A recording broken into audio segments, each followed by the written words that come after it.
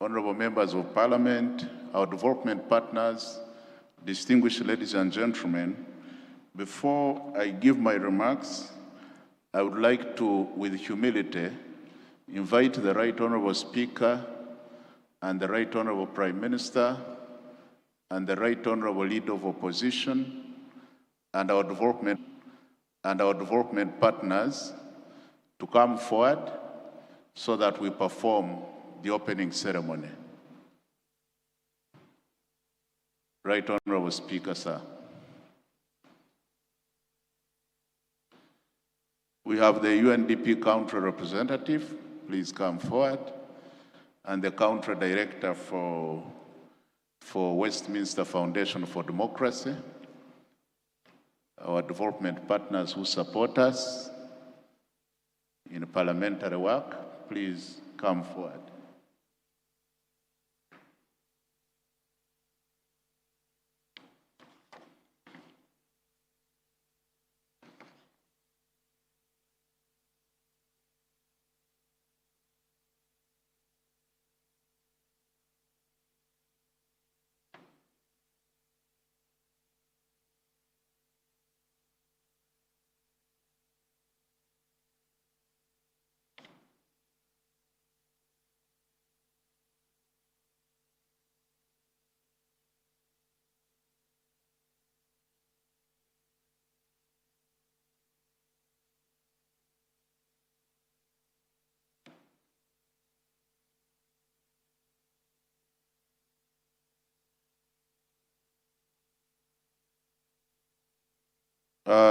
The Right Honorable Speaker of Parliament of the Republic of Uganda, Honorable Jacob Oboth, the Right Honorable Prime Minister, our development partners, the country representative, the UNDP country representative, and the country director of Westminster Foundation for Democracy, honorable ministers, distinguished honorable members of parliament, ladies and gentlemen. I take this opportunity to welcome you all to this induction seminar for members of the 12th Parliament. The program has been carefully structured to provide a comprehensive understanding of the environment within which Parliament operates and the responsibilities entrusted to the legislature. The resource persons have also been carefully selected and are experts in their own right. The first day, which is today, focuses on the fundamental role of Parliament in Uganda's governance architecture. The sessions on the role of Parliament in national governance, the doctrine of separation of powers, parliamentary procedure, privileges, immunities, and national security are intended to provide members with the solid grounding in the constitutional and institutional foundations of parliamentary democracy. These sessions will help members understand not only what Parliament does, but also how Parliament relates to other arms of government and how it exercises its authority responsibly and effectively. The second day will shift attention to Parliament's contribution to national transformation. Members will engage with Uganda's development agenda through discussions on the National Development Plan, the budgeting process, service delivery, oversight of government programs, wealth creation, and accountability for public resources. These topics are particularly relevant because Parliament's decisions directly influence how public resources are allocated, utilized, and monitored to improve the lives of citizens of Uganda. The third day will explore the broader responsibilities of representation and statesmanship. Members will reflect on constituency representation, regulatory compliance, national interests, local government collaboration, diplomacy, and regional integration. In an increasingly interconnected world, legislators must appreciate not only local concerns, but also Uganda's place within the East African community, the African continent, and the global community. The fourth day will focus on the social and political dimensions of leadership. The session will address multi-party democracy, political parties, parliamentary leadership, protocol, inclusion, affirmative action, demographic opportunities, social security, and public health. These discussions underscore the responsibility of Parliament to ensure that development is inclusive, equitable, and responsive to the needs of all segments of society, particularly women, youth, persons with disabilities, and other special interest groups. The final day, which will be Saturday, 4th July, will prepare members for contemporary and future leadership challenges. The topics such as artificial intelligence, cyber security, financial planning, media management,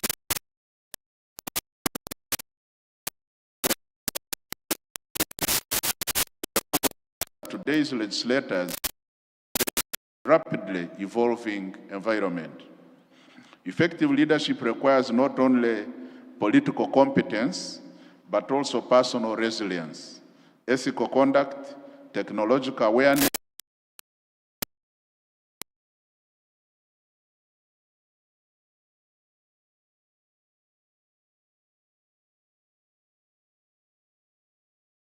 of members is done, and for him to have spared time out of his busy schedule to come and grace this ceremony with his presence.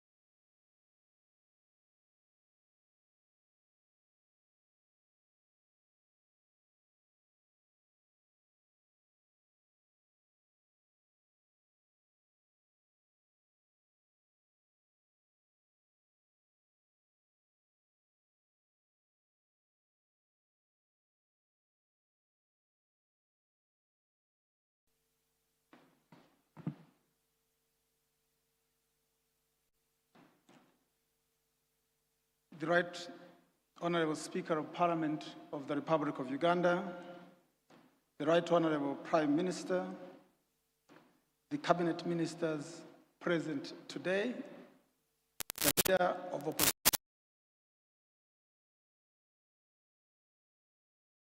Parliament and your team, development partners, distinguished ladies and gentlemen, good morning.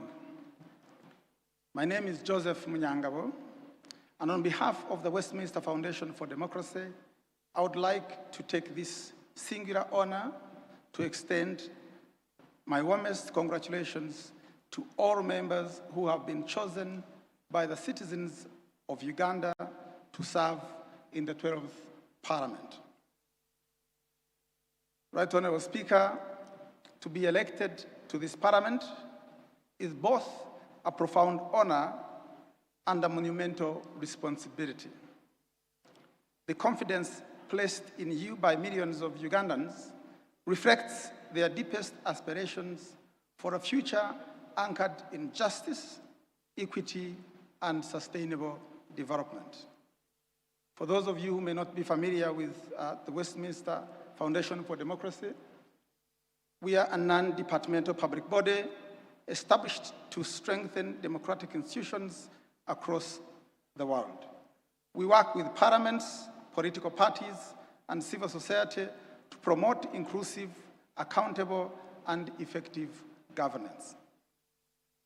Right Honourable Speaker, world over, the Republic of Uganda stands out as a model of inclusive governance and deliberate democratic representation.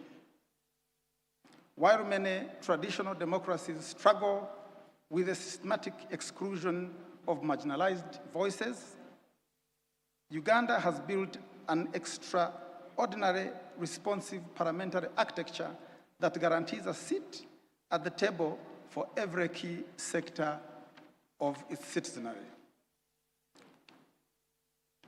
Through affirmative action, our parliament profoundly mirrors the true diversity of our nation, ensuring direct, constitutionally protected representation of women, youth, workers, persons with disability, and older persons.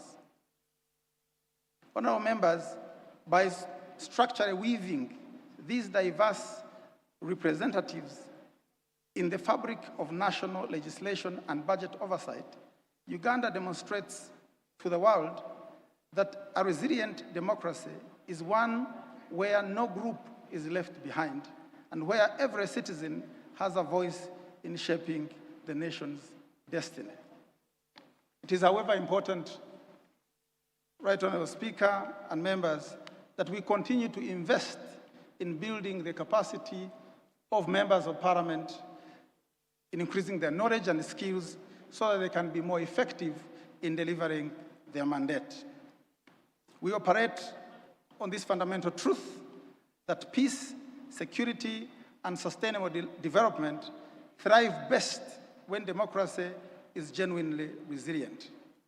And democracy achieves true resilience when Parliament stands strong, fully functional, deeply trusted, and profoundly open to the people it represents. A strong Parliament does more than just legislation. It inspires civic confidence, it transforms institutions into pillars of accountability, it fosters the stability that make national economies predictable, and it lends certainty to a nation's future. Right Honourable Speaker, our partnership has delivered tangible milestones, notable the public debt management assessment tools that strengthen financial accountability. This has profoundly deepened Parliament's capacity to scrutinize public resources, and raised allocations and on how these allocations are spent. Right Honourable Speaker, this oversight matters because accountability is never abstract. It determines whether public funds actually reach our roads, our hospitals, and our water systems. It ensures that state decisions are driven by evidence, value for money, and the needs of our citizens. In this regard, I would like to also mention that it is important that the citizens of Uganda continue to view this Parliament as an open, accessible, and deeply responsive to their needs and aspirations. I commend the leadership of the Parliament of Uganda for its deliberate creation of meaningful spaces for public participation. Platforms like the annual Youth Parliament are actively nurturing the next generation of democratic leaders. The annual Women's Parliament continues to amplify and fortify women's voices at the very center of our national discourse. And the Environment Parliament remains a vital vanguard for advancing environmental democracy, driving public awareness on sustainability, confronting the urgent realities of climate change. Right Honourable Speaker, our landscape is shifting rapidly. Technology and artificial intelligence are redefining how information flows and how institutions function. While this digital evolution brings immense opportunity, it also carries profound responsibility.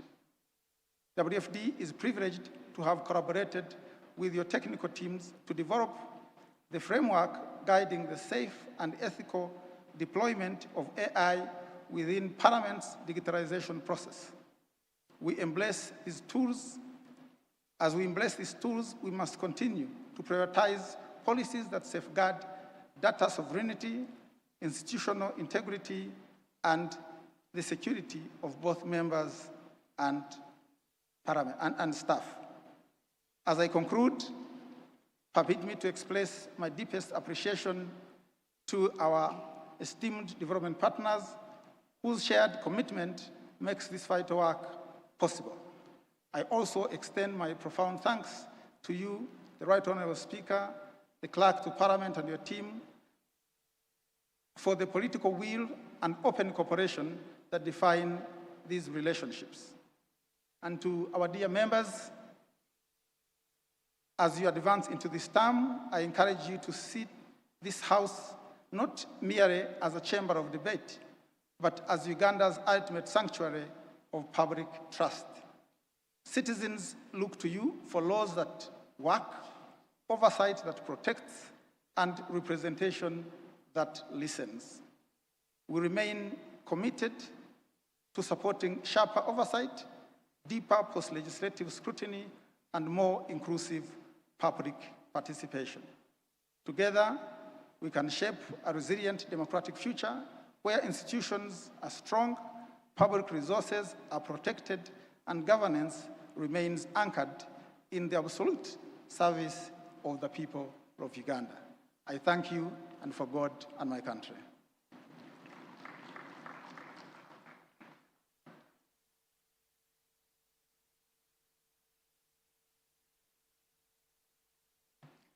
On the behalf of the Clerk to Parliament, we'd like to thank Mr. Joseph Nyangabo and commend Westminster Foundation for the partnership with Parliament. It now gives me great pleasure to invite Mr. Ian King, the Deputy Resident Representative UNDP, representing the Resident Representative of UNDP. Mr. King, please.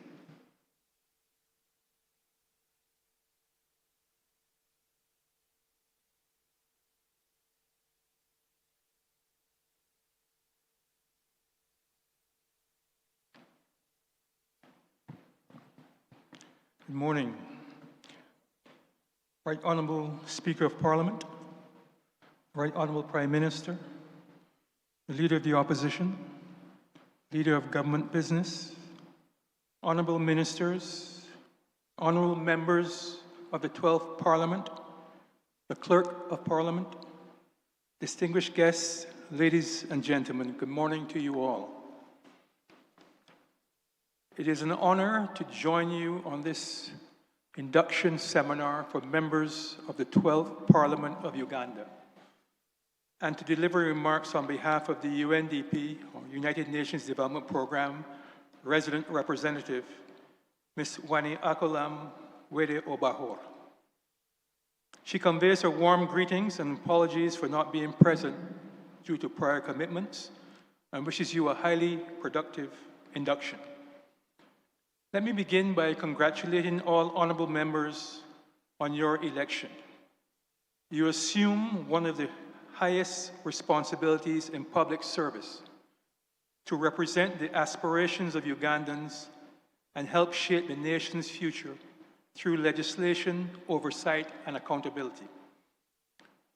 With nearly 75% of members serving for the first time, this induction seminar is especially important. It provides a foundation for effective leadership, sound decision-making, and citizen-responsive parliament. You assume office at a defining moment in Uganda's development journey. Uganda has made important progress maintaining macroeconomic stability, investing in infrastructure, and advancing long-term frameworks such as Vision 2040, the National Development Plan, and the Parish Development Model. Yet this progress is unfolding in a context of increasing complexity.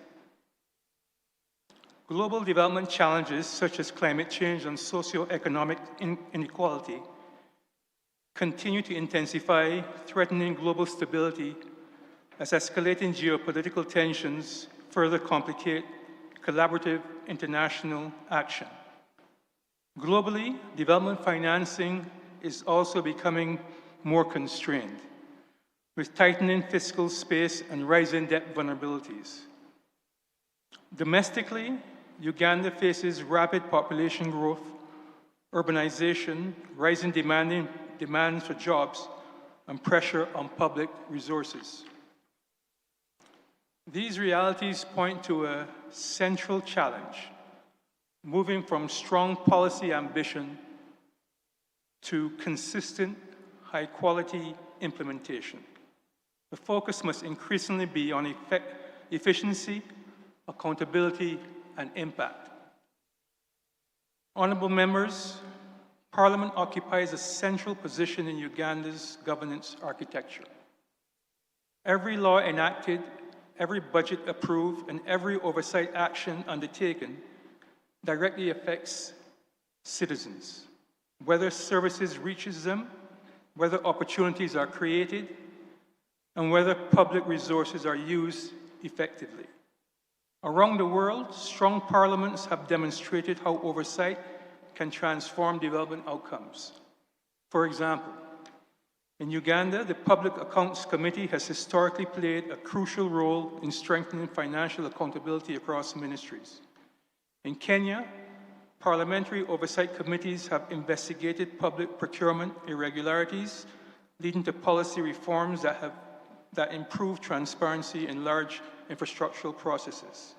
In South Africa, the Standing Committee on Public Accounts has been instrumental in exposing governance failures in state-owned enterprises, prompting institutional reforms and leadership changes. These examples demonstrate that effective oversight is not abstract. It delivers tangible results, better services, stronger institutions, and restored public trust. In this context, I would like to elaborate two interrelated issues. First is improving the efficiency of government development financing. In Uganda, government's development agenda relies on both domestic resources and external financing. Yet implementation challenges, such as procurement delays, coordination gaps, and weak monitoring, continue to reduce the impact of investments. Parliament's role is decisive. Through its power of the purse, Parliament can ensure public resources are allocated to priority areas, scrutinize borrowing and safeguard debt sustainability, strengthen value for money in public investment, promote a transparent, predictable fiscal environment. Countries that have successfully improved development outcomes, such as India and Vietnam, have done so in part through strong legislative oversight of public expenditure and disciplined budget execution. Second is shifting the focus from public policy ambition to implementation results. Honourable members, Uganda does not lack sound policies or plans. The central development challenge is implementation. Across sectors, issues such as procurement delays, weak coordination, and limited institutional capacity continue to slow delivery. Citizens do not measure progress by policy documents, they measure it by results. Is the road completed? Is the health center functional? Are jobs being created?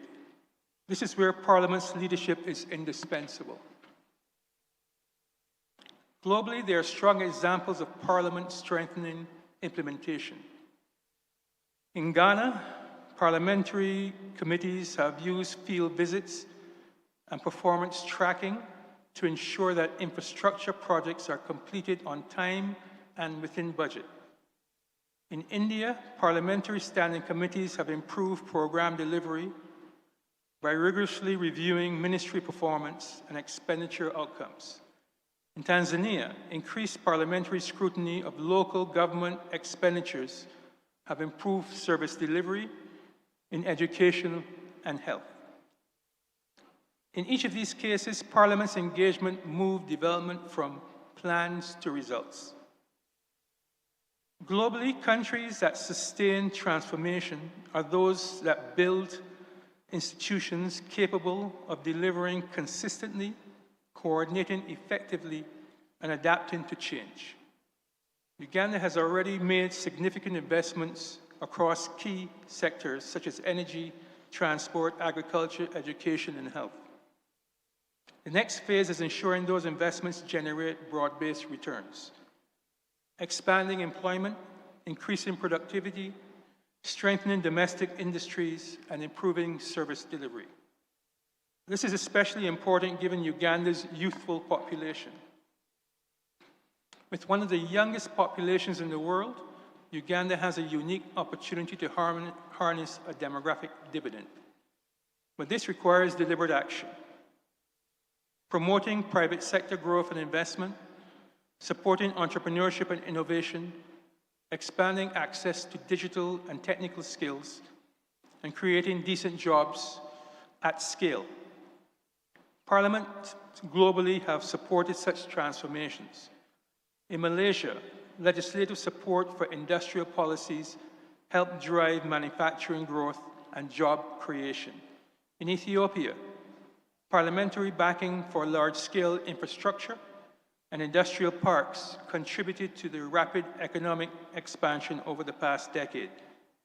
At the same time, inclusion must remain central. Development must benefit women, youth, persons with disabilities, and underserved regions. Inclusive development is not only a sectoral, as rather a social imperative, is essential for sustainable economic transformation. Honorable members, the United Nations Development Programme remains a committed partner to Parliament and the people, and I should say the government and people of Uganda. Our collaboration has supported demographic governance and rule of law, institutional capacity development, public finance, financial management, digital transformation, and climate resilience and sustainable development. Looking ahead, we are committed to supporting Parliament to strengthening evidence-informed legislation, enhance oversight and accountability, improved implementation and public sector performance, promote innovation and digital tools, accelerate progress towards sustainable goals, and expand women and youth participation, including in parliamentary processes. We also recognize that no institution can deliver transformation alone. In this regard, UNDP has introduced a new government development financing offer that helps governments mobilize and optimize public and private finance by strengthening public investment management, catalyzing private capital, improving implementation, and accelerating national development outcomes. Right Honourable Speaker and honourable members, the decisions of Parliament, or rather the decisions of this Parliament, will shape Uganda's development trajectory for decades. You have a unique opportunity to deepen accountability, strengthen institutions, and foster innovation, and expand opportunities, especially for young people and women. Above all, you can champion a culture of implementation excellence, where plans translate into real outcomes, where budgets deliver measurable impact, where oversight drives performance, where institutions are both empowered and accountable, and where citizens' voices inform priorities and track delivery. Parliaments that have embraced this culture have transformed countries not only through legislation but through results. History will remember this 12th Parliament of Uganda not only for the laws it enacts, but the transformation it enables. At UNDP, we stand ready to continue working alongside you in advancing accountable governance, strengthening institutions, improving the efficiency of public investment by providing strategic and technical implementation support, and supporting Uganda's journey through inclusive, resilient, and sustainable development. Once again, congratulations to you all on your election. At UNDP, we wish you productive deliberations during this induction seminar and every success in your service to the people of Uganda. Thank you.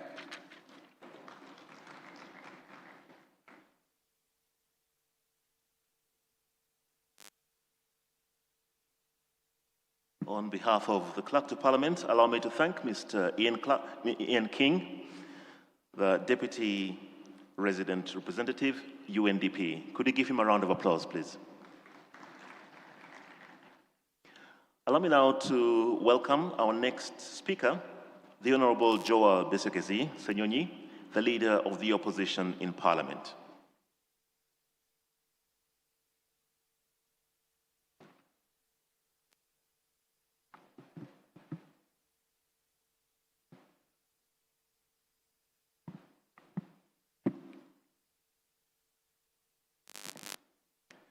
The Right Honourable Speaker of Parliament, the Right Honourable Prime Minister, Honourable members of the 12th Parliament, the Honourable Clerk to Parliament, distinguished guests, and in particular representatives from UNDP and Westminster Foundation, ladies and gentlemen.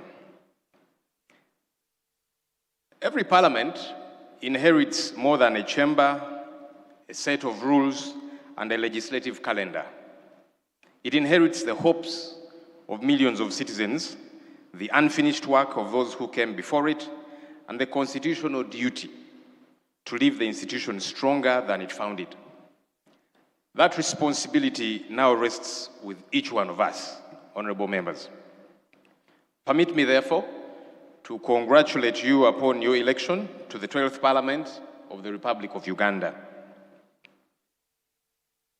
Today, we meet not as competitors on the campaign trail, but as custodians of one institution upon which the health of our democracy largely depends. Our political persuasions may differ, but our constitutional obligation is shared: to represent our people faithfully, legislate wisely, safeguard public resources, and ensure that those who exercise public authority are accountable to the citizens from whom that authority is derived. It is in that spirit that I address us today. The office of the Leader of the Opposition draws its authority and mandate from Article 82A of the Constitution, reinforced by the Administration of Parliament Act and given practical effect through our rules of procedure. It sits within the constitutional architecture through which Parliament holds the executive to account, a function that is not just ceremonial. Parliament was never designed as a passage point for government proposals. It exists to interrogate policy before it becomes law, to scrutinize proposals. It exists to ensure that expenditure is scrutinized before it is authorized, and to demand accountability after public resources have been spent. Where scrutiny is treated as obstruction, where disagreement is read as disloyalty, and where alternative ideas are dismissed as inconveniences, Parliament cannot discharge that function. Every mature democracy recognizes the opposition for precisely this reason. A strong opposition is one of the principal safeguards against the abuse of public power. Accountability is an act of fidelity to the people who elected all of us. And history will judge whether we proved worthy of that trust. The office of the Leader of the Opposition gives practical expression to these principles. It coordinates the work of the shadow cabinet, supports members through research and policy analysis, scrutinizes legislation and public expenditure, contributes to parliamentary business, and presents alternative policy proposals for consideration by the House. Equally important, the opposition chairs Parliament's accountability committees, because oversight is strongest when exercised independently of those responsible for implementing government programs. That arrangement reflects a constitutional understanding that public accountability is strengthened when scrutiny is credible, objective, and fearless. Honourable members, throughout the 11th Parliament, the Office of the Leader of the Opposition advanced parliamentary accountability through alternative policy statements, alternative budget priorities, minority reports, petitions, motions, matters of national importance, and oversight visits to public institutions and government projects, all aimed at ensuring that decisions of this, our august House, were informed by evidence, alternative perspectives, and the realities on ground, rather than by the government's account alone. Honorable colleagues, as we begin the work of the 12th Parliament, we should remain guided by a simple but profound truth. The confidence of the people in this institution will depend less on what we say or what we do. The confidence of the people in this institution will depend less on what we say than on what we do. Every law we pass, every budget we approve, and every oversight report we adopt must answer one fundamental question. Will this improve the lives of the people who entrusted us with their vote? The Constitution has entrusted Parliament with 4 cardinal responsibilities: to legislate, to represent our constituents, to appropriate public resources, and to hold the executive accountable. None of these functions is superior to the other, and none should be exercised casually. Laws shape the character of our nation. Budgets reveal our priorities. Oversight determines whether public promises become public services. When any of these responsibilities is weakened, Parliament itself is diminished. Permit me, therefore, to offer 3 reflections that I hope will guide our work during this Parliament. First, let us safeguard the independence of Parliament. The authority of this institution does not rest in its buildings, its procedures, or even its traditions. It rests in the confidence that Ugandans have that their representatives can deliberate and decide freely, guided only by the Constitution, the law, and their conscience. Secondly, colleagues, let us protect the culture of meaningful debate. We shall not always agree, nor should we.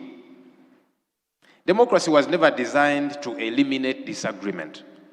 It was designed to ensure that disagreement is resolved through reason rather than through intimidation, through persuasion rather than coercion, and through constitutional processes rather than arbitrary power. A parliament that welcomes diverse opinions almost always produces stronger decisions than one in which only one voice is heard. So, even though we sit on different sides of the House, we are not enemies, colleagues. And we should always be open to criticism and divergent views. Thirdly, let us defend the principle of accountability with equal determination, irrespective of who occupies public office. Public resources belong neither to government nor to Parliament. They belong to the people of Uganda. Every shilling appropriated by this House carries with it a solemn obligation to account for how it is spent. That obligation does not change with political seasons because accountability is the currency through which citizens place their trust in public institutions. Holding government accountable, colleagues, is not just to do with how money is used, but also how power and authority is used, and how the laws that we pass as Parliament are adhered to. Colleagues, it should bother us, all of us, regardless of our political differences, whenever we see a disregard for the rule of law. We are the ones who make these laws, we, as Parliament. So it's incumbent upon us to defend these laws. For example, the Constitution provides for how suspects are apprehended. A constitution that was made by Parliament. But we see people being abducted and kept in incommunicado detention for days without access to family or lawyers. And some are even tortured while there. Colleagues, this is wrong. And we, the people's representatives, ought to condemn it and ensure that it doesn't happen. The most recent victim of this is the Honorable Miriam Atembe, former MP, former minister. She participated in the formulation of our constitution. For someone who took part in creating the foundation on which we stand, the least we could do for her is follow the right procedures if the state is interested in her for any legal reason. Besides, colleagues, criticism should never be an offense. I've heard some people say that those criticizing should always do so respectfully. And I agree. However, respect should be on both sides of the coin. Both sides, at all times. Right Honorable Speaker, you made it clear in your remarks shortly after being declared Speaker that the media should be able to operate freely. And those media houses that had been banned from accessing Parliament eventually returned. Today, we see the same media houses that belong to Nation Media Group being shut down arbitrarily because they are holding us leaders accountable. UCC, which is the regulatory body, has said it does not know the circumstances under which the closure happened, but that it will investigate. Colleague leaders, it is in the best interest of all of us to see that institutions are functional and that the rule of law is respected. May we all, regardless of our different political parties, strive to see that this happens. History has consistently demonstrated that nations are transformed, not just by visionary leaders, but by strong institutions. Governments come and go. Political parties win elections and lose them. Parliamentary majorities change with time. Yet the enduring strength of our republic will depend upon whether institutions such as Parliament continue to command the confidence of those they were established to serve. As the leader of the opposition, I give this assurance. We shall discharge our constitutional mandate firmly, responsibly, and patriotically. We shall scrutinize legislation with diligence, examine public expenditure with rigor, present alternative proposals with honesty, and hold the executive accountable with fairness. Where government actions advance the national interest, they will find constructive support from us. Where they depart from the Constitution, however, and undermine accountability or fail the people we all represent, we shall speak with clarity, conviction, and respect for this institution. Allow me to conclude where I began. We are part of this House at the behest of the people of Uganda. That confidence is not a permanent possession. It is a trust renewed only through faithful service. Long after the speeches we make have been forgotten, and long after the divisions in our chamber have faded into history, one question will remain.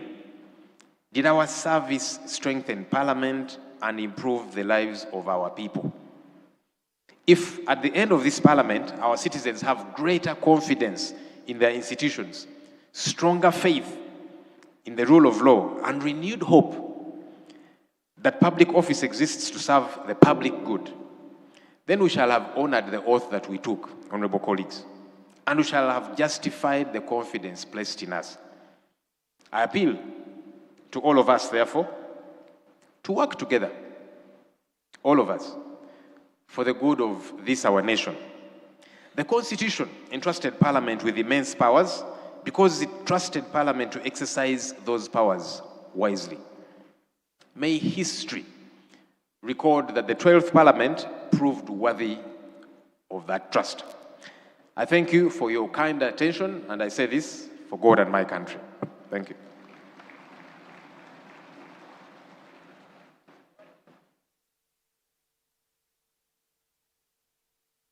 Thank you, Honorable Joel Munyonyo, the Leader of the Opposition. Thank you for bringing more light to the office of the Leader of the Opposition. Mr. Speaker, allow me to share a little story. A few years ago, we had a team from Parliament that went to the Senior Command and Staff College in Kimaka.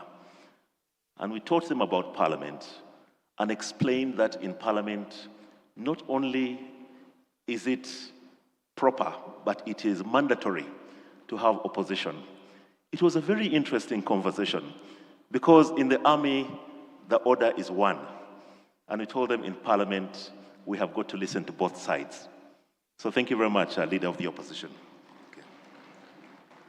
Allow me now at this juncture to invite the Right Honourable Prime Minister, Leader of Government Business, the Right Honourable Robin Anabanja, and if you will, Madam Prime Minister, at the end of your remarks, we kindly ask that you will invite the Speaker to come and make his remarks. Thank you.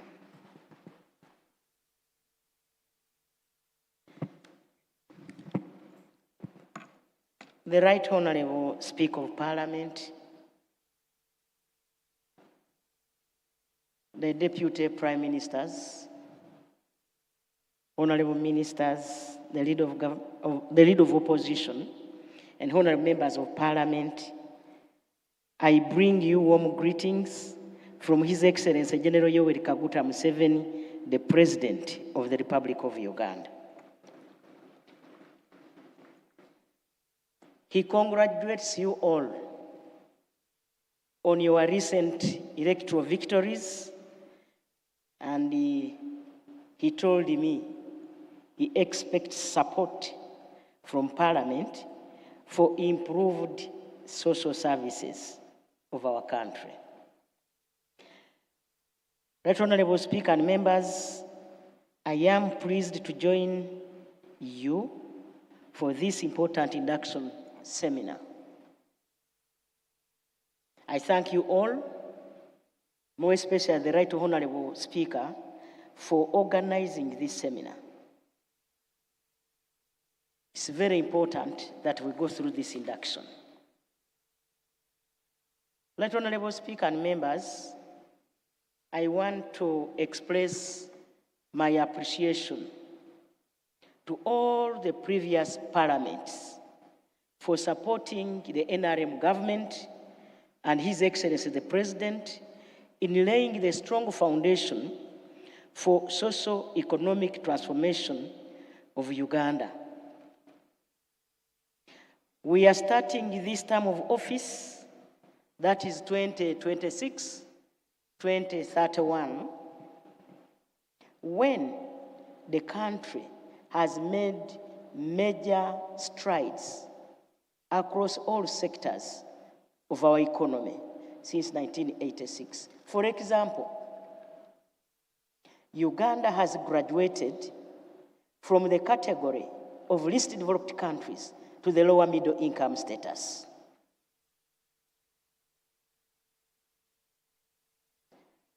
What we need now as the 12th Parliament is a qualitative leap to the upper middle income status. And this is so because of peace and security. Honorable members, the whole country is peaceful and secure.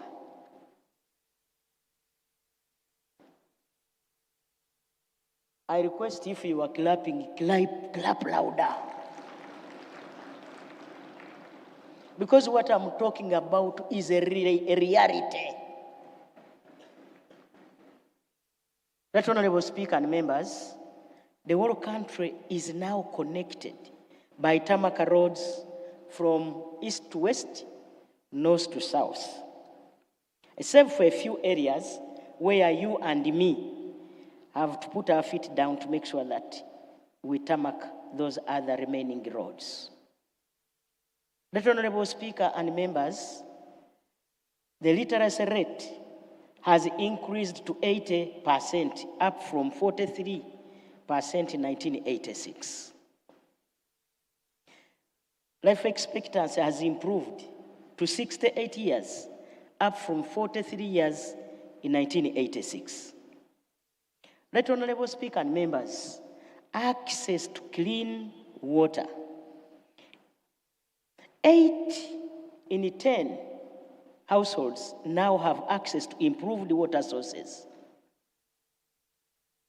In 1986, only 1 in 10 households had access to a clean and safe water source.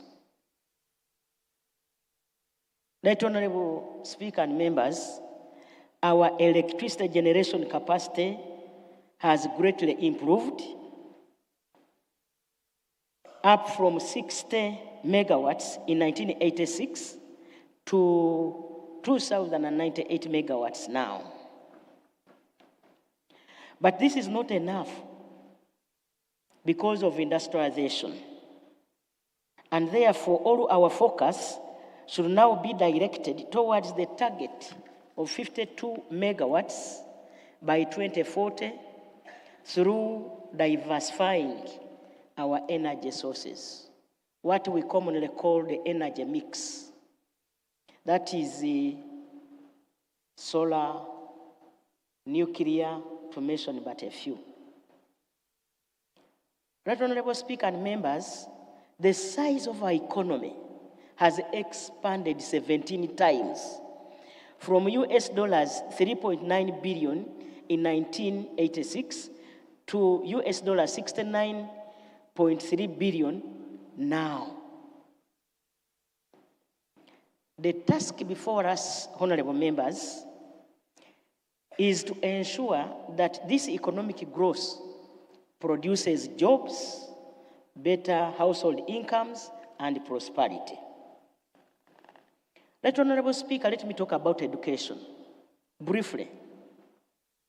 The number of our children in government-aided primary schools has increased to 9.52 million in 2026 from 2.5 million in 1997 when UPE was introduced.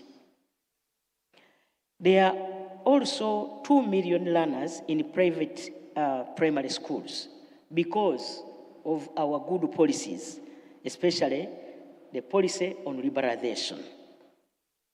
And therefore, I request members to put our heads together to address some outstanding challenges in this term of office, such as teacher absenteeism, school dropouts, to mention but a few.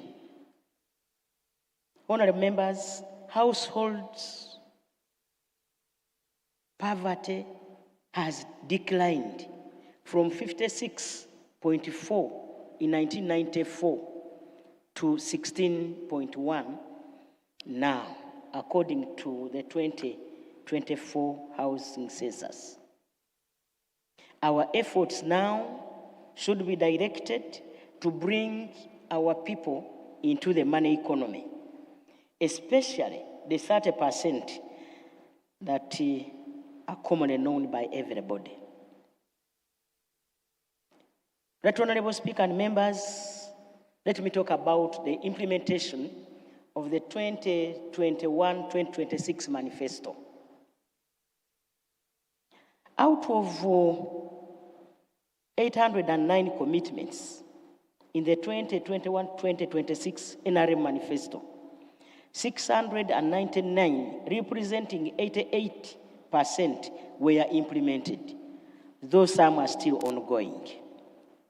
As a result, Uganda is now one of the best investment destinations in Africa.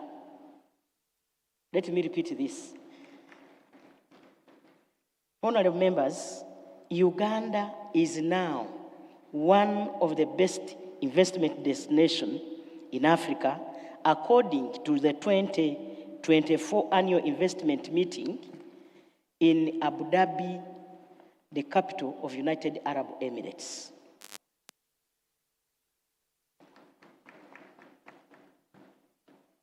Right Honorable Speaker and members, I know you are aware that I derive my mandate as a Prime Minister of this country and leader of government business from Article 108 A of our Constitution.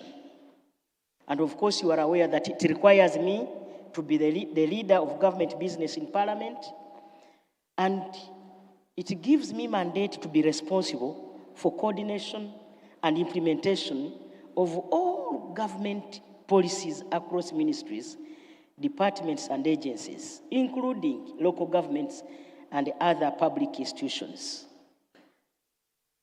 And of course, it also mandates me to perform any other functions as may be assigned by the President, or conferred by the Constitution or any other law. And you are aware that I'm a member of the Business Committee of Parliament. I promise that I will present government business, and I know this is going to be the epitome of our performance as Parliament.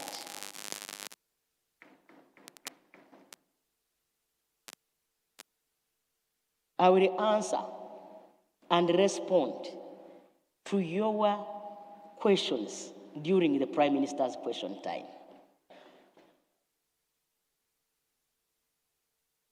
And this is provided for under Rule 43 of our Rules of Procedure of Parliament. And of course, I will also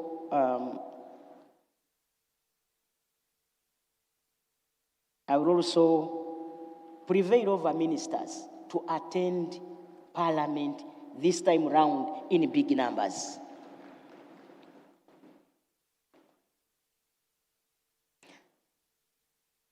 We are in the process as NRM of designating members of Parliament from our side, that's the NRM, to the leadership positions in Parliament, as provided for under Rule 187 and 188 of our Rules of Procedure.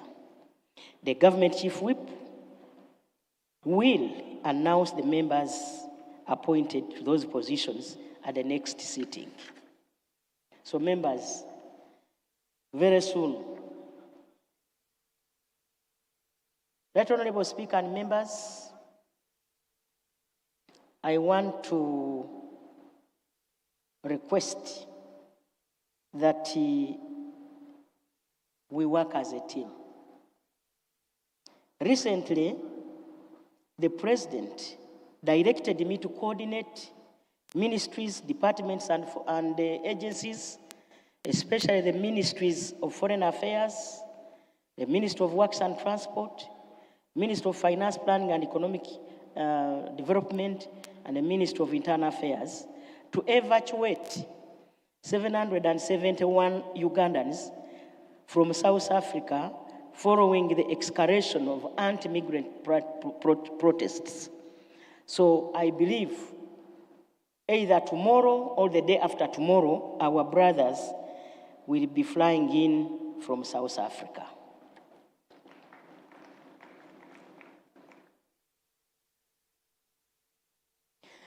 Right Honorable Speaker and members, it is our constitutional duty to support government and the President of the Republic of Uganda in moving Uganda to the upper middle income status through legislation that enhances development, especially household income, and transform livelihoods.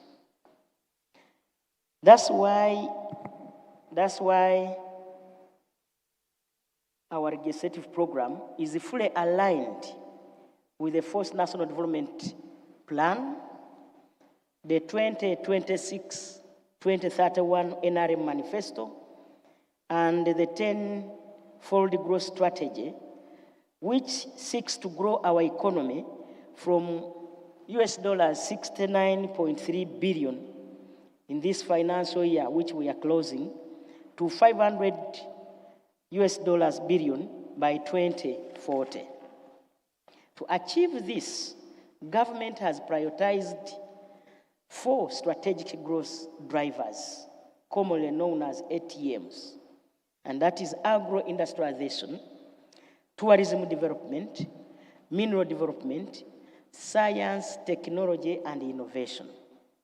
These are supported by key enablers, including peace and security, infrastructure development, investment in our people, that's wealth creation, industrialization, market access, environmental protection, and moving the remaining 30% of our households into the money economy and fighting corruption. In conclusion, Right Honorable Speaker and members, it is our responsibility to provide oversight of government programs as Parliament, including the flagship program of government, that is the Parish Development Model, Emyoga, roads, health, to mention but a few, to ensure that these interventions transform the lives of Ugandans. Honorable members, oversight is not about confrontation. It is about strengthening government performance for a common good. Our goal should always be to improve service delivery. I encourage honorable members to support the government legislative program as outlined by His Excellency the President in the State of Nation address on 4th June 2026. In the same vein, I urge you to support and vote for NRM positions or government positions on the floor of Parliament as we address the challenges facing our people. I encourage you all to fully commit to this training that will help guide you in your work as a legislator. It is on this note that I want to wish you fruitful deliberations through this week as you become acquainted with the roles and responsibilities of a member of Parliament. Thank you so much. It is my singular honor at this material time to invite our brand new Speaker of Parliament to come and address us.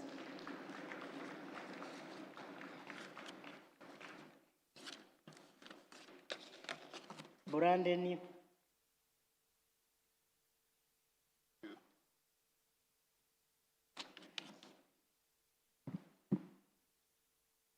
Thank you, the Right Honorable Prime Minister,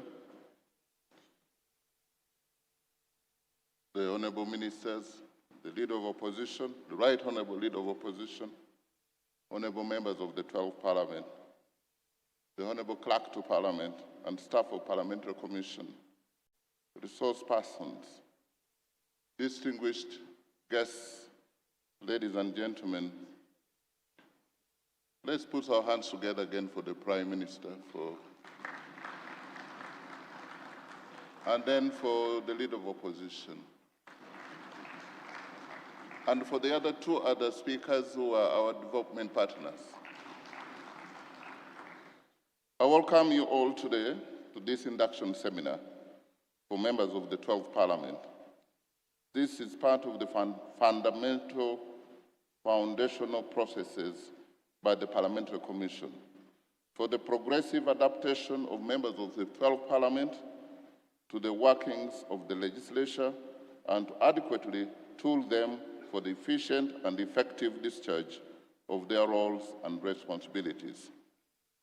This tailor-made induction is a recognition of the importance of adequate preparation as an enabler of success. As you accelerate your learning curve, this induction will sharpen your grasp of parliamentary practice, processes, and procedure, parliamentary committee operations, and the general workings of the government, among others. The citizenry of Uganda has huge expectations of the 12th Parliament, especially at a time when government has set an ambitious socio-economic transformation agenda. This knowledge and skills, the knowledge and skills gained from this induction will be a catalyst for greater responsiveness in addressing the needs and aspirations of our people. Over the next few days, you will have the benefit of listening to and interacting with various resource persons on a variety of carefully selected thematic areas.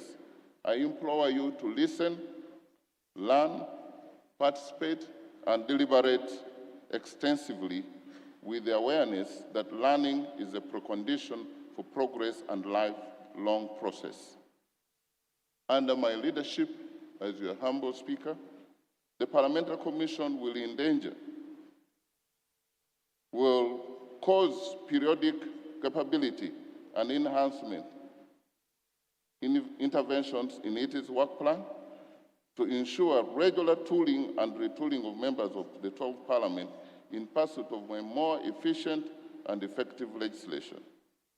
At the next sitting of the House, as you've already heard, parliamentary committees will be constituted in furtherance of Article 90 of the 1995 Constitution.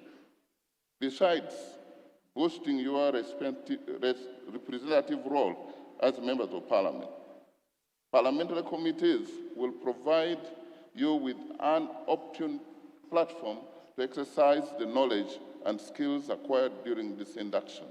I urge you to use your time here well and also in the committees by first and foremost being present and committed to parliamentary work. And if I want to pause there a bit, if I was the chair of the committee today, supposing Committee of Natural Resources was sitting, what I used to do was to award good behavior, members who are present always and who are participating. And when you go back to your committees, it's a very good method to use, how you get members who will be present and committed to parliamentary work. And for those of you who came here on time, I want to put my hands to clap for you. I came with the government chief whip, and I believe you saw those who are committed to parliamentary work. In order to attain our strategic vision of re-engineering and recalibrating the legislature back to factory settings, I urge you to abide by the 7-point strategic vision for the legislature as follows. 1, zero tolerance to corruption, and cultivating a culture of absolute transparency and integrity in the conduct of parliamentary business. Corruption is not the Speaker. Corruption is not the Parliament alone. Corruption is the whole of government. 2, strengthened accountability and strict compliance with the public finance management laws and regulations, and enhancing internal controls to prevent misuse and loss of public resources. And you heard from LOP, this is where we are meeting. Some of these pillars cut across both government and opposition. We should all work together to strengthen accountability, and it starts with us. Don't ask for payment for trips which you have not undertaken. Don't come and sign in the book of attendance when you did not attend committee meetings. Don't go and get money for field trips where you've not been. Accountability starts with us. And as Parliament, if we can say zero tolerance to corruption and then strengthen accountability, the Prime Minister's work will be easier. When they come to us, they will come when they are clean. The Auditor General's work will be easier. The reports will be clean reports. Because that's why I say it starts with us. 3, evidence-based legislation by promoting rigorous, fact-driven, and well-researched legislative deliberations. We expect ourselves, after this induction, that when you rise to speak, you'll speak from facts. You will have evidence. You will not be bringing a WhatsApp discussion or a fake news in Parliament. You will speak, and even if the Prime Minister does not like what you are speaking, she will say, I have nothing useful to add, because it is fact, evidence-based, well-researched, because we have a whole department of research. 4, people-centered legislation. By prioritizing the needs, voices, and aspirations of the citizens in all parliamentary activities. And the key word here, all parliamentary activities. As you debate in that house, you know our primary role is to meet, prioritize the needs, the voices, and aspirations of the citizens of Uganda in all our parliamentary activities. 5, results-based budgeting by focusing legislative resource planning and expenditure to tangible, quantifiable, and measurable outputs and outcomes. Here, as you could have already heard, because some of the reforms we're going to do, I'm waiting for the Parliamentary Commission, so that when it is in order, I don't want to be a one-man show. We want to process them. We had, the first thing I heard from the clerk was that I asked, are the committees well facilitated? And he told me there's a deficit that government did not give us. We had a deficit of about 10 billion. So that's why you've heard informally that some money, which was in the office of the Speaker, which I would have loved to have, because that money helps me and you people. I said the Speaker should not be facilitated to donate money when committees don't have. So I wish you knew the reason for giving that money back to, you would not have clapped. My expectation as Speaker is that when now you have these monies, you will not be asking for kitu kidogo from the ministries, and departments and agencies. We want a parliament that we can be proud of. If you are going for the field, Parliament should be able to facilitate the members fully. And you heard from our development partners saying, giving examples of South Africa, where, Ethiopia. The next time you're speaking, you'll be giving examples of real case scenarios of Ugandan Parliament going to the. So we expect to do a few things when we are fully constituted. We now have the Prime Minister, Leader of Opposition, the Deputy Speaker, and the Clerk. We are waiting for the backbench commissioners, especially from the NRM side. And you only have up to 7th. By 7th, we need the commissioners, we need the chairpersons, because we are now we have to begin the work. So some of the monies, and that the implication of me returning money to Parliament, Parliamentary Committee, would mean that the office of the Speaker will not have as much to,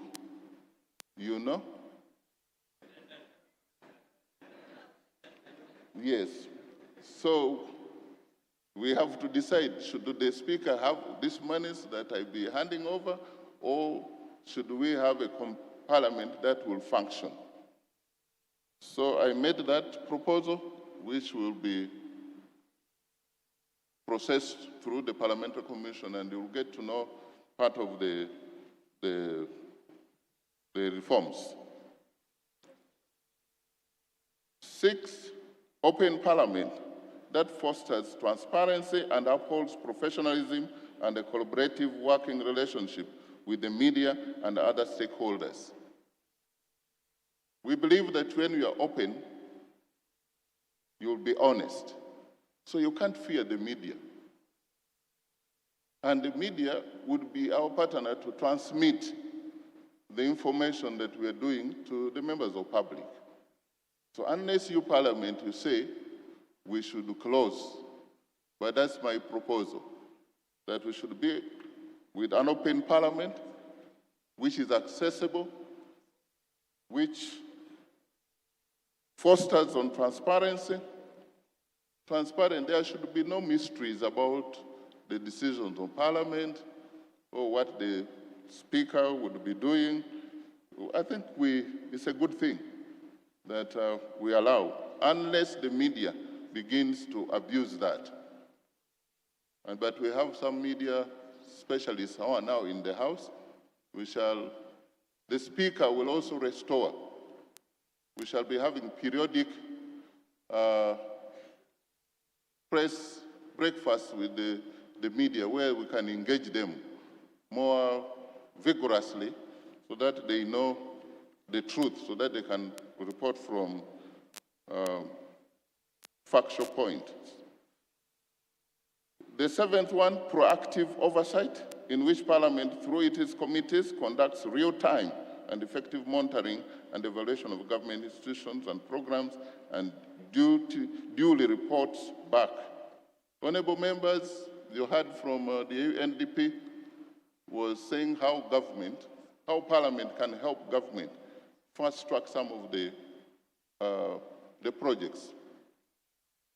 I said on the first day that we should not be waiting for Auditor General's report. We are going to disrupt some of these things. We know a road, we've given money through the national economy process, through either loan. This Parliament should be able to go and also oversee. And when we are going, we can ask the Prime Minister and the line ministers to go and oversee what is being done, other than waiting to do a post-mortem when it is too late. Your presence there, it's not that we ask for any bribes from the contractors. No, but to put pressure on behalf of Ugandans that we need this work done and done well. That one, we need your support so that we can be proactive in our oversight role. And there should be planning about the oversight. Every committee has every sectoral committee will be having projects. And my view, as the former chairman of the committee, is that there should be certainty in our budgeting and financing. I say Honorable Katuntu here, I found him in Parliament. I'm glad that he has left when I'm the Speaker, because he would be torturing me every day. But you know that I have no option but to say that I'm glad you've left. But we have brought him here to share his thoughts.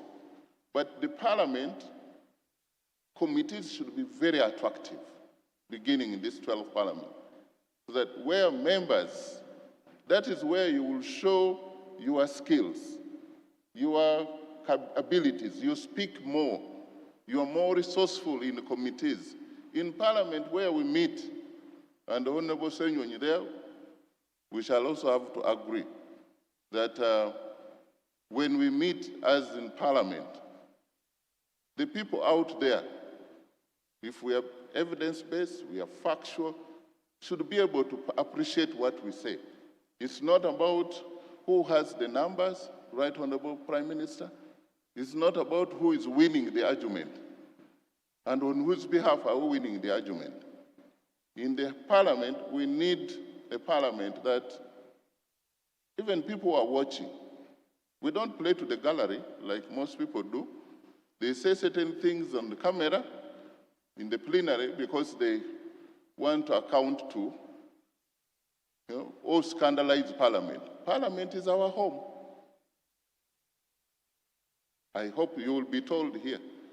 You will be told. It's where we belong. The Prime Minister belongs there. The Vice President belongs there.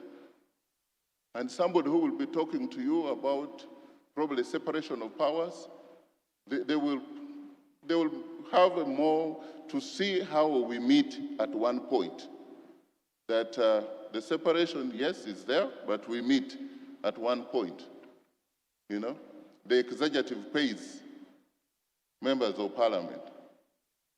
Members of Parliament approves appointment by the executive, by the president. There's interlink and interrelationship. So when a committee has made a work plan, that work plan is costed. That costed work plan goes through, and the clerk with his technical people, they approve that. There should be no change. The money which was planned for must stay in that committee to do the work that that committee has planned to do. I can promise you, because the only person who has the power to change the funds would be me. But you accepted me, a modest speaker, that I will be modest. So sometimes when you come to me and you ask me, you put me under temptation to remove money from one committee, then I give you to build a church. I will say no. And also when the money is finished in your committee, you just know that was the plan for the financial year, so that we are not stressing ourselves. So as we are here today for the next few days, we are here to learn together. Some of you have been in Parliament before, some have been, you have different capacities. But here, let's learn together. And the Right Honorable Prime Minister, though they have asked me to come and only open, I have also told the LOP, we shall open, but also we have constituencies, but we shall be sitting here throughout the training, the induction, so that we learn together. So therefore, honorable members, with those very many words, I take this honor to declare the induction seminar of members of the 12th Parliament officially open. And thank you for your kind attention.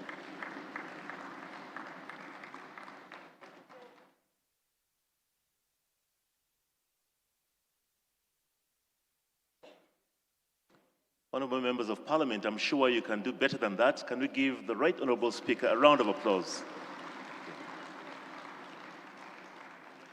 We thank the Speaker for the very wise counsel, for the guidance and the leadership that he has promised for Parliament over the next few years. Thank you once again, Mr. Speaker. Now, on behalf of the Clerk to Parliament, I would like to guide you on what is going to happen now that this workshop has been officially opened. In your programs, you'll notice that we have a health and tea break. So at this juncture, we are also going to have a group photograph at the steps of this convention center. So I would like to ask that you kindly, in a very orderly way, proceed to the steps. On your return, you'll see that the sections in the foyer have been organized for you to have your tea break. We have got several points, not only at the foyer here, but also behind, through the doors right behind you. Now, for the ministers who are here, they have organized for a tea break for you in the Nile Lounge downstairs, and you'll join the Right Honorable Speaker at that point. You'll also notice that we have got an exhibition point in one of the corners here. When you come back from your tea break, we'll encourage you to look through and see the history that our Parliament has gone through. There shall also be a documentary that will play on the screens. It's quite historic and really rich. We ask that you take time. For those of you who want to share more about this documentary, you can always refer to our website as well as YouTube. So you can follow this documentary on those platforms, on website as well as YouTube. So for now, I'll kindly ask that for our members of Parliament and our ministers, you may proceed to the steps of Parliament, while the protocol teams will guide the Speaker, the Prime Minister, the Leader of the Opposition, and the team at the front, where they will go over the next few minutes. So for the rest of our members, we kindly ask that you proceed to the steps of Parliament in preparation for the group photograph. Thank you very much.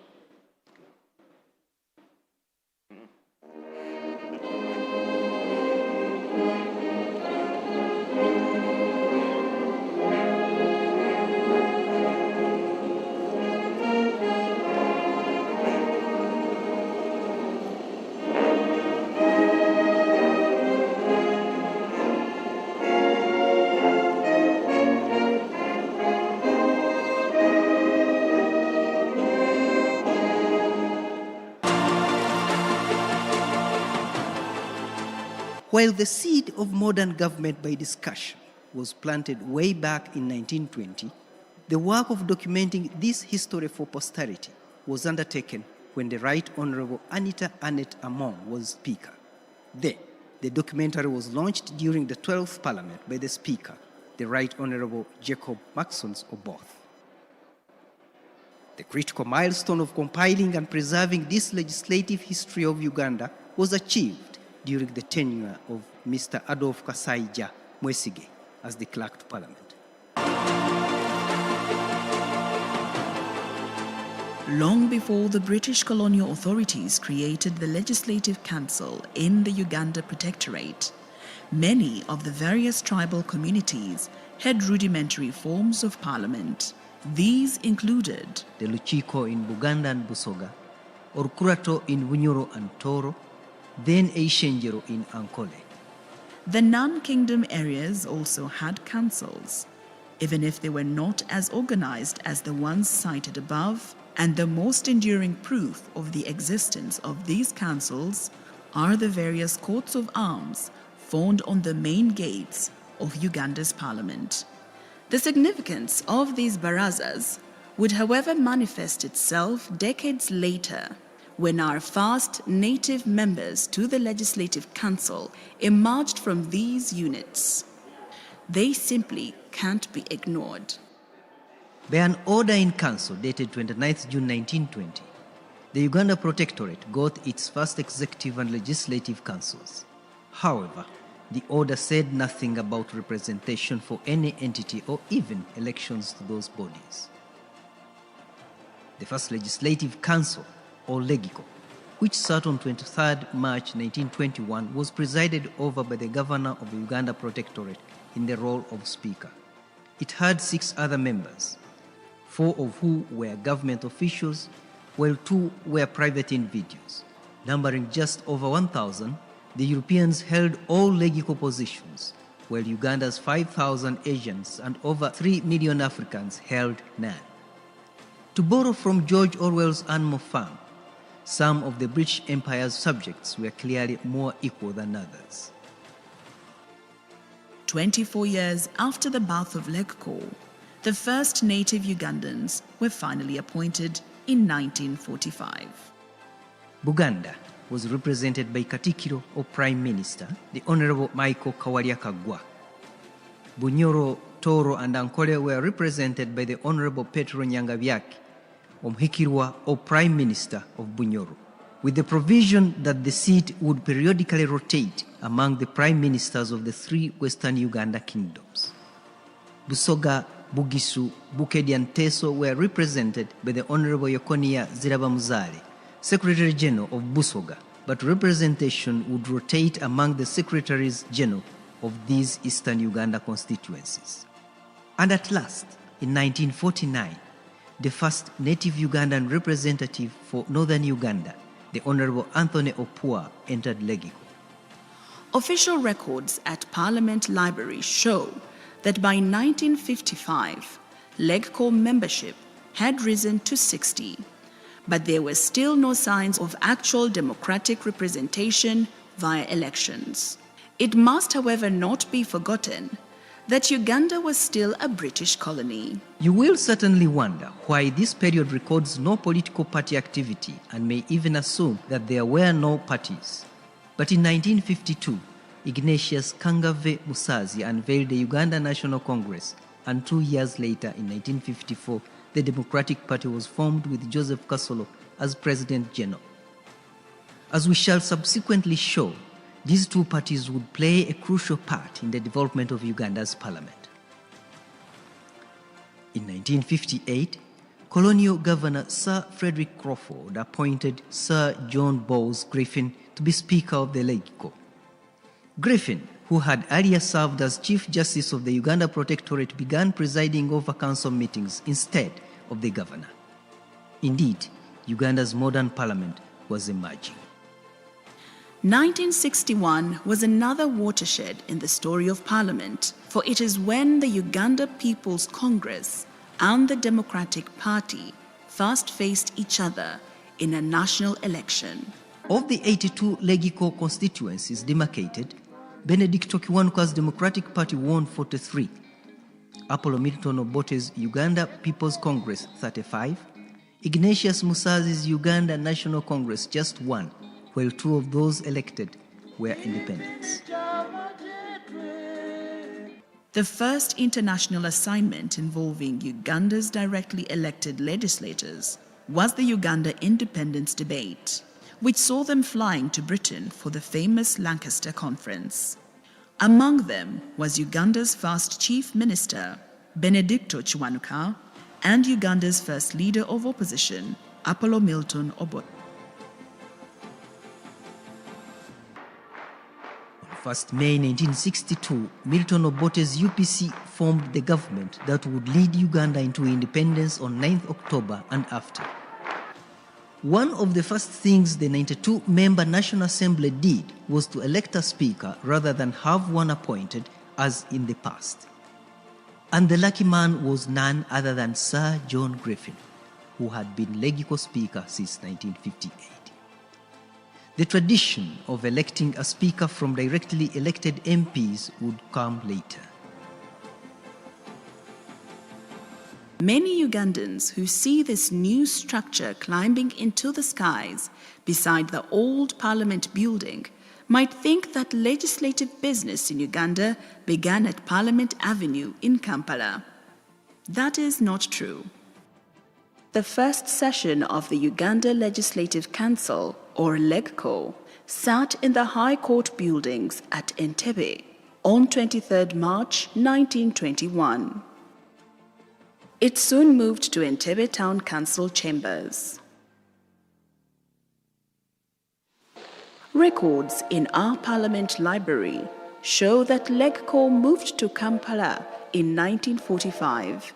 Its new home was the High Court buildings, which still look elegant to date. In 1950, the LEGCO shifted to what we today know as City Hall Kampala and continued legislating from the very place where today's Kampala councillors conduct business.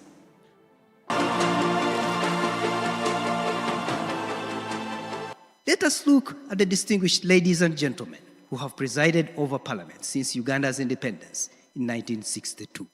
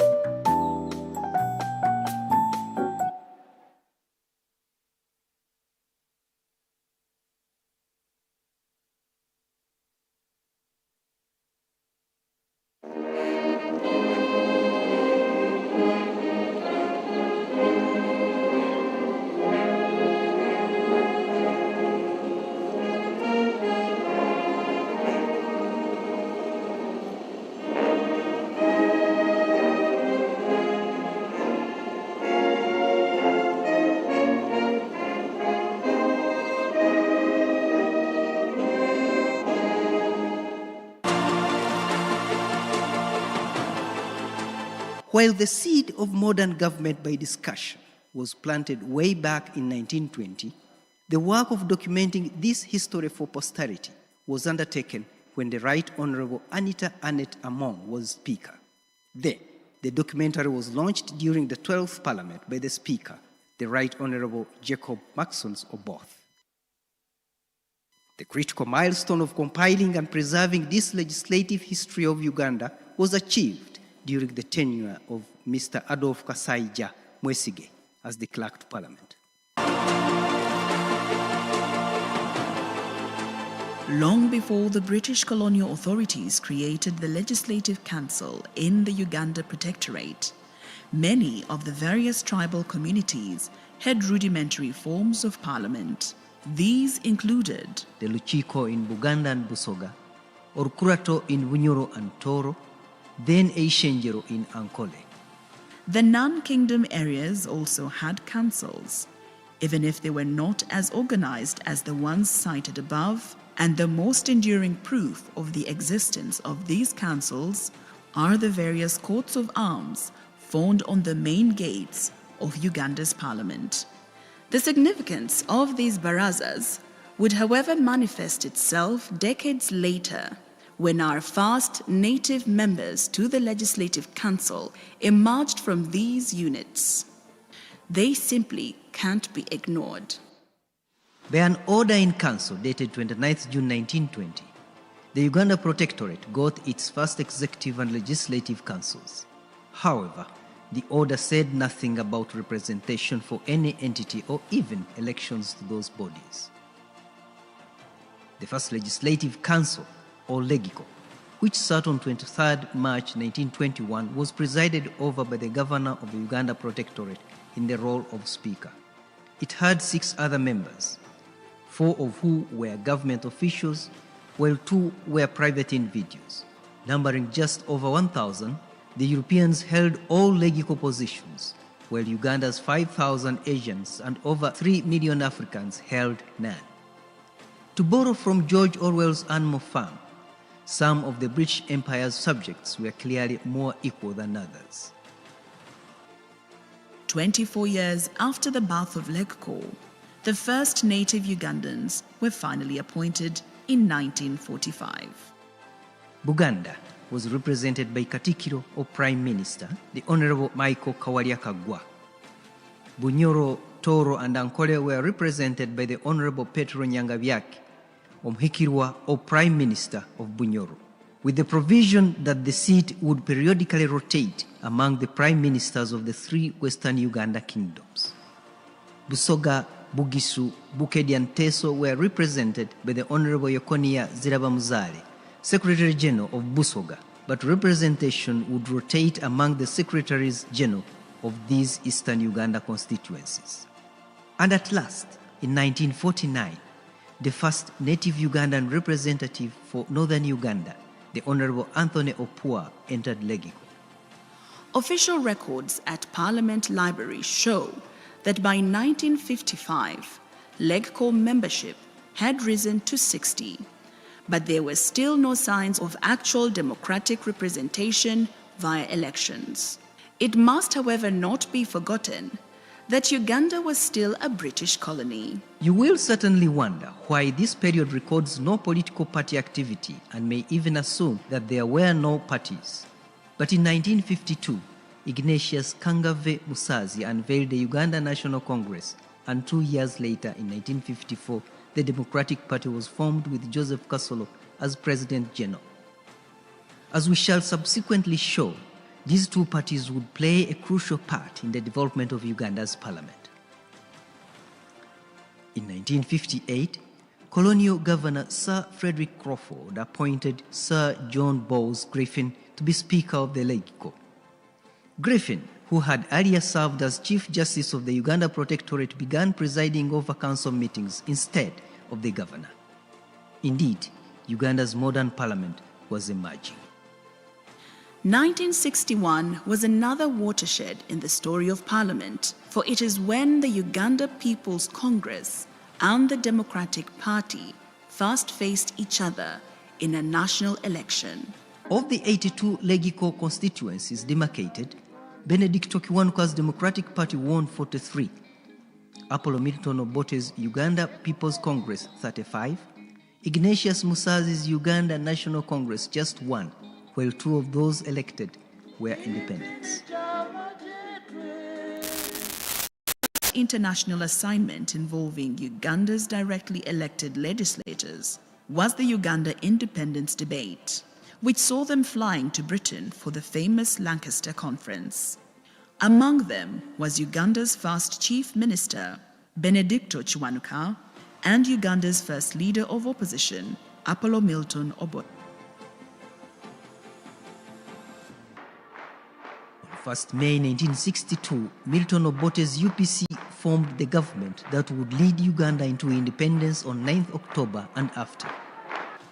One of the first things the 92-member National Assembly did was to elect a speaker rather than have one appointed as in the past.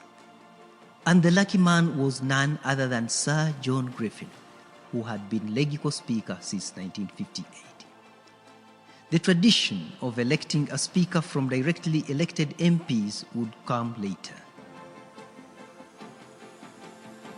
Many Ugandans who see this new structure climbing into the skies beside the old Parliament building might think that legislative business in Uganda began at Parliament Avenue in Kampala.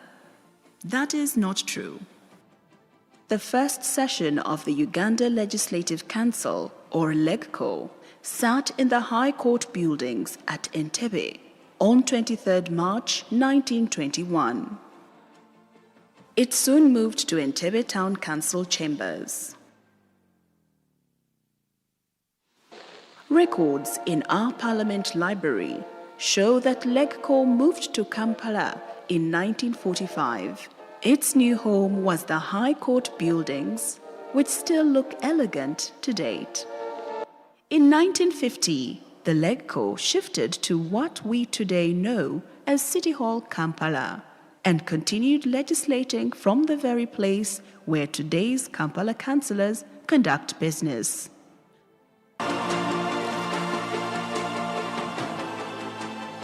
Let us look at the distinguished ladies and gentlemen who have presided over Parliament since Uganda's independence in 1962.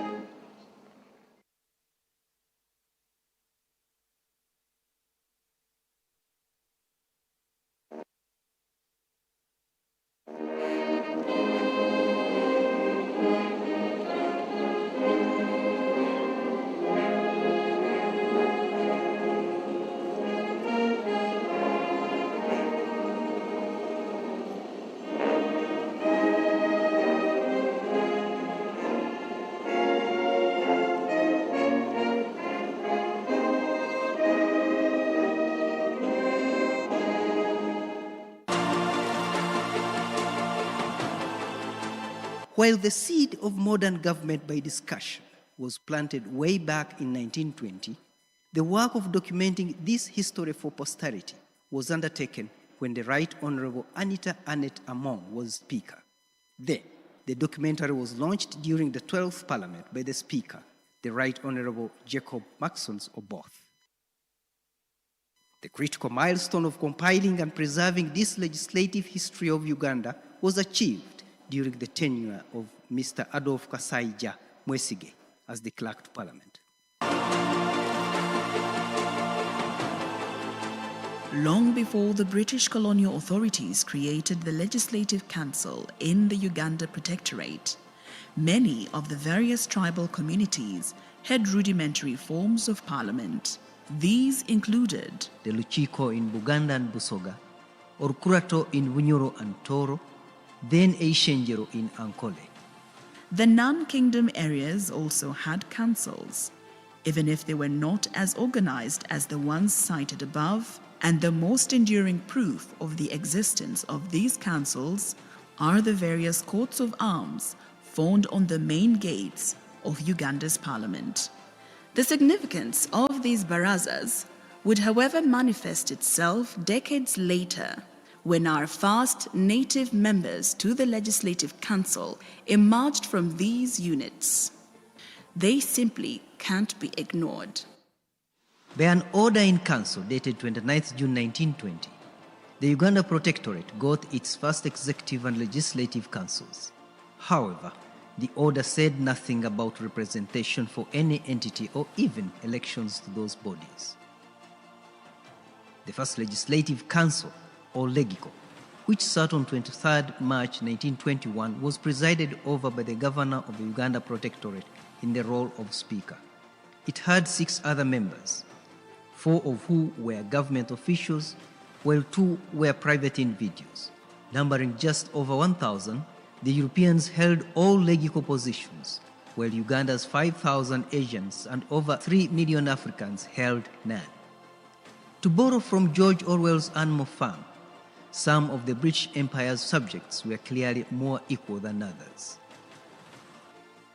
24 years after the birth of Legco, the first native Ugandans were finally appointed in 1945.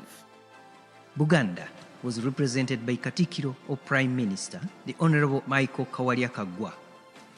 Bunyoro, Toro and Ankole were represented by the Honorable Petro Nyangabyaki, Omhikirwa or Prime Minister of Bunyoro, with the provision that the seat would periodically rotate among the Prime Ministers of the 3 Western Uganda kingdoms.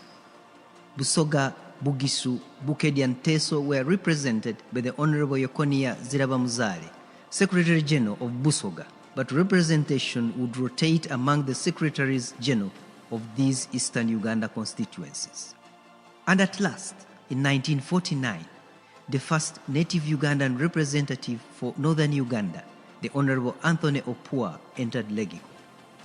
Official records at Parliament Library show that by 1955, Legco membership had risen to 60, but there were still no signs of actual democratic representation via elections. It must, however, not be forgotten that Uganda was still a British colony. You will certainly wonder why this period records no political party activity and may even assume that there were no parties. But in 1952, Ignatius Kangave Musazi unveiled the Uganda National Congress, and 2 years later, in 1954, the Democratic Party was formed with Joseph Kasolo as President General. As we shall subsequently show, these 2 parties would play a crucial part in the development of Uganda's parliament. In 1958, colonial governor Sir Frederick Crawford appointed Sir John Bowles Griffin to be Speaker of the Legico. Griffin, who had earlier served as Chief Justice of the Uganda Protectorate, began presiding over council meetings instead of the governor. Indeed, Uganda's modern parliament was emerging. 1961 was another watershed in the story of Parliament, for it is when the Uganda People's Congress and the Democratic Party first faced each other in a national election. Of the 82 Legico constituencies demarcated, Benedicto Kiwanuka's Democratic Party won 43, Apollo Milton Obote's Uganda People's Congress 35, Ignatius Musazi's Uganda National Congress just won, while 2 of those elected were independents. The first international assignment involving Uganda's directly elected legislators was the Uganda independence debate, which saw them flying to Britain for the famous Lancaster Conference. Among them was Uganda's first Chief Minister, Benedicto Kiwanuka, and Uganda's first leader of opposition, Apollo Milton Obote. On 1st May 1962, Milton Obote's UPC formed the government that would lead Uganda into independence on 9th October and after. One of the first things the 92-member National Assembly did was to elect a speaker rather than have one appointed as in the past. And the lucky man was none other than Sir John Griffin, who had been Legico Speaker since 1958. The tradition of electing a speaker from directly elected MPs would come later. Many Ugandans who see this new structure climbing into the skies beside the old Parliament building might think that legislative business in Uganda began at Parliament Avenue in Kampala. That is not true. The first session of the Uganda Legislative Council, or LEGCO, sat in the High Court buildings at Entebbe on 23 March 1921.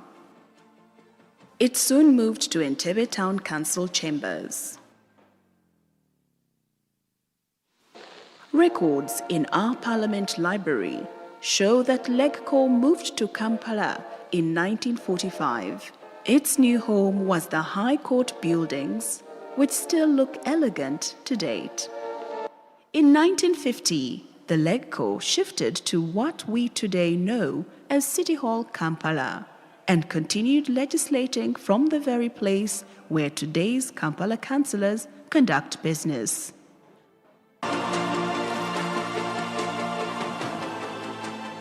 Let us look at the distinguished ladies and gentlemen who have presided over Parliament since Uganda's independence in 1962.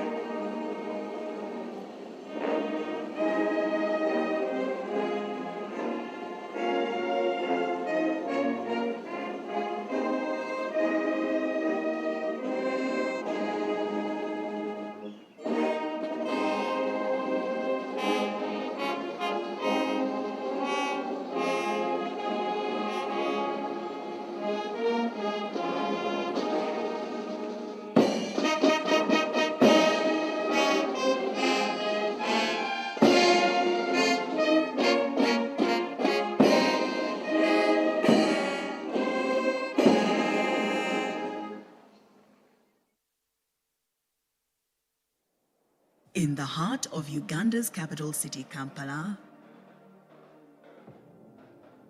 is this imposing edifice of parliamentary democracy, the Parliament of the Republic of Uganda. While the seed of modern government by discussion was planted way back in 1920, the work of documenting this history for posterity was undertaken when the Right Honorable Anita Annette Among was Speaker. Then, the documentary was launched during the 12th Parliament under the tenure of Right Honorable Speaker Jacob Baxon Zoboth.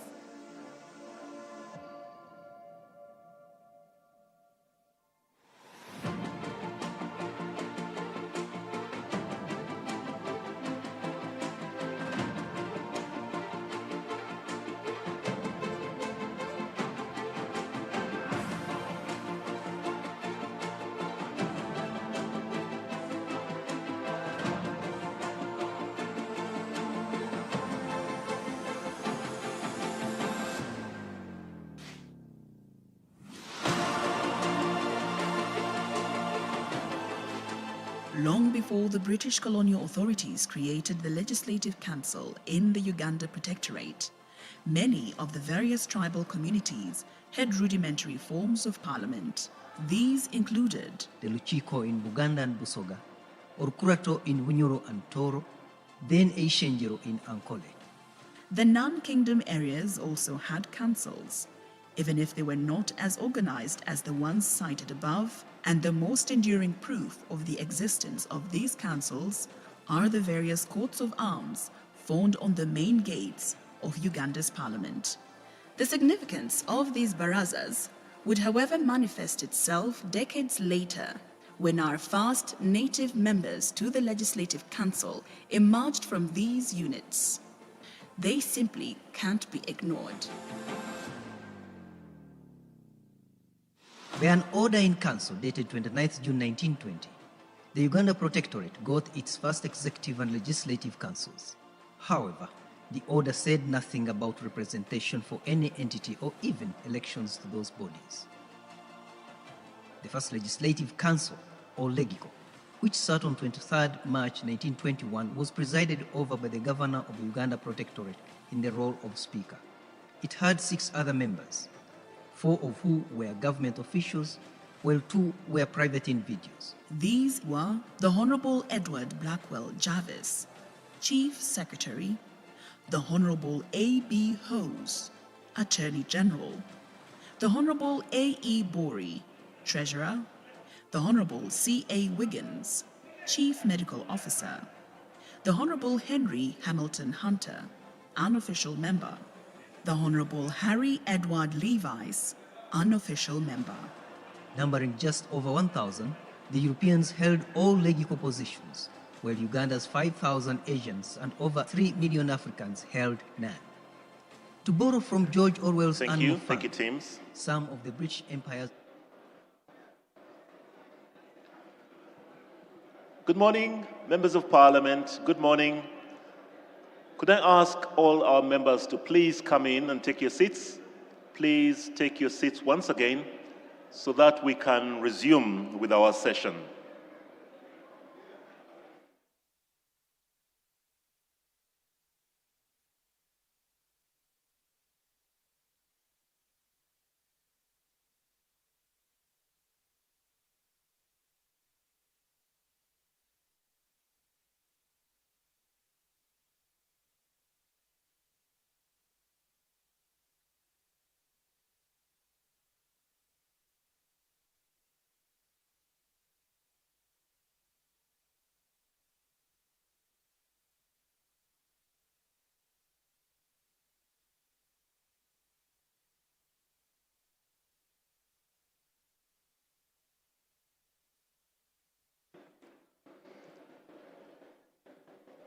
The teams who are here, the staff, colleagues, could you please help and ensure that members of Parliament are ushered back into the hall so that we can continue with our sessions for the morning.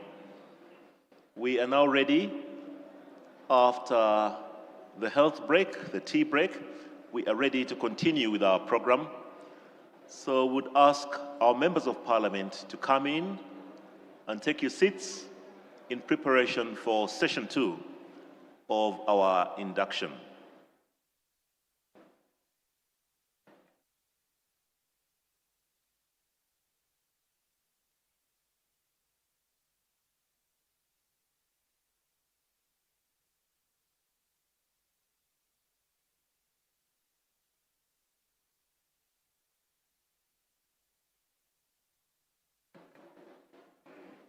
To all our persons who are standing near the doors, could you kindly invite our members of parliament to come in?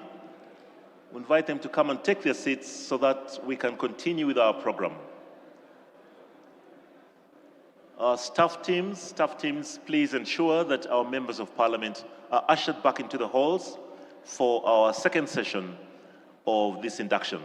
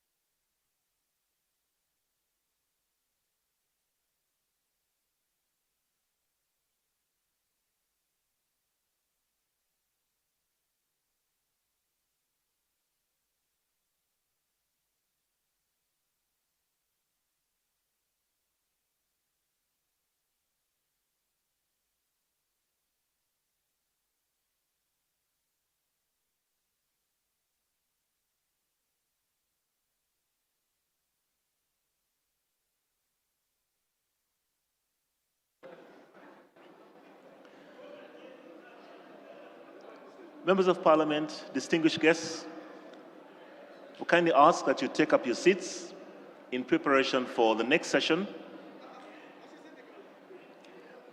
Our next sessions, we have got two very powerful presentations, very interesting presentations, and one is on the doctrine of the separation of powers, and the second one will be about the principles underpinning parliamentary procedures and practices in the Commonwealth.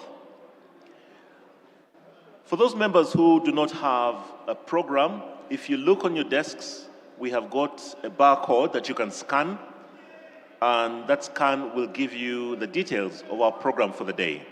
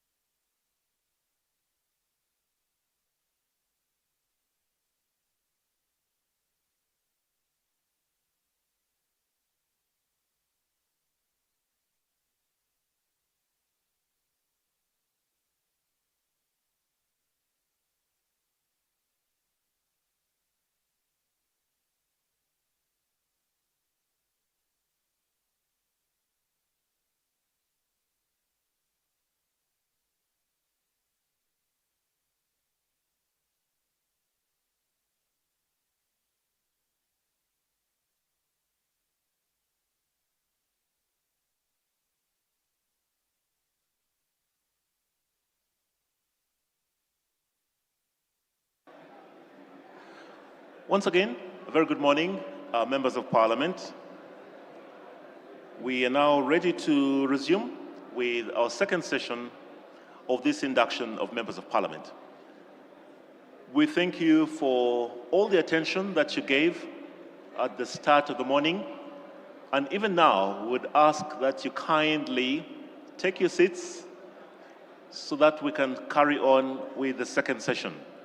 So please come in and take your seats so that we can resume. Now I have got two very important announcements.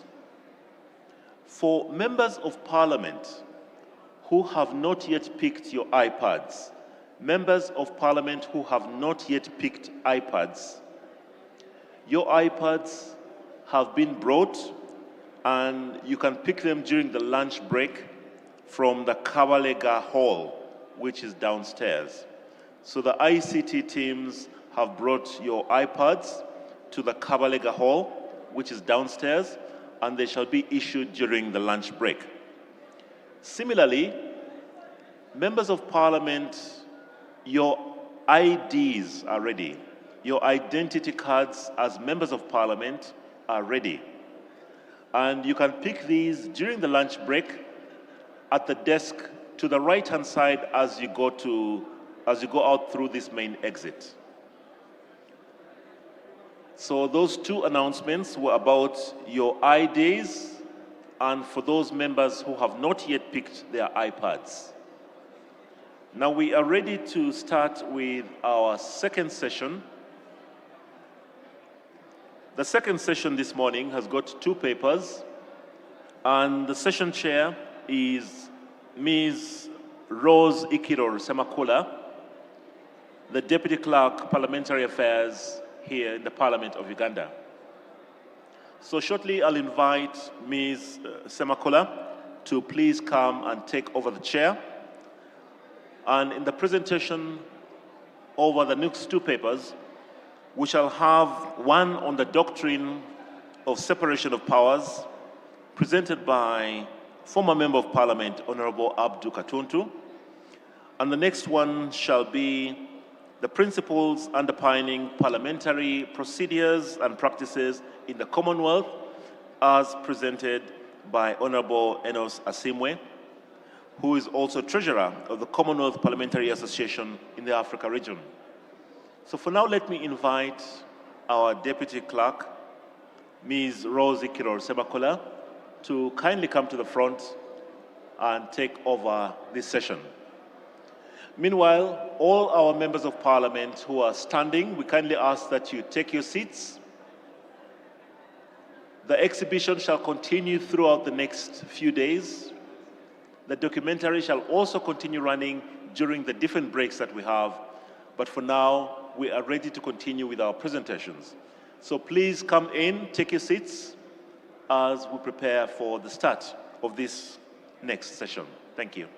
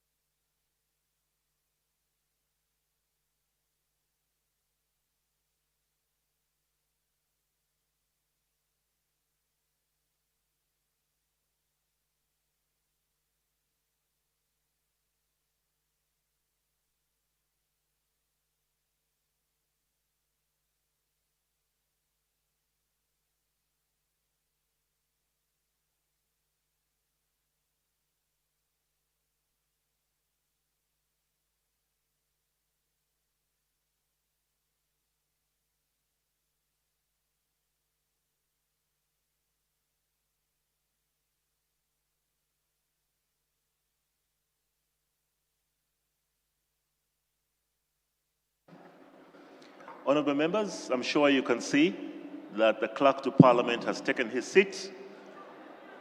I would like to call this meeting to order. So kindly take up your seats and let's observe some silence. And even as we do, I would like to invite our presenters today, the Honourable Abdul Katuntu and Honourable Enos Asimwe, to please come and take your seats on the podium. Please come and take your seats.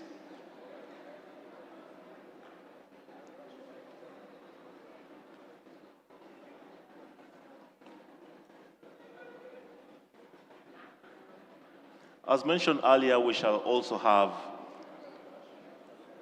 the Right Honourable Speaker coming to join us. He pledged that he shall be in these sessions and he would like to participate by listening in to the different presenters, the different presentations throughout the next few days. But for now, I'm happy to welcome Honourable Abdul Katuntu and Honourable Enos Asimwe, who are powerful resource persons, very knowledgeable resource persons here. And Parliament is ready to tap into their expertise.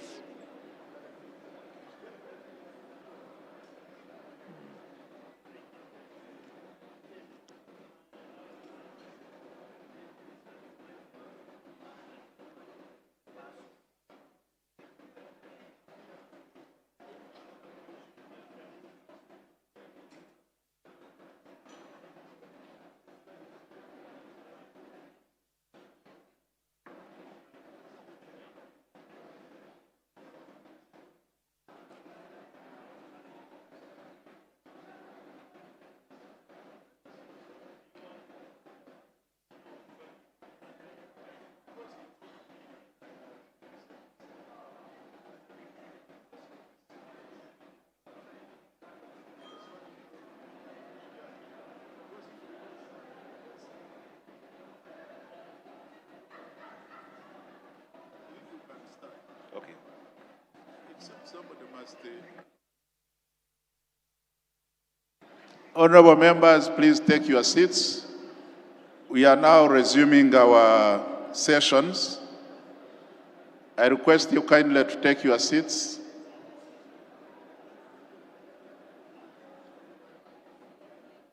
Our presenter this morning is the Honourable Abdul Katuntu. Honourable Abdul Katuntu has a very rich history in legislation. First of all, he's a distinguished legal practitioner, having practiced in the courts of judicature for a long time. And he joined Parliament in 2001 and served on different committees, including chairing a number of committees, especially the Committee on Rules, Privileges and Discipline, which, as you know, is a very key committee in the Parliament of Uganda. We are honored to have him here to share his experience with us on different issues, and more specifically, the subject of the doctrine of separation of powers, working together with and separately from the executive. It is now my honor and privilege to invite the Honourable Abdul Katuntu to come forward and make his presentation. Honourable Katuntu, you are welcome.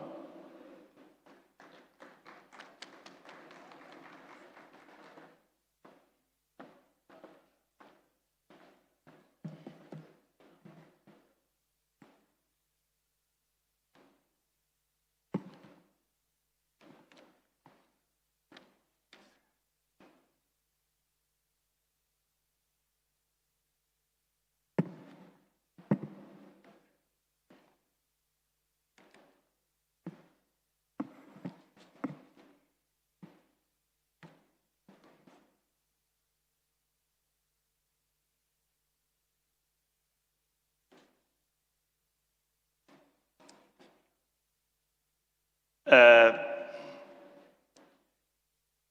morning to you all, honourable members, the clerk to the Parliament of the Republic of Uganda, the Right Honourable Speaker in absentia, the honourable ministers, honourable members of Parliament, ladies and gentlemen. First and foremost, I'd like to congratulate all of you upon joining the National Parliament of Uganda. It is by no means a mean achievement. Thousands do compete to join this institution, but in most cases, they are not successful. So congratulations, all of you, and I wish you success. I'd like also to thank the organizers for having honored me with an invitation to have this conversation with you. Mr. Clerk, I come here not as a teacher. I come here not as a lecturer, but as somebody who spent 25 years as a member of Parliament. It is quite nostalgic for me to be part of the parliamentary family again. When I joined in 2001, I did not have a beard. Not only did I grow a beard, but it also became gray, partly because of the responsibilities of this institution and the journey you are bound to start walking for those who are here for the first time. I have been asked to talk about separation of powers. I don't know whether I had a PowerPoint presentation. Oh, yeah. And I'd like to thank the clerk for that kind introduction. I'm going to take you through this doctrine of separation of powers. If you look at the second slide, this is going to be the sort of roadmap for my presentation. The introduction is going to look at the conceptual and constitutional basis of the doctrine. Don't get worried that I'll go into legalese. I am not going to do that. This is not a court of law. 2, we shall look at partial separation model, why we have a partial separation and how Parliament is composed. 3, working together, how Parliament collaborates with the executive for national development. And listening to the leader of opposition, the Right Honourable Leader of Opposition, and the Right Honourable Prime Minister, I got so much excited because their speeches reflected this particular aspect. I hope they walk the talk, both of them. 4, Parliament's oversight role and institutional independence. 5, jurisdiction, landmark court decisions that shape the boundaries. I'm talking about the boundaries of the legislature, the boundaries of the judiciary, and the boundaries of the executive.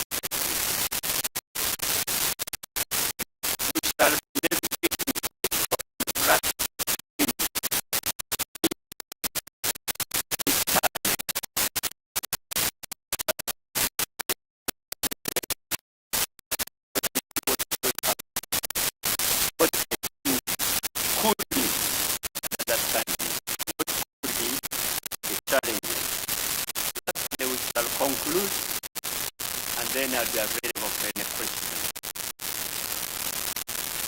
Slide 1, please. Mr. Clerk and honorable The doctrine of separation of powers is designed to prevent the concentration of authority in a single institution. Why? It is designed such that authority, state authority, is not concentrated in a single institution. But while it is designed to have them separately, it is for what purpose? The first purpose is accountability, where each arm checks the other. You know, in most cases, people, when you talk about accountability, people think about money. Accountability, you know how many billions? Accountability is actually bigger than money, because you must also account for your own actions, which may not be monetary based. So I'm looking at accountability in a wider perspective.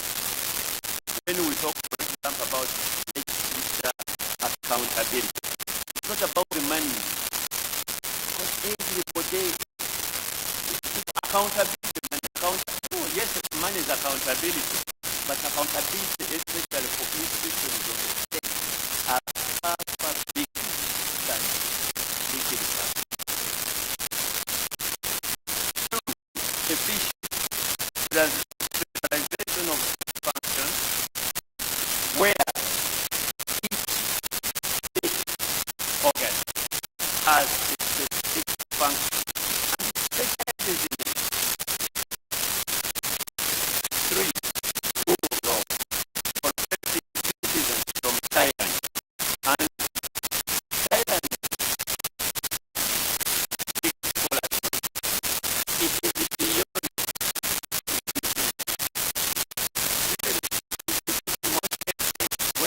about tyrants, people look at it.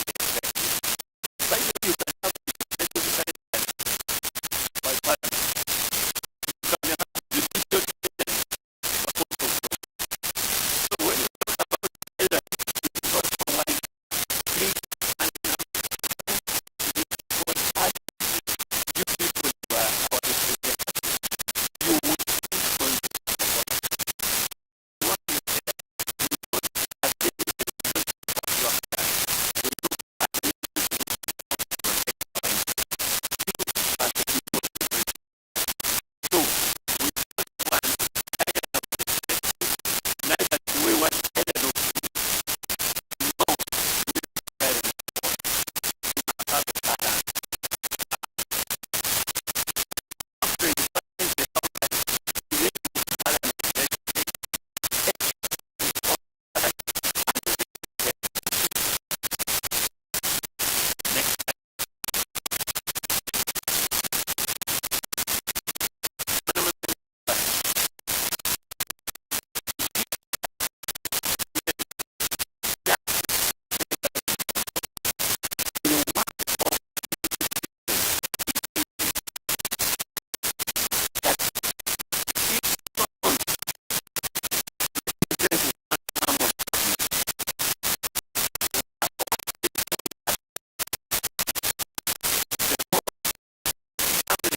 national progresses. However, when one stone weakens or dominates the others, the entire system becomes unstable. That's the former Chief Justice. I know it is very difficult for people who grew up in this age. You may not know the orthodox stove of 3 stones. But I saw in the audience my brother Fono Pondo, who grew up in the village. When we talk about stones, I'm sure he knows what I'm talking about. And any other honor member.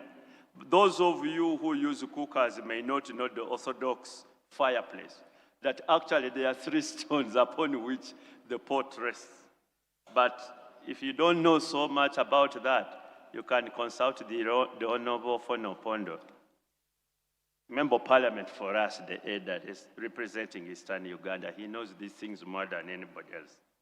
So, each stone represents an arm of government. And you see, if you are cooking on that traditional stove, and one stone is not as the others, then that stove can't be stable. And that is an analogy which the Chief Justice Emeritus, Justice Odoki, gave to explain separation of powers. Without one, then you have a problem with that stove. If one weakens, then you have a problem with that stove or fireplace. If one is bigger than the other, then you also have a problem. So the legislature, the executive, and the executive must have, first of all, you all have equal power obligations according to the Constitution, but different obligations. Let us look at the conceptual and constitutional foundation of this doctrine of separation of powers. You know, for those of you who are scholars, in the 4th century before Jesus Christ, Aristotle wrote in his treatise of the Politics that he advocates against power concentration to avoid tyranny. He therefore proposed 3 branches. 1, that makes the law, and that is you. 2, one that executes the law. Where is cabinet seated? This side, and that's you. And 3, that which adjudicates disputes about the law. Once you have got disputes, conflicts, then there is another organ where you run to resolve that dispute. That's what we call the judiciary.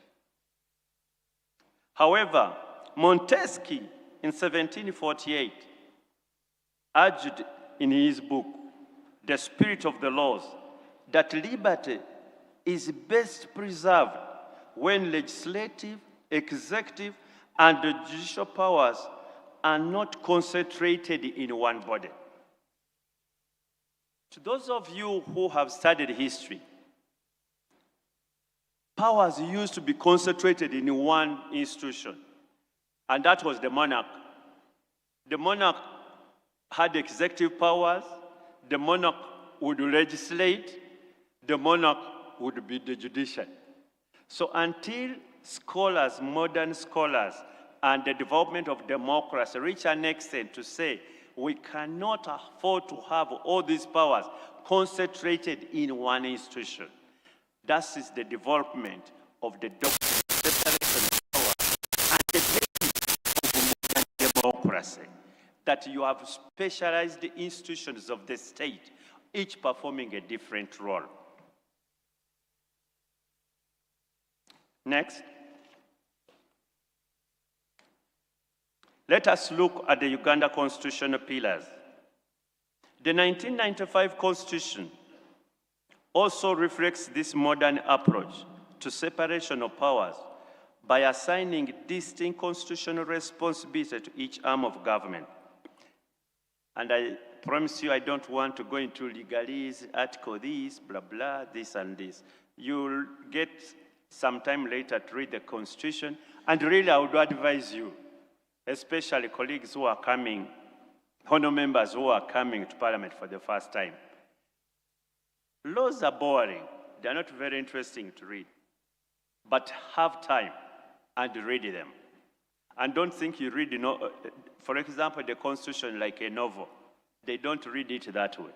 Read 2, 3 articles and abandon the book, but understand them. You can read another 3 articles 4 weeks later and so on. Don't try to read it like a novel. It is not interesting at all. And the issues are not related. Just pick one article of the Constitution, read, try to understand it, especially those who are not lawyers. Because you need to have a general idea on what the Constitution provides. And that also goes to the rules of procedure. There is no book as boring as your rules of procedure. There is nothing interesting about it, but you have to go to the college and read them. But also don't read from page to page. It doesn't make sense. You'll get confused by the time you go to the 5th page, you've forgotten the other one. Just take your time, pick one aspect of it, read, understand. Then sometime you continue reading it, and Parliament is a place to learn. So continue reading them, you'll get them. There is no miracle about them. Don't imagine there is a miracle about reading and understanding the Constitution. You could even understand it better than even those who went to law school. So just take your time. If you don't understand anything, ask. There's nothing wrong with asking. So when you look at our Constitution, the 1995, you look at Article 79, because that is the one that creates you, Parliament. I want to repeat this. All members of Parliament should be well versed with Article 79. Please, I beg you, please be well versed with Article 79, because that is where you drive your mandate. If you're a member of Parliament and you don't know your constitutional mandate, you don't have problems. But you can choose. There's types of members of Parliament. Not you, but in the previous parliaments, you have only one type. The previous parliaments, there is a type who's about barriers. He can concentrate there and then he could be re-elected. Then there's one who wants to make a national contribution. And if you are that sort of person, please go to Article 79, understand it, appreciate it. Then it eventually defines what you are going to say. So look at Article 79. It defines the obligations of Parliament. It tells you what you are supposed to do. It tells you about your mandate and your obligations. Look at Article 79. This one is about the executive authority. To the members of Parliament and to honorable ministers, the executive authority is vested in one office, in one person, the president. You all exercise your duties as and when and at the pleasure of the president. All that authority of the executive rests in the office of the president and the duly elected president of the country. Please try to read those, then you'll understand. When I address you on the separation and working together, you need to have this background. So, executive authority rests in the president, and all these ministers, and indeed the entire executive, they do everything for and on behalf of the chief executive of the country, His Excellency, the President. Article 126 to 128, now that goes to the judiciary.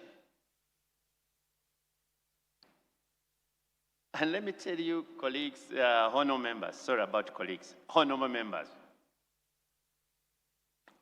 Even courts, sometimes they make a mistake. They go and make a decision which enact laws. They veer into your space. But they don't want anybody to veer in their space. This is, I'm sure you have heard of the decision on the UPDF Amendment Act. When they thought somebody was veering on their space, they guard it jealously. So each institution should guard its space, and quite jealously. But we should also have institutional independence where you don't interfere and yet you must work together. So no single arm derives its power from another. The judiciary does not give you powers. No. The executive does not give you powers. No. You don't give the judiciary powers. No. It is the Constitution that gave all of the arms of government powers.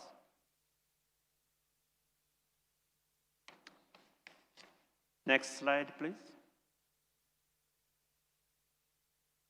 This is the functional division of labor. The legislature does legislation and oversight, making laws and scrutinizing government actions. And I think the leader of opposition was very emphatic on this when he was making his comments. Oversight. Your role, basic role. You have other roles which are spelled out in the Constitution, which I'll tell you. But your role is to make laws for the good. You know, you've got a distinguished clerk, a lawyer, senior lawyer, of course. You have got the Speaker of Parliament, a very senior lawyer. Never mind what he said. I wanted to make some comment when he's here, but he has gone away. That was tongue in cheek. He didn't wish me not to come. But that's nature. It happens. He would have been very glad if I were part of his house. Why? It is only me and him, only two in the east of that parliament, who have chaired both the legal committee and the committee on rules of procedure. We only two. And he was my chairman. When I chaired the legal committee, he was still practicing law as a state attorney. He wasn't in parliament. So I have high respect for him as a lawyer and as a friend. And when he came, he became the chairperson of the legal committee, and I was his member, very obedient member.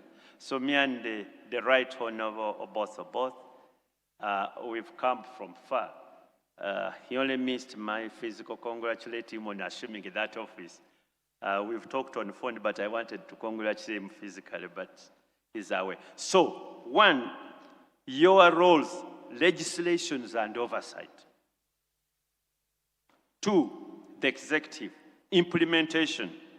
You implement the laws that have been passed by Parliament, and then public administration management, the entire arm of government or of state called the executive.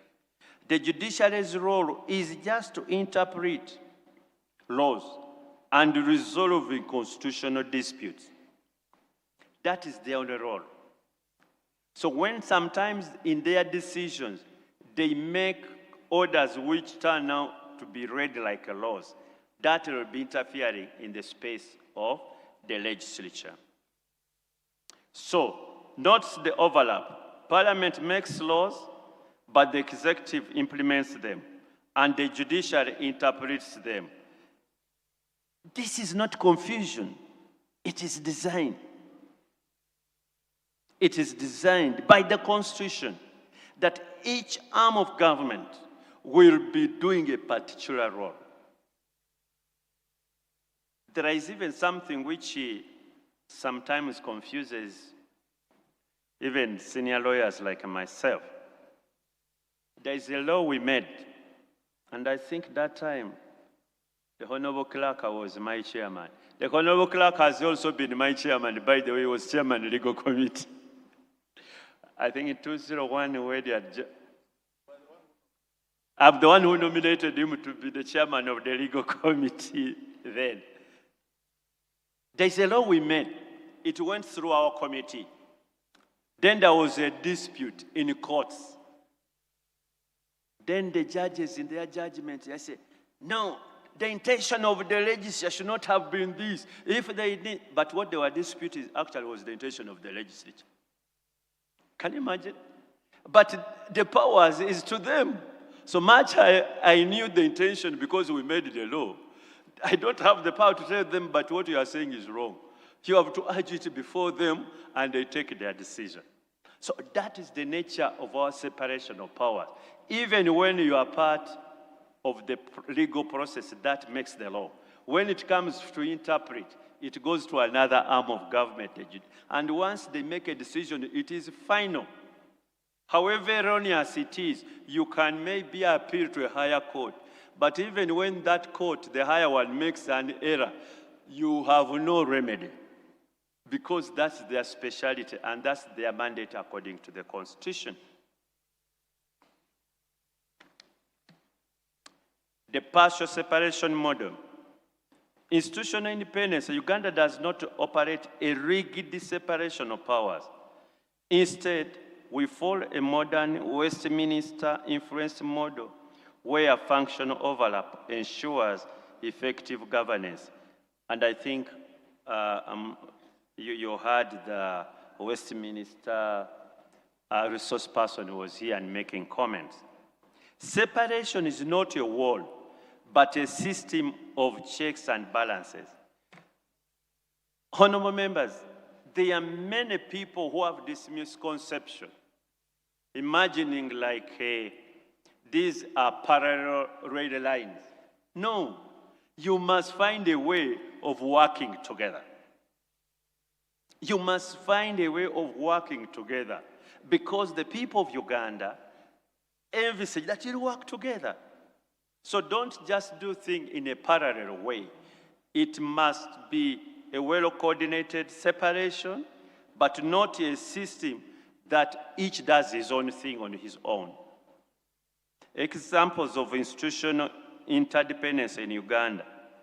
Ministers in Parliament, under Article 78, ministers, not all of course, there are ministers who are elected members of Parliament, like the Honorable two members here, the Right Honorable Deputy Prime Minister, and then the Honorable Chief Whip.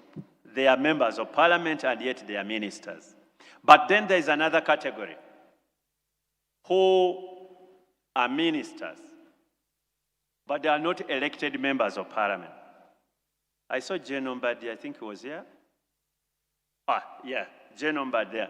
Jane Ombadi is a minister, but not an elected member of Parliament. Those are what we call them ex-official members. Of course, once they come to Parliament, they are like any other MP, only they don't have a voting right. So you have the executive being part of Parliament. So that is the sort of model which is partial separation. That today, the executive is part and parcel of Parliament. The ministers who are elected have all the rights, including voting rights. Like the Honorable Ruth Acheng Ochero and the Honorable the Right Honorable Rukia Nakadam. They are ministers, but they're also MPs. So they have all the rights like you who vote in Parliament, who are also elected. But then the Honorable Jane Ombadi does not have the right to vote in Parliament. When it is voting, he keeps out of it. And that's not because he's an officer. It is because he's not an elected MP with a constituency. You have executive legislation.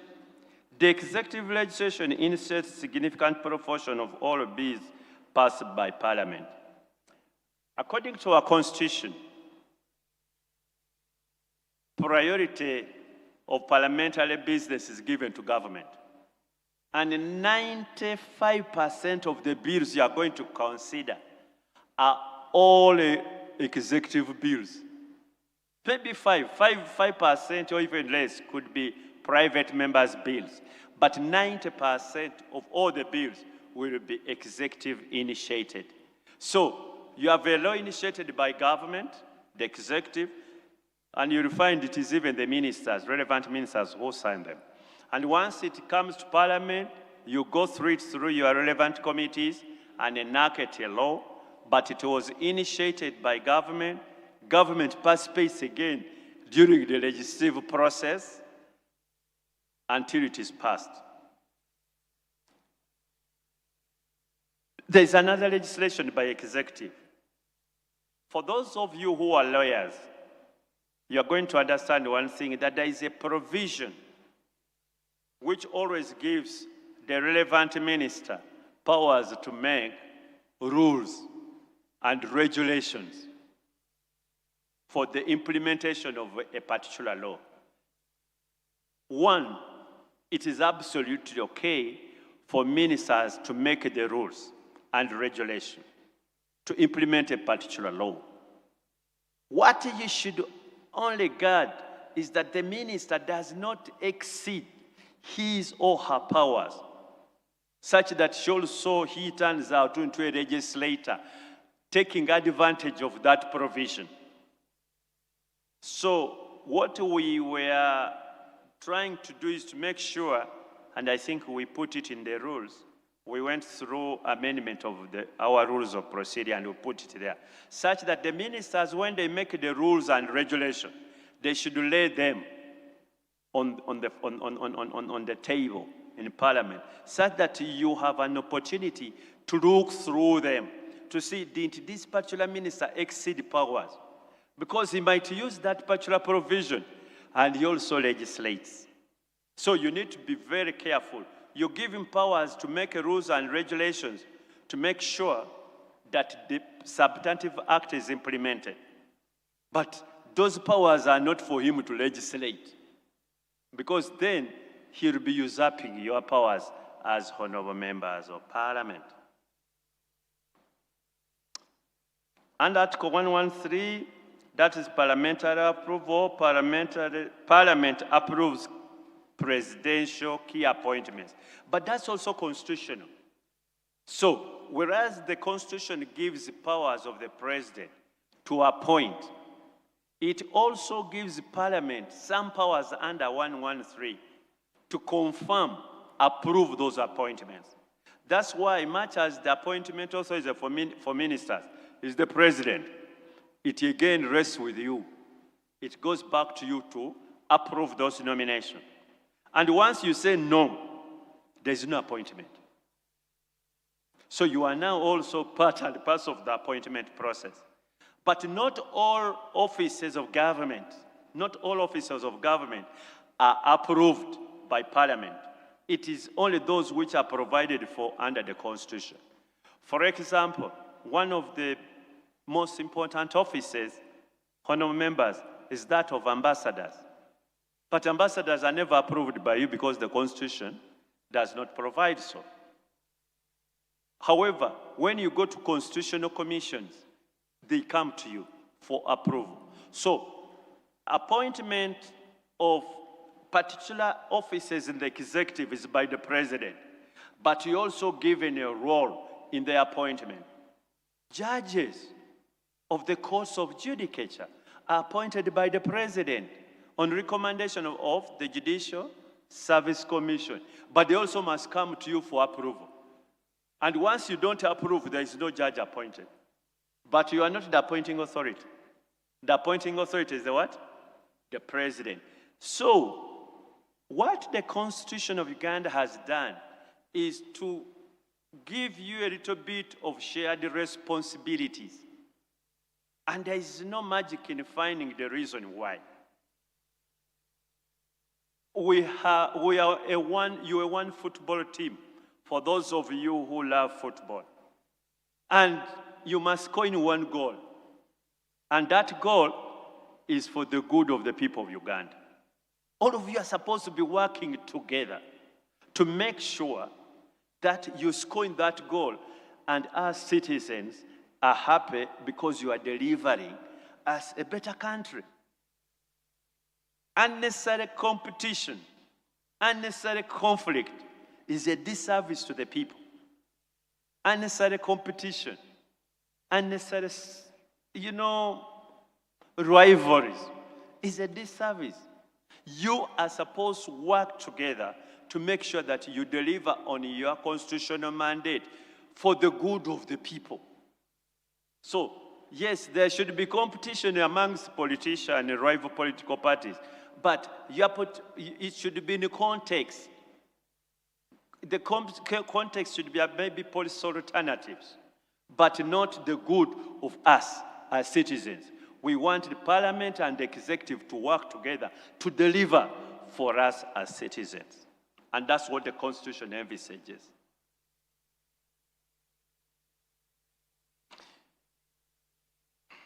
Working together with the executive. Effective governance requires Parliament and executive to cooperate. Without cooperation, the state cannot function. Collaboration for national development and stability. So, listening to both the leader of government business and the leader of opposition, I thought they were talking about this. They all want to work together, and they are pledged to work together. Reason, because of this. And that's why I want them both to, their offices to walk on the talk. Your rivals, one is a leader of opposition in parliament, one is leader of government business, but the responsibility is to have this institution of state parliament to deliver on its mandate. So you have to work together, you have got to cooperate. I'm going to give you a vivid example. And I'm sure that's why I was invited. I shadowed the 3 attorney generals. I don't know, I think 3.5 attorney generals. I shadowed, let his soul rest in peace, Professor Dr. Kidu Makubuya. He was the attorney general, now shadow attorney general. The late Nyombi, he was a shadow attorney general when I was a shadow. I refused to be called the shadow at that time. I used to call myself the other attorney general. And I shadowed, I've seen the Honorable Frederick Hind, Member of Parliament in Akau. There he is. These are realities. I shadowed him.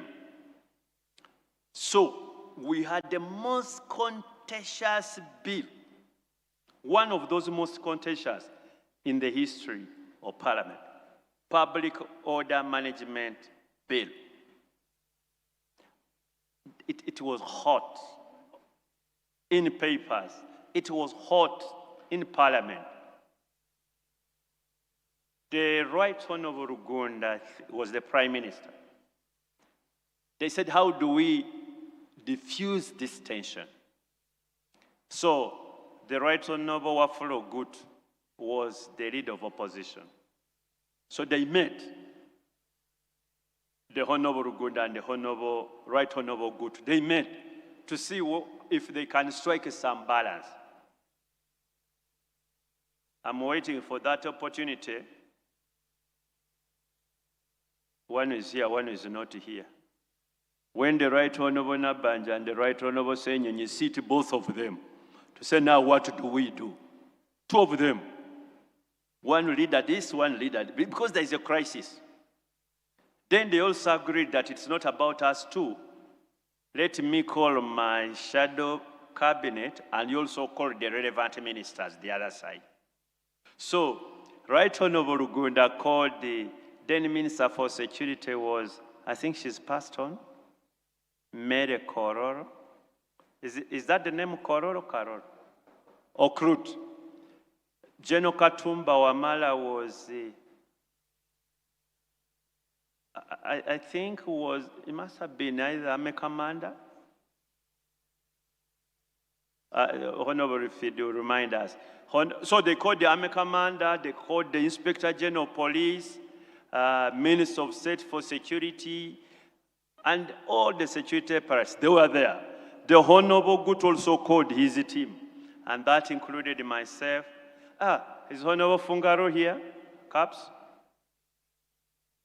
I don't think he's in the audience, but at that time he was a secretary, it was a shadow minister for, I think, defense. We also a team, this side and this side. So we went, and you can't imagine in the boardroom of the Prime Minister. We sat, we discussed, agreed, disagreed. Then they said, if the issue is the law, Attorney General, go and sit with this shadow Attorney General. Go and resolve this for us. So me and the Honorable Frederick were given the assignment to go and interpret each and every clause for them. So the Honorable Frederick calls a meeting in his chambers. We go there and he said, no, my brother, you know, we agree on this, some we don't agree. Why don't we ask some officers of the ministry to come and help us? I said, fine. So he brought in around 3 commissioners, and he explained to them what was the problem. He said, you guys, do this for us, bring us and advise us. We gave them, I think, 2-3 days. They came with a memorandum. So they gave it to us, and we went through them. At the end of the day, we had a meeting of the mind of the Public Order Management Act bill at that time. All the worries were not in the law. I repeat, all the worries of the Public Order Management Bill, which eventually came Act, were not in the law. Everything was being talked about was the misinterpretation of the law. A situation which some continues up today. Because me, as the Attorney General and the Shadow Attorney General, we signed a joint advice. Unprecedented, it has never happened. And I don't know whether we've had any other since that time. Where you've got the Attorney General and the Shadow Attorney General signing a joint interpretation of the law on each and every clause of that bill.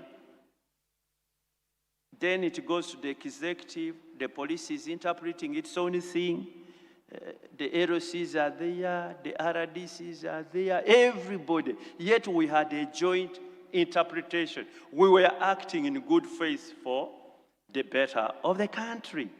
So, it is not every other time that you have rivalries, that you have competition. You must click and find a way of working together, despite the separation of powers. I may be taking too long. I don't know whether I need to summarize. Avenues of formal interaction. No, that's not the slide, please.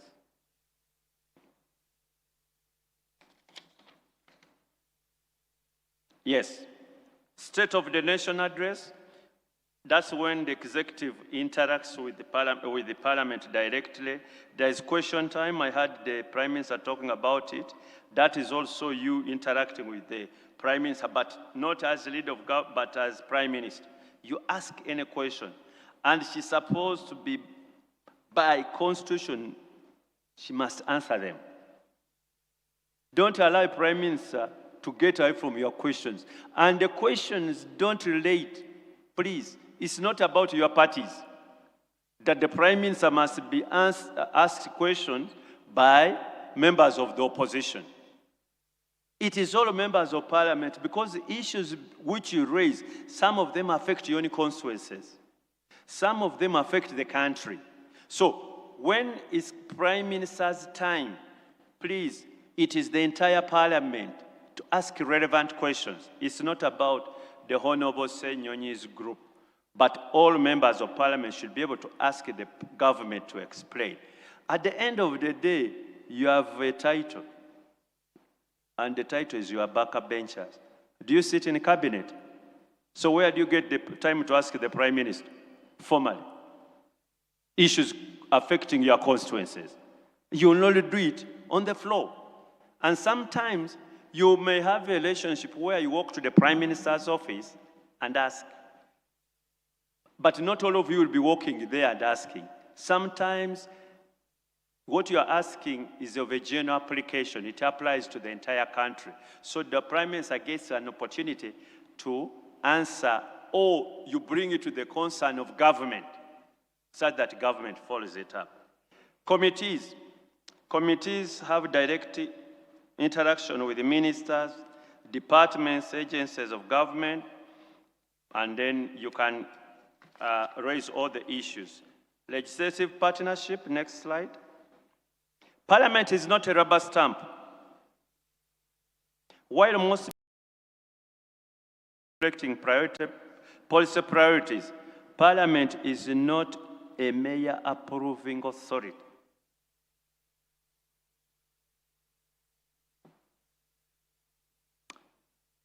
You will be doing the people of Uganda a disservice. We can even look at the check which you people pick as Parliament. If your duty is to rubber stamp, that will be shortchanging us. You are supposed to do scrutiny. Because you remember when you were campaigning, what did you tell the people of Uganda? You'll be talking, you're in Parliament speaking on their behalf from all your villages. And on that basis, they elected you. How can they elect you and you go ahead and you become a rubber stamp? Your responsibilities. But when I say you are not a rubber stamp, I'm not saying it is you to become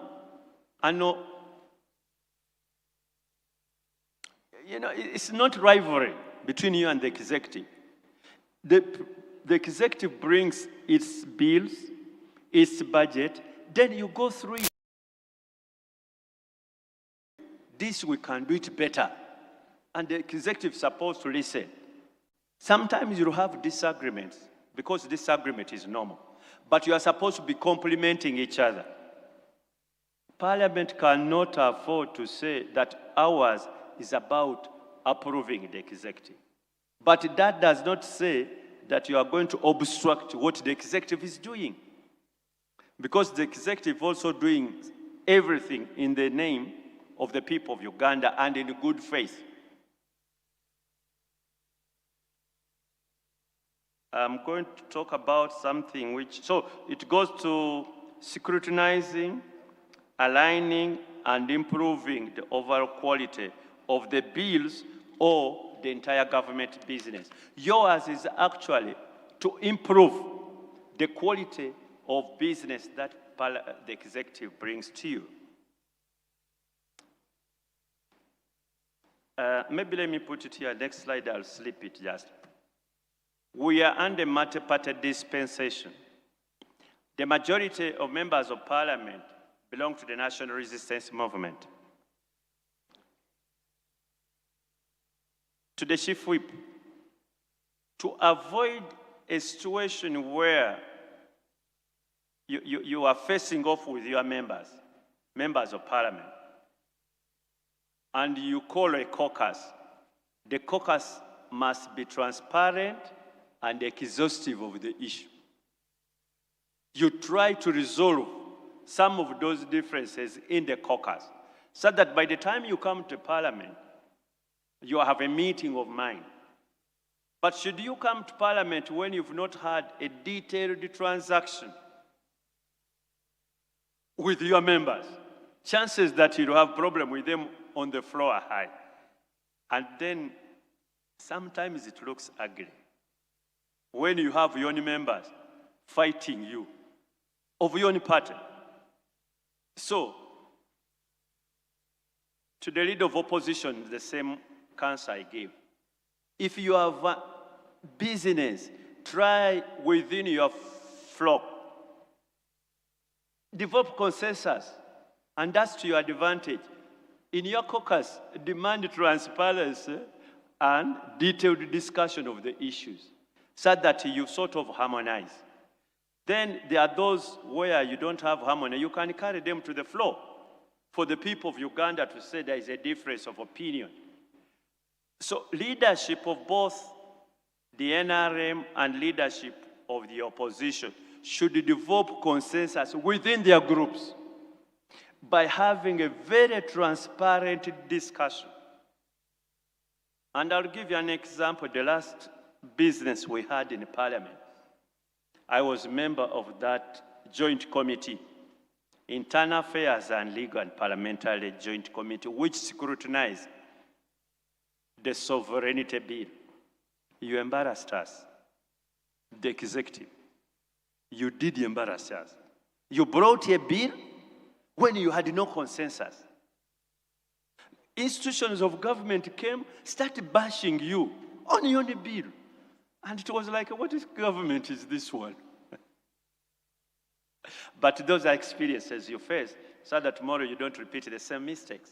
So try to have serious business discussed within your caucuses and develop consensus. When you come to the floor, it doesn't look ugly, because there are those people who don't wish Parliament well, who will jump on it. Oh, you see what's happening in Parliament? And with these days of social media, oh, they don't have a field day. So you need to resolve, discuss in good faith, Don't force positions to your members. Convince them such that you carry them along. Sometimes they have another thing they do, Honorable Rusachel. They run away. They stay away from, they stay in the corridors, they stay home. So, I don't believe in this one. Let them do it themselves. So you are left with the chief whip and a few enthusiastic members when the rest of your team has stayed away. So is the leader of opposition. They leave you and a few shadow ministers, the rest are away. Why? You've not developed consensus, so you need to do that. Who controls the budget? The budget is a function of the executive, and indeed the president is the national, is the minister of finance. The real minister of finance is the president, though he delegates to my brother now, Henry, the Honorable Musasi's. So, but much as this budget is for the president and executive, it is you who appropriates. And your biggest obligation, national obligation, is appropriation of the budget, because that is the national cake. Everybody is talking about national cake. National cake is the budget. What resources go to what area and for what? So that power of the purse, which is under Article 155, is a joint one between the executive and Parliament. So they come to different sectoral committees with figures, and you're supposed to make an input. A parliamentary committee that does not make an input in a budget is a useless committee. How? Because you are talking about your people, what resources are going to your people. So that is a shared responsibility between the executive and Parliament. And when Parliament brings what we call the sectoral allocations with either the budget framework, it goes to your different committees. You make a report. Those reports now go to the budget committee for harmonization. That they have already picked your ideas. And those ideas are now harmonized within the budget committee. So this is also a shared responsibility for which, as I said, working differently, separately, but together as arms of government.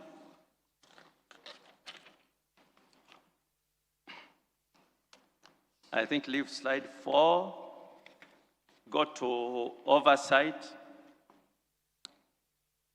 Oversight is the other very, very important function, constitutional duty of Parliament. I'm going to talk about what I think I have been parted to. One time I was chairperson of COSASE. Actually, I've chaired more committees of Parliament than any other person in the history of this Parliament. From Legiko, no person has ever chaired more committees than me. Standing, accountability, ad hoc, I've chaired all of them. One time I was chairperson of COSASE. Those of you who are very active in public affairs, you must have followed. Investigating Bank of Uganda was not easy, because at that time it had a very robust governor. It's not a person you would call and he would even come. But because he knew the sort of committee he was dealing with, he used to come. For 1.5 months, the late Mutebire would come every day from 9 to 5. All these TV stations in the country switched off and they only following live for 1.5 months. But to take that decision, some members of cabinet were not happy. They actually went to the president and complained that we are undressing Bank of Uganda. It's going to cause a big problem with the economy. I like to thank the president at that time, because he called me and said, "What is this you people are doing?" So I explained that this is what we are doing and so on. He said, "But can't you maybe do it in-house?" I said, "It's not possible, because the banks closed were people's banks. And these people are not accounting. I remember telling the president that if Bank of Uganda was a commercial bank, then Bank of Uganda would have closed it. Because what Bank of Uganda at that time was doing was so unethical. You close banks, you don't account to anybody. So Parliament is going to have those responsibilities where you must do your job as oversight. Sometimes you're going to get a little bit of resistance from this other side. But if you are doing it in good faith, and I want to emphasize, in good faith, there would be no problem. You can stand strong. You can explain to anybody that we are doing this in good faith. That is why, even after we had issued our report, there was an uproar and people cooperated, and others even went to court. And the court dismissed all the cases because we did everything professionally. Other people wanted to do things, to take advantage, and you do things as against the law, as against the rules. And we say, no, we have to do things professionally. So that is what you have to do. Do professionally, do things in good faith. I am telling you, can explain to anybody, including the president, you will have no problem. Unless he has changed his mind these days, then he would have no problem.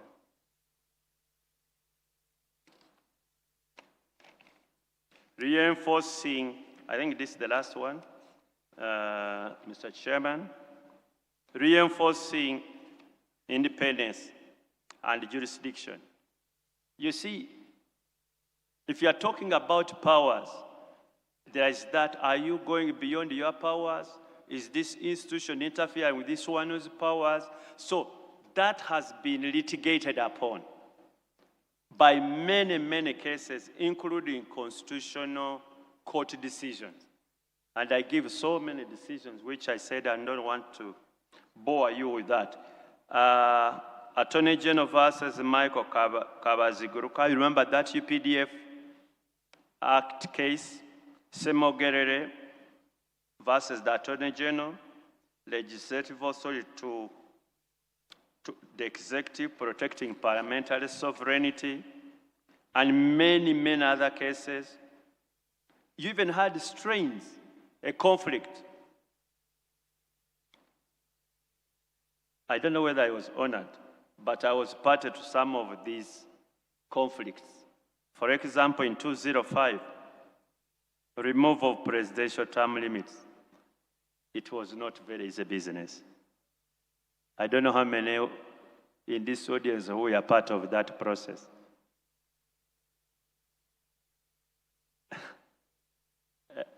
Honorable Adolf was.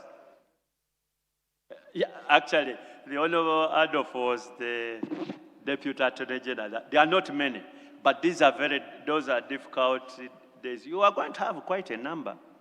Just have very strong shock absorbers. Because you are going to have there is no way to have 5 years without some of those things. They will be there. Removal of presidential limits. I was there. Marema Birizi. Sometimes our friends in the uniform paid us visits, but not on invitation. And all those ended up in courts. And the courts tried to define what is allowable and what is not allowable under a free and democratic society. So you are going to have those sort of strains, but you have to continue doing what you are supposed to be doing. Recently, there was the UPDF Act.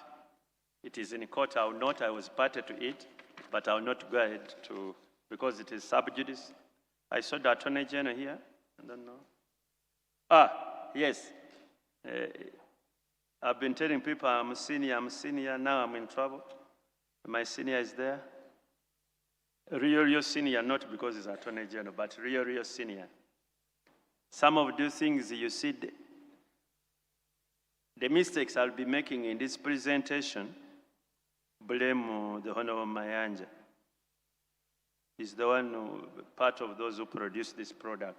So if I've made any mistake, he's responsible. Challenges, as I conclude. What makes maintaining the balance difficult. Sometimes the executive wants to have over control over public resources. Party influence can limit independent parliamentary actions. I've talked about that. Sometimes it's all about caucuses, and then because of party, and so on, you don't, it might end up being a challenge. What I would advise, even if your party has a position, look at the national interest. Why? Because the Constitution says national interest first, before you look at your parties. But I've seen other people who look at party interest, then the national interest come later. Not every other time your party's interest is national interest. And it doesn't matter which party, whether they're ruling or even with the opposition. Sometimes there is a conflict. So you as members of parliament, I advise for you to look at the national interest, then you can go to the party interest. Or try to harmonize in your caucuses, because that's where you can do that harmony. Quite easily, freely, and in good faith. On the floor, you'll be looking at competition. And, you know, sometimes cheap goals. Who scores a cheap goal? I'll give you an example. Again, I supported the Honorable Hind on the floor on some other matter when he was Attorney General, and I was shadowed. And then my leader of opposition came, he said, since when did you become government Attorney General? I said, why? He said, if they're making their mistake, it is theirs. Are you the one, are you paid? I said, what is this going on? So, you need to act in good faith. Most important, national interest. Then from there, you can look at your party interest, whether ruling party or opposition party. It is secondary to national interest. Sometimes there's a problem of patronage, capacity, constraints. Clerk, you'll have to, I wish the speaker was here. Some of this monies you are saving, I would really counsel that you forward it to that department which builds capacity of MPs. MPs should continue learning. You need to build them capacities. That's why I don't have any problem with foreign travel. Foreign travel, it helps people to see the world. And they don't come different. You know, you are from Mulanda, a village there, somewhere in Tororo. You don't know anything then, but when you start traveling, you even knowing how to dress, you see how people, they dress differently and so on. So, even travel is okay. Build the capacity for members of parliament, such that they know what goes in other parliaments, such that they know how members of parliament discuss issues, what makes a member of parliament tick. You may not learn that when you are in Idudi all the time. Idudi is where the Honorable Opondo comes from.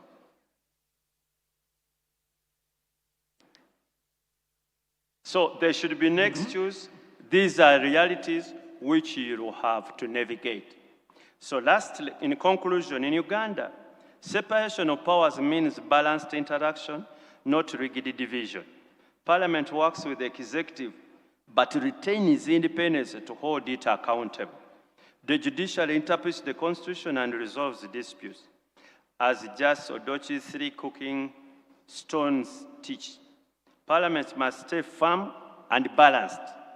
Weakness invites executive overreach. I repeat, your weakness invites an overreach by this side. The choice is yours. But excessive confrontation, I repeat, excessive confrontation, paralyzes governance. So, you don't need that excessive confrontation if you are disagreeing. Find a way of minimizing your differences and harmonizing. Other than confrontation, don't work for the gallery. Success depends on collaborating without capitulating and overseeing without obstructing. Essential for democracy, constitutionalism, and national development. Thank you very much, and please have a good 12th Parliament.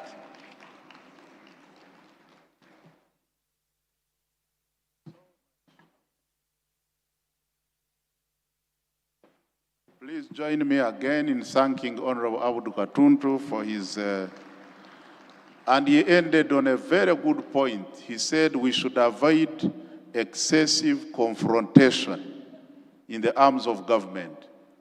There should be no confrontation between executive and parliament, and there should be no confrontation between executive and the judiciary, or the judiciary against the executive. That was a very good point, and we can afford to create harmony among the different arms of government.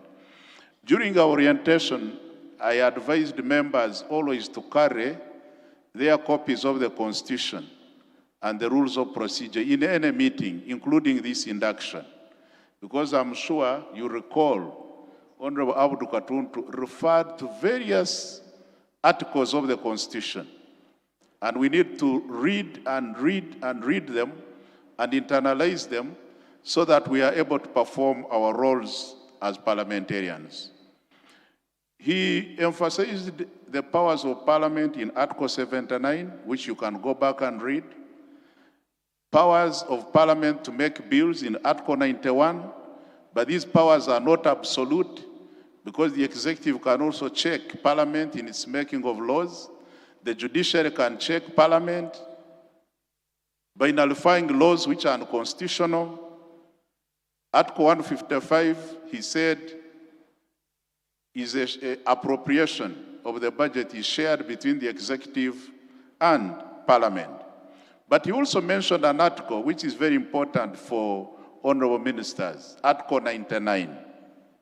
I would like to invite all ministers to read Article 99 of the Constitution. And he said, all executive authority of government is vested in the president. Ministers who read this article and understand it very well and practice it stay very long in cabinet. It helped me when I was in cabinet. I stayed there for 18 years. But I understood Article 99. Sometimes ministers behave as if the power they have is theirs. But the power you have, honorable ministers, is derived from the president. So on critical matters of policy, never introduce a new policy in your docket without reference to the president. Major policies, always refer to the president. If you have a new policy, send a concept note to the president, and the president, if the president clears you, go ahead. So your power is derived from the president. Now, I would like to ask Madam Rose Semakula to come and chair the next session, and then we shall advise you on what will follow.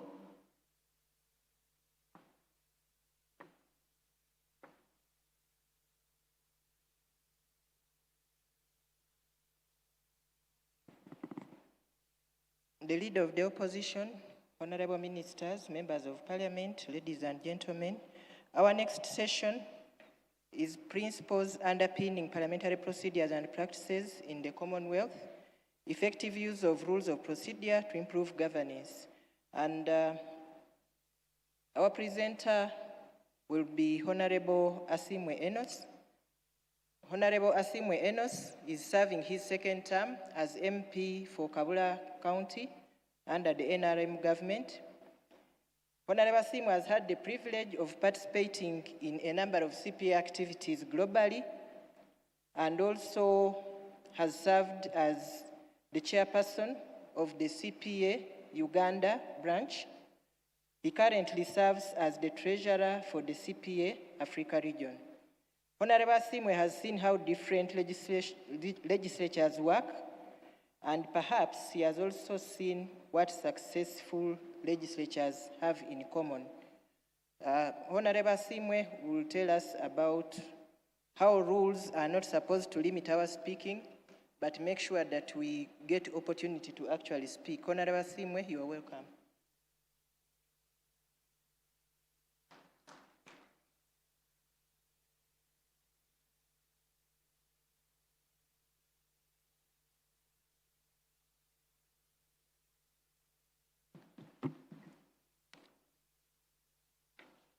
Right Honorable Prime Minister, Honorable Ministers, colleagues, clerk and all staff of Parliament.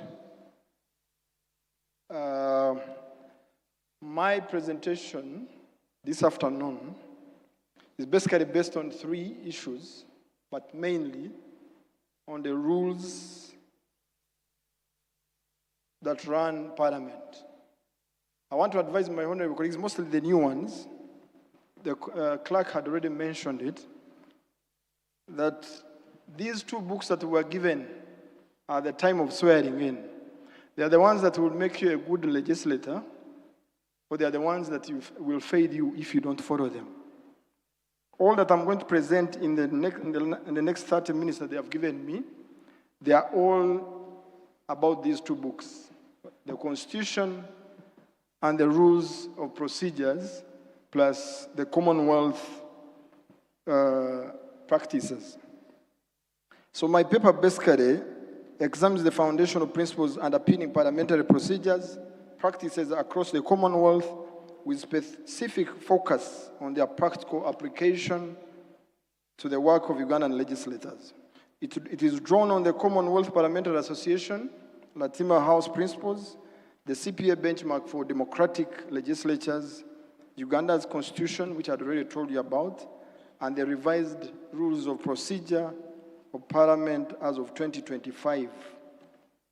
Because of time, I imagine, because I presented this document to the Parliament, and I imagine it's already uploaded on our iPads, so I will leave out some of the sections, like introduction, honestly.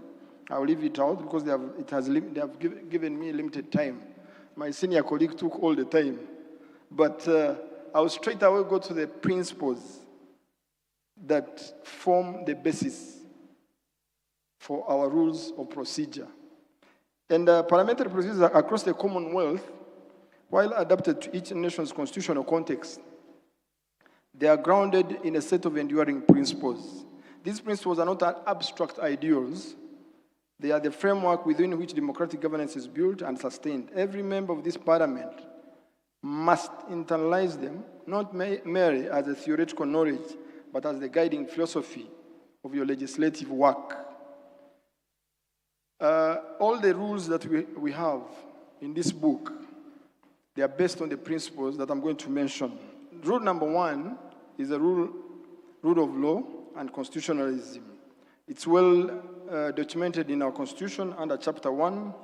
That one you can go and read out by yourselves, or I imagine those who came with your Constitution, look at Chapter 1, Article 2, which tells us that the Constitution is the supreme law, but it's based on the principle of rule of law.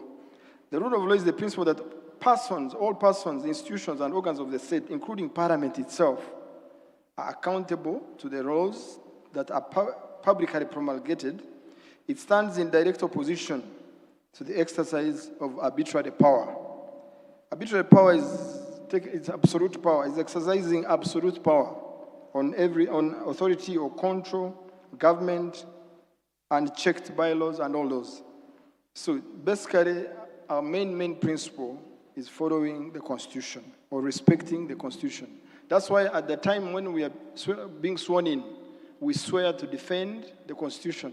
And it's not only members of Parliament. Ministers swear to defend the Constitution.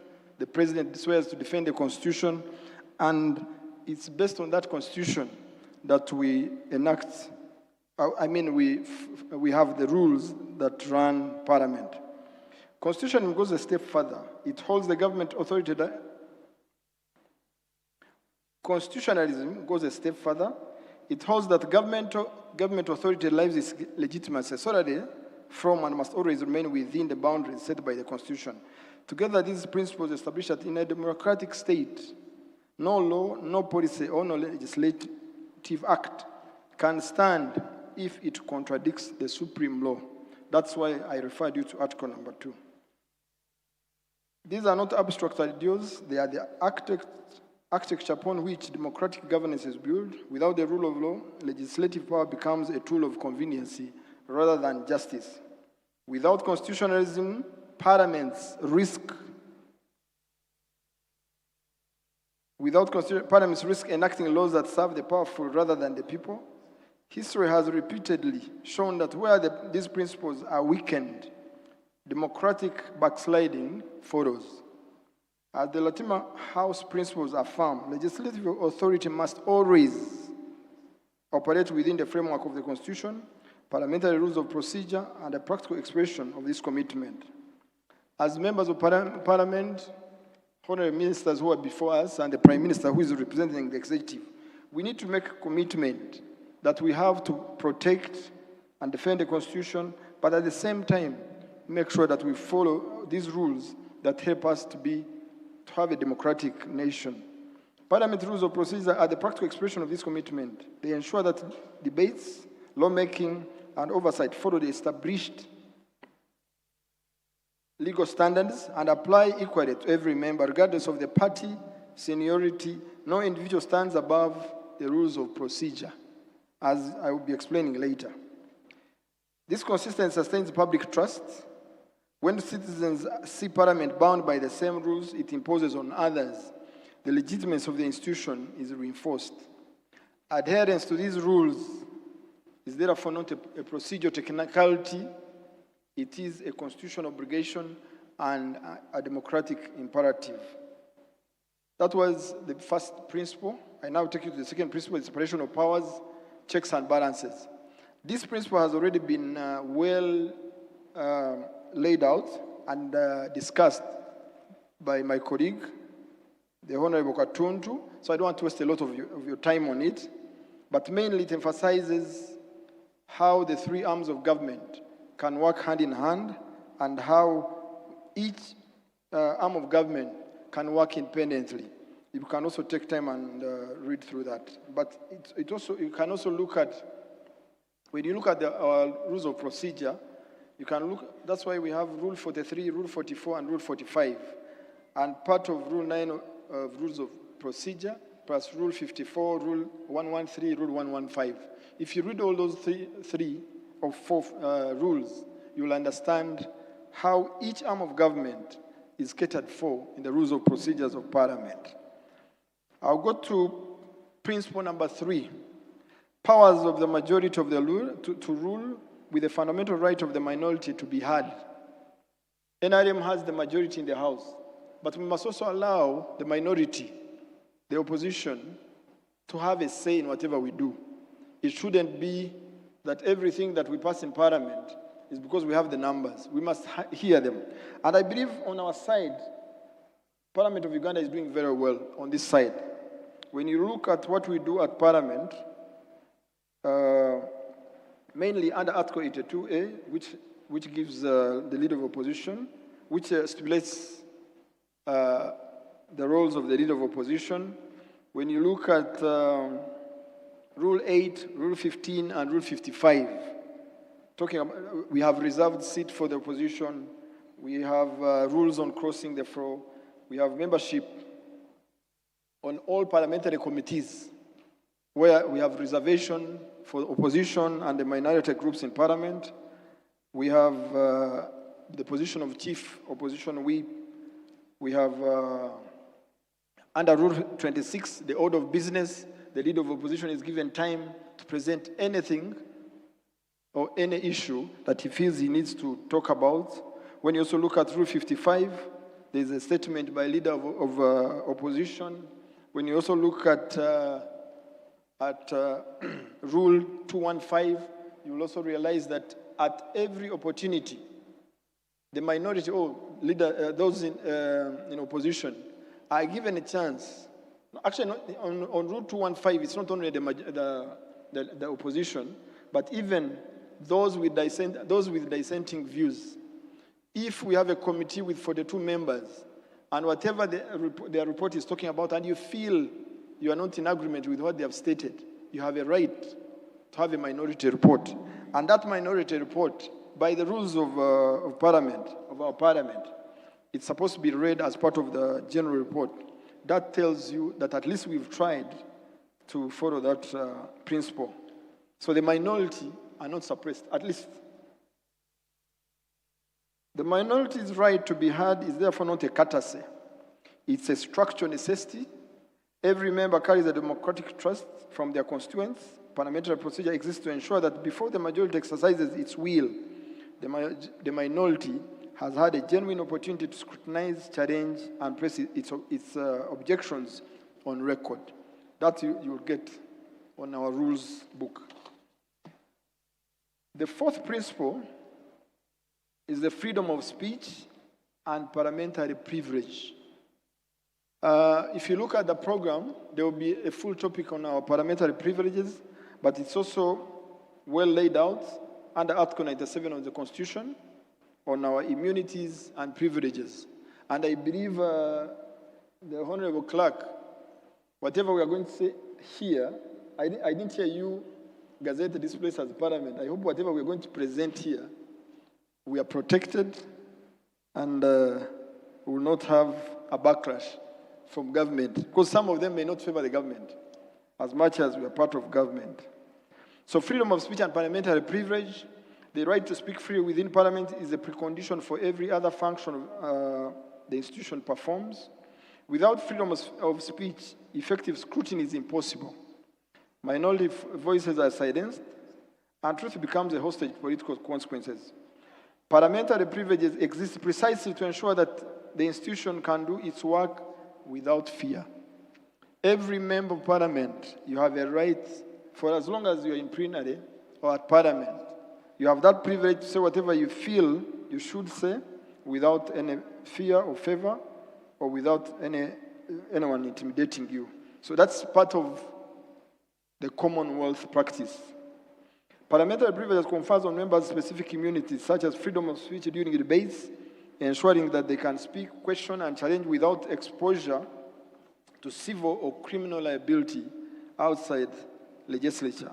So that's your right, and this right, this protection, it's rooted in Article 9 of the Bill of Rights of 1688 and reaffirmed in the Latima House principles, and is not a personal benefit to members. It is a structural guarantee that enables Parliament to function as a genuine independent institution. So when members exercise their privilege responsibly, they give voice to constituents who would otherwise have no voice. So the right to be heard is the procedural expression of this principle. The Speaker enforces a rule that guarantees each member a fair opportunity to participate in debate, one question at a time, in an orderly sequence, without interruption or undue restraint. These rules exist not to control speech, but to ensure that speech is possible. A member who understands how to invoke privilege, how to seek the floor, and how to deploy their right to speak at the most consequential procedural moment holds real power. A member who does not is at the mercy of those who do. If you do not use the rule book, if you do not go back home and read and understand the rules, you'll realize that every time you are on the floor of Parliament, you cannot find an opportunity for you to speak. I encourage you members, mostly the new members, read the rule book. At any moment, you will understand how best, at what point during the debates, you can come in to give your contribution. And remember, it is your contribution that will be a yardstick for your return in 2031. So give time to at least participate once or twice a week in the debates on the floor of Parliament, but the best way to do it is for you to understand the rules. Our principle number 5 is transparency and openness. Democratic governance cannot survive in darkness. When citizens cannot see how decisions are reached, how public funds are allocated, and how their representatives conduct themselves, accountability becomes theatrical, and public trust withers. Transparency is therefore not an optional feature of good governance, it's a structural requirement of Parliament. That one can also be emphasized under Rule 240. Parliament allows live broadcasts. Parliament allows all social media accounts to air out the debates. So I actually appreciate that Parliament of Uganda is trying to do that. So the Latima House principles are expressed. Parliamentary sittings and committee hearings must generally be open to the public and the media. The Hansard record, the public gazetting of bills, the open committee sessions are not administrative conventions. They are the architecture of Parliament that has nothing to hide. When citizens can follow a bill from introduction to assent, they have a chance to scrutinize the minister's response to a committee. They have to read, to follow and read the record of their representatives' conduct. The institution's legitimacy is reinforced in ways that no public relations campaign can replicate. I want to thank the Parliament of Uganda on that. If you go to their website, which I've also quoted as one of the research source, you realize that all Hansards are uploaded on time, information about Parliament, the order paper, everything is uploaded on that website. I implore you members to always have time and look at that website. You'll always get what you need.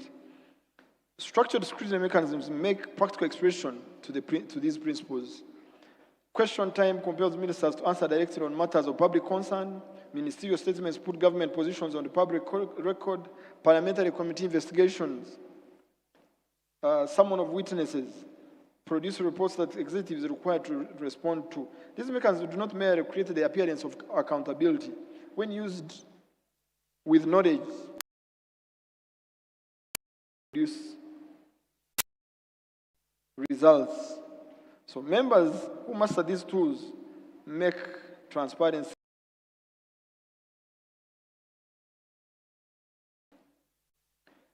Rule number 6 is about impartiality of the chair.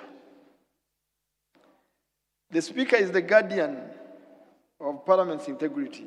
As the presiding officer of this House, the Speaker acts as the supreme and biased authority in the chamber, enforcing the rules of procedure, maintaining order, protecting the rights of every member, regardless of party affiliation, seniority, or political standing. The authority of the chair is not personal. It is institutional. It lives from the rules and is exercised on behalf of Parliament as a whole. This principle has profound implications for how members engage with the presiding officer and with one another. Challenges to the chair's rulings must follow established procedures. Meaning that if you want to, yes, you can challenge the Speaker, but you must follow the procedures or the rules that are laid in our books. This principle has profound implications for how members engage with the presiding officer and with one another. Challenges to the chair's ruling must follow established procedures. Attempts to intimidate, circumvent, or politicize the role of the Speaker undermine not merely that individual, but the rule-governed character of the entire institution. A parliament in which the chair is seen as a partisan, or in which members behave as though the rules apply to others but not to them, is a parliament that is corroding from within, or decaying, that will be decaying. I implore our Speaker and the team to always, and I believe they have been doing that anyway, to always take this principle seriously. The next principle, and the last one, is integrity and ethical conduct. Those of you who have just come in, all that I'm taking you through are the basis or the foundation of our rules of procedure. Whatever that was documented or outlined in this book is based on those rules. And the last is based on these principles. The last principle is integrity and ethical conduct. Public office is a trustship. It's not a possession. Every member of this parliament holds their seat on behalf of the people who elected them, and that trust demands a standard of conduct that goes beyond legal compliance. It demands integrity, the consistent alignment of public action with public duty, even when no one is watching and no one compels you to do so. Kindly keep your integrity and act with utmost consideration of ethics of conduct of a member of parliament. The Latima House principles require that members of parliament, ministers, judicial officers, and public office holders develop, adopt, and periodically review appropriate guidelines for ethical conduct. At the core of these guidelines is the management of conflicts of interest, whether actual or perceived. Parliament requires members to declare their financial and business interests precisely because undisclosed interests corrupt the legislative process silently, distorting votes, shaping committee positions, and skewing policy outcomes in ways that benefit private interests at public expense. We are all encouraged. Whenever there is a matter on the floor, whenever there is a matter in the committee, every member is encouraged to always declare your interest. You can write to the Speaker, you can write to your committee chair, telling them either you excuse yourself from the committee engagements for that period when they are discussing the matter, or at least to explain your relationship with the person or with the persons or with the institutions that you're actually trying to review as a committee. So codes of conduct are not bureaucratic impositions. They're the institutional expression of simple and non-negotiable standards. Those who make decisions on behalf of the public must be free from undisclosed interests that compromise those decisions. Members who embrace this standard are not declare interests proactively, recuse themselves when necessary, and subject their conduct to public scrutiny, strengthen not only their own credibility, but the credibility of Parliament as an institution. Public trust in democracy is built, one ethical choice at a time, in this chamber and the constituents members represent. So you are encouraged to work with integrity at all times in your dealings and during your service in the next 5 years. I will not talk about the sources. I already explained to you the sources of these principles. They are in our constitution, the rules of procedures as amended by 2025. That one you can read on your own. But thirdly, we also derive them from the Commonwealth Parliamentary Association. As a parliament, under the Commonwealth Parliamentary Association, Parliament of Uganda is taken as a branch of the Commonwealth. And every year, we have 2 or 3 annual general meetings, general meetings, where we discussed different principles. We discuss matters that are affecting the continent, matters that are affecting our institutions or our parliaments. And it's at every annual general conference, we make resolutions. Those resolutions come back and we present them to our parliaments. And every time we present those resolutions to Parliament, our expectation is that, and of course through the Speaker, we are supposed to take those resolutions to the relevant ministries. And the relevant ministries are meant to act on them. Some of them are actually meant to be acted on by Parliament. And once the Speaker allows them, and of course Parliament has made a resolution on them and accepted them, then they become part of our ways of work, or they become part of our rules of procedure. So some of the things that we do are based on those resolutions. They are based on those annual general meetings that we have at the CPA, and which we usually present. Because CPA has different branches. There's that of the parliamentarians, where I represent this parliament with my colleagues, who I think 5 of us. Then there is the Speakers' Conference, which also makes its resolutions, which resolutions we also bring back to our parliaments for action. And of course, the Commonwealth, the Shogam, the one of presidents, which resolutions also bind us as parliament. So that is another source of our rules. I will not go into the details, but for the last 5 years, I've been on the committee with my colleagues. I don't know whether they are here. I will ask them to stand. Those who have been on the committee of the Commonwealth Parliamentary Association, I can see Rhoda representing people with disabilities. I have Honorable Kabanda representing NRM, myself representing NRM. We had Baroda, she was representing independence. We have now the minister, Honorable Fiona Nyamtoro, who was representing the youth and was eventually replaced by the youth from Eastern Uganda. And it's that committee that has been representing you in the last 5 years. I don't know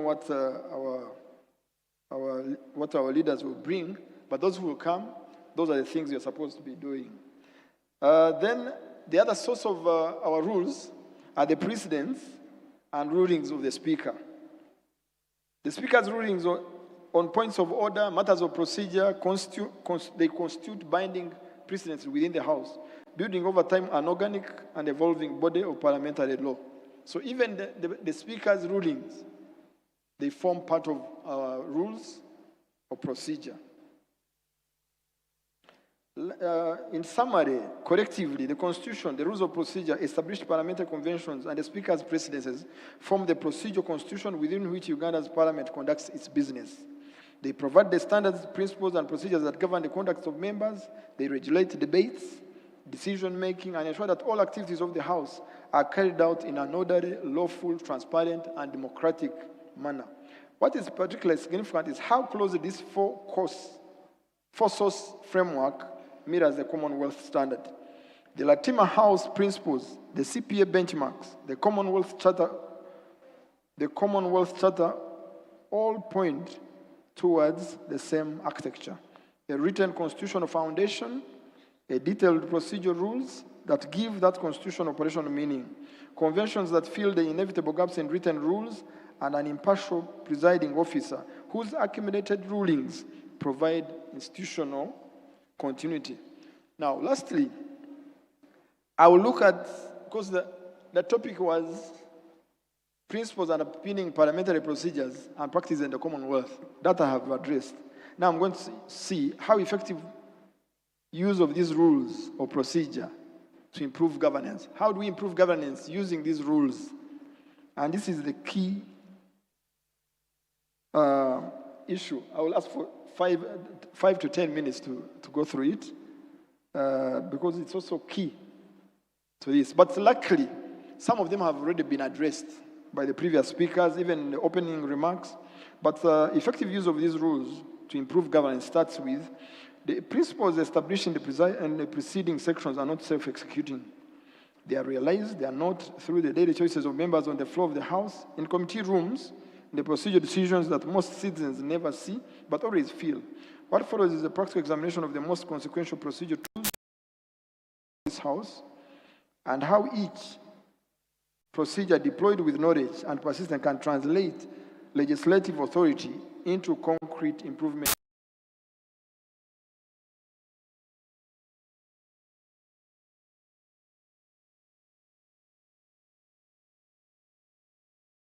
Using the questions to the Prime Minister's time. This one you can read Rule 43 or Part 9 of the Rules of Procedure. It can tell you how best you can contribute to the Prime Minister's question time. I want to encourage all the new members, please read that rule.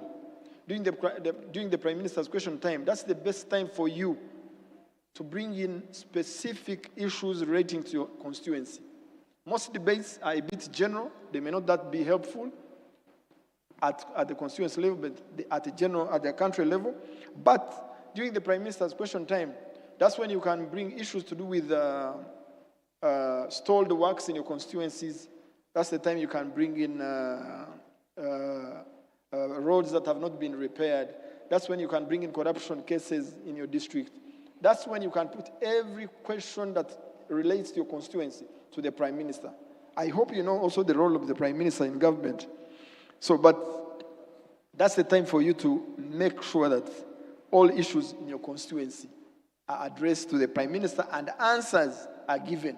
Because the Prime Minister will have time with her team to make sure that every question is sent to the relevant minister for it to be answered.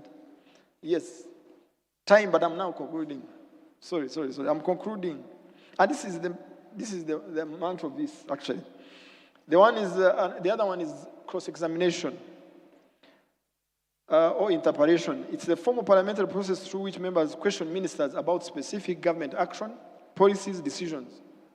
Also use that moment. Make sure when you have a chance to, during the committee proceedings, make sure when you have a minister to ask those ministers specific questions relating to your constituencies. Because it's the only time you can have to put them to question and have answers. The other one, of course, is the committee oversight. It's more or less the same. But then under the cross-examination, members have a choice to write to the speaker, to give you time, and put the ministers to task, to explain certain matters. I will give an example. I have, in the Antonda, I have a hospital that was allocated money in 2025-26. Money was in the budget, but up to now, no work on ground. We are actually ending the budget cycle. I mean, once Parliament opens, that will be the first question, to put to the minister in charge of health, to explain to me what happened. We budgeted for the hospital, but there's no work on ground. So those are the issues you need to put through that. Then, of course, committee oversight, my colleague had already mentioned, but you can also read through Rule 229. Then budget scrutiny. I want to encourage honorable members, follow the budget process. The budget process starts in September with consultative meetings. It goes into the budget framework paper that is presented to Parliament on by 31st December, which will scrutinize in January.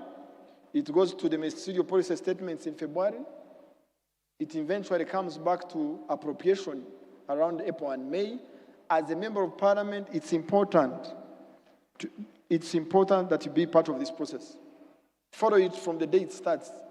You can only have items in your constituency considered in the budget if you become part of the consultative meetings. Because luckily, the Ministry of Finance sends these consultative meetings to your regions. Like us who are coming from Greater Masaka, we usually meet in Masaka.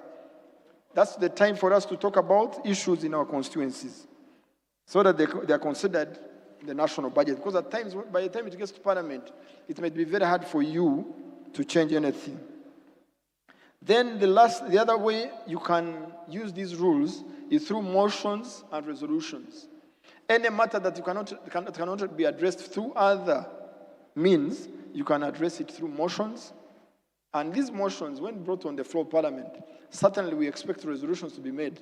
And these resolutions, once they have been passed, they're actually instructions to the executive to make sure that they act. So if you can also read part 2, which can tell you how you can raise a motion and amendments to that. The other way you can use the rules of procedure is for you to bring in private members' bills under Article 94 of the Constitution 4B.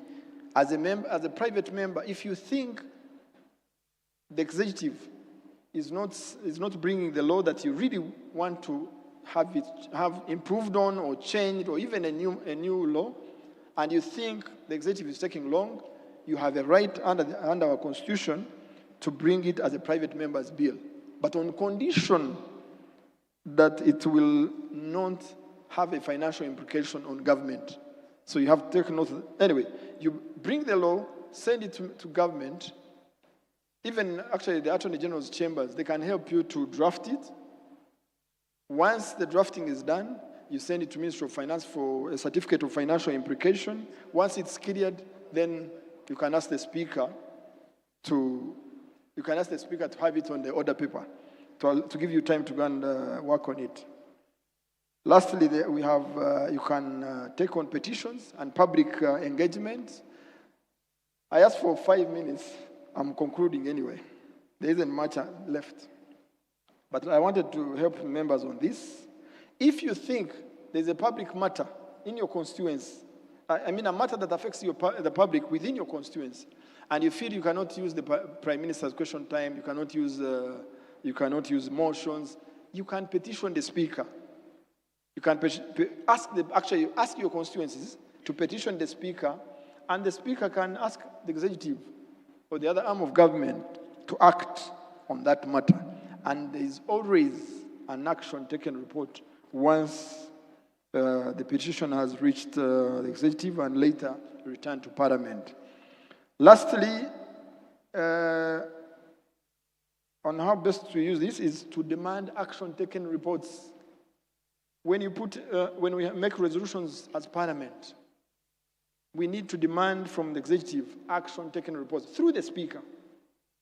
But one other aspect right, actually, Clerk, I must also report to you on this. For the time I've been at the Commonwealth, I bring in reports, you give me time, I present them on the floor of Parliament, but I've never had an action taken report from the executive, nor from Parliament. So I think it's something we are going to push in the coming term if we are retained on the committee.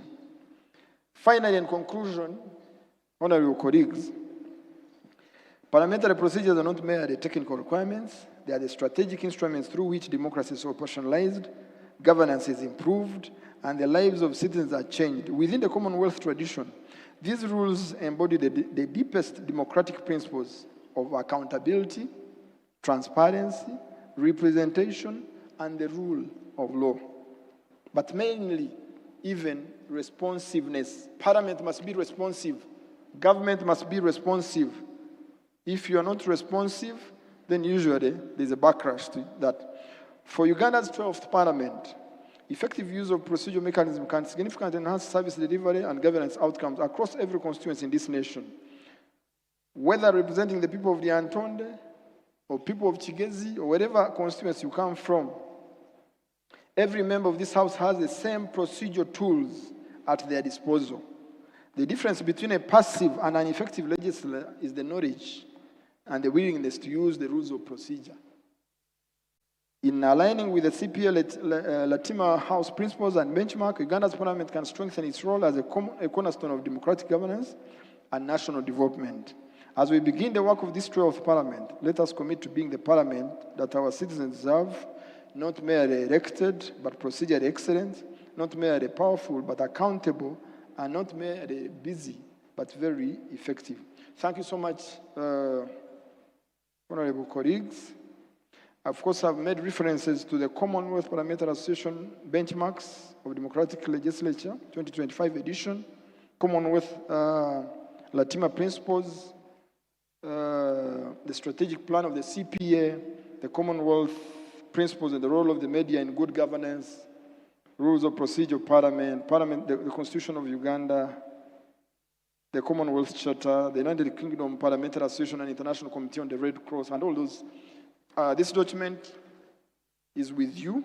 Take time, read the details. Because of time, I couldn't go through each item. Thank you so much for the time.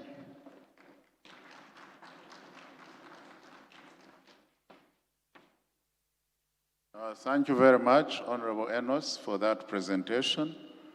Honorable members, we are hard pressed by time, but we can have few questions to the presenters because we should be now breaking for lunch, which is ready, and then we come back for the afternoon session. Yes, Honorable Kanushu. And please, when you stand, mention your name and your constituency so that the speaker can register your name and your face in his mind because you have to catch the speaker's eye, and in order to catch the speaker's eye, he must be able to know you. Honorable Kanushu, then the gentleman, Honorable here, and then the Honorable Member for Chinchizi.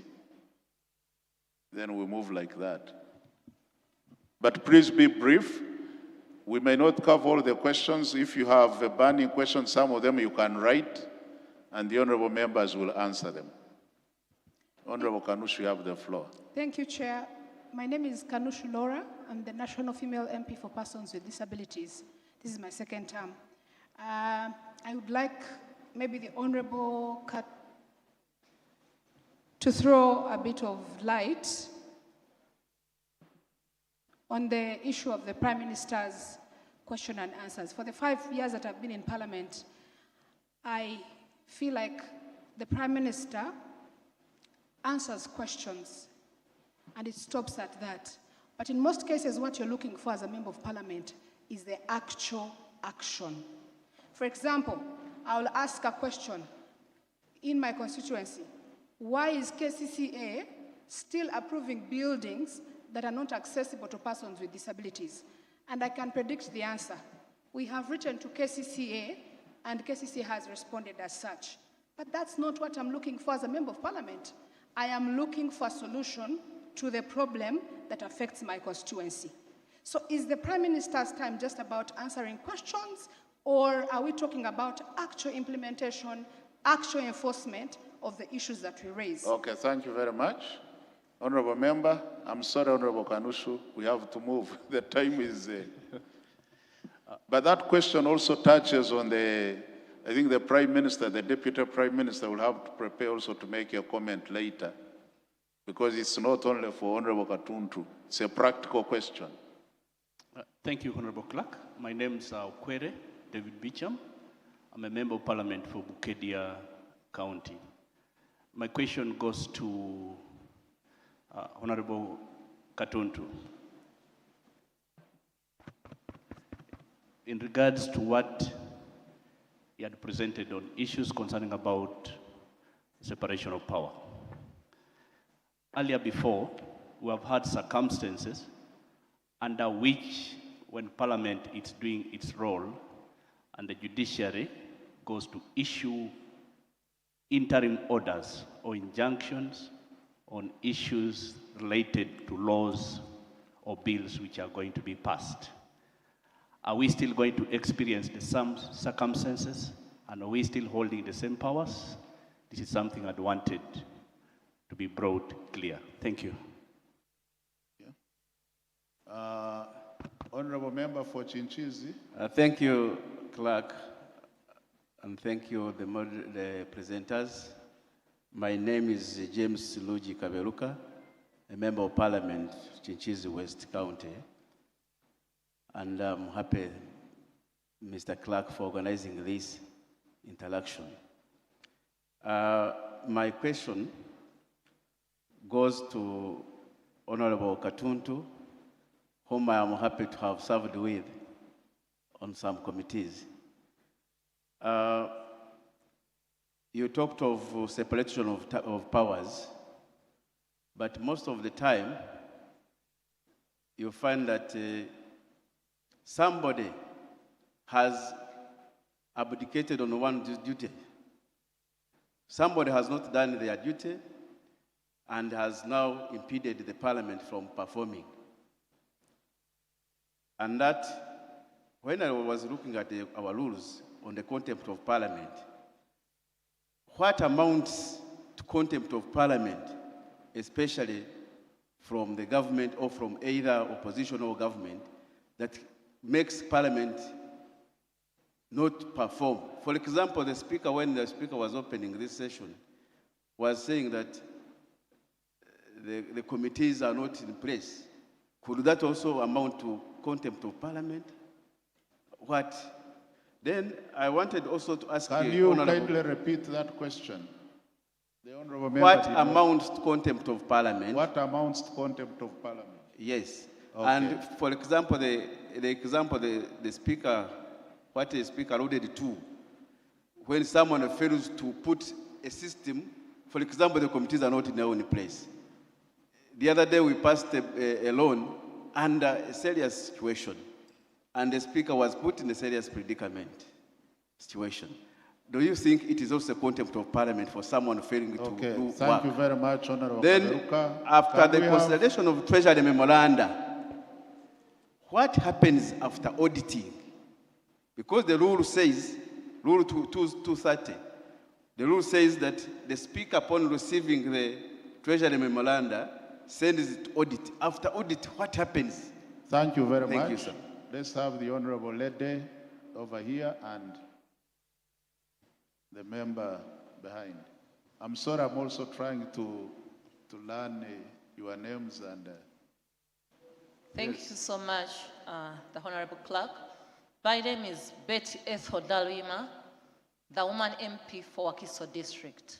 We thank you so much for this, and thanks to our presenters. My question goes to Honorable Kantuntu, and it's regarding the topic of our roles vis-a-vis the roles of the executive. Under Article 155, we have the appropriation powers. And as realized in the previous term, we worked on the budget, we appropriated the way we could see, and for the financial year 2024-2025, and for the financial year, yes, it's 24-25. You recall that on June 22nd, 2024, having done our role and the executive having done its role, we got a feedback later that we had done wrongly, we had interfered with the budget.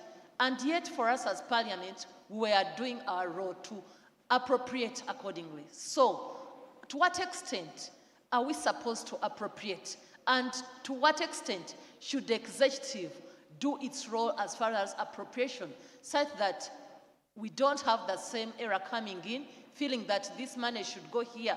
Are we supposed to leave the budget the way the executive brings it? Aren't we rubber stamped in that matter? Thank you very much, Honorable Member over there. Honorable members, we have a whole week together here. So this is not going to be the last topic.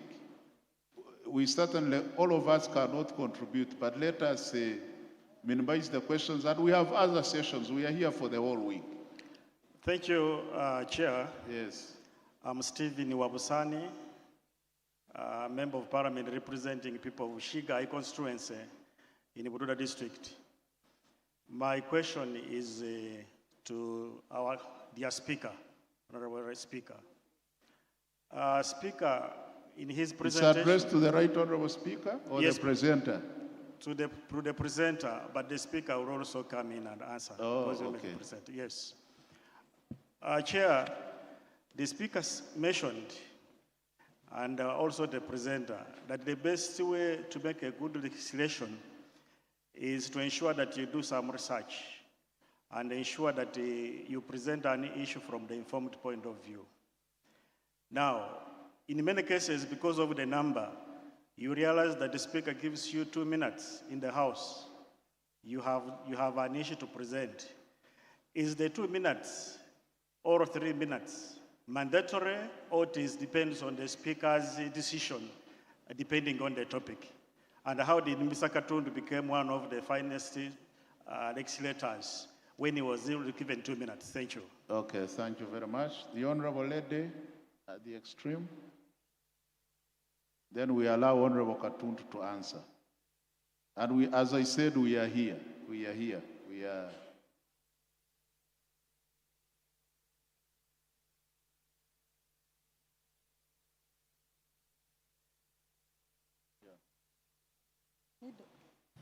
Thank you, Chair, for this opportunity. I'm Shamim Malende, the District Woman Representative. The District Woman Representative for Kampala, a member of the National Unity Platform led by Robert Chagulanyi Sentamu.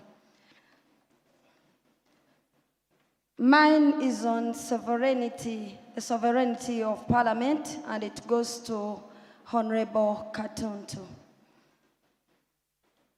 Right Honorable Speaker, in his opening remarks, clearly spoke about a people-centered legislature, and the Honorable Katundu has clearly enumerated on separation of powers, being that it's a system of checks and balances, it is shared responsibility in the interest of the people. And something really perturbs me, and this is where my question is coming from. We've seen situations when Parliament is handling any bill that is controversial. Some elements from security keep invading Parliament and actually inflict pain or injury on members of Parliament within the precincts of Parliament. And I have been a victim before. My question is, on whose orders do these elements from security act? And are these people above the law? And also, how do we continue to safeguard the safety of members of Parliament when they are inside debating national issues vis-a-vis safeguarding or reviving the integrity of Parliament in the eyes of the common person? Thank you very much, Honourable Member. Now I will ask Honourable Abdul Katuntu. Honorable Katuntu has offered to stay with us the whole afternoon up to evening, so we shall have opportunity even to raise more questions and for him to come in to participate. Honorable Abdul Katuntu, please, you have the floor, but you may also have to clarify whether there is such a thing as sovereignty of parliament. Sovereignty of parliament.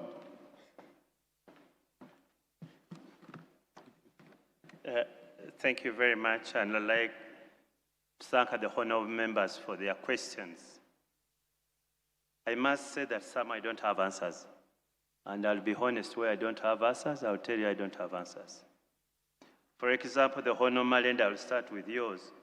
You asked on whose orders do these people come, I don't know.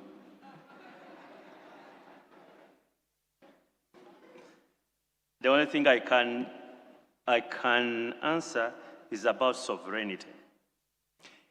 Before the 1995 Constitution, Parliament was sovereign.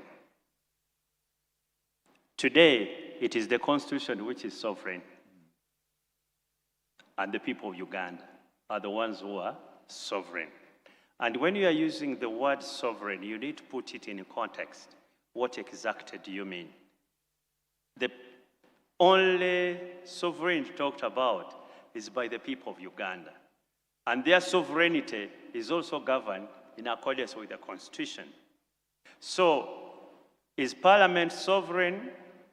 If we're using the word sovereign literally, yes.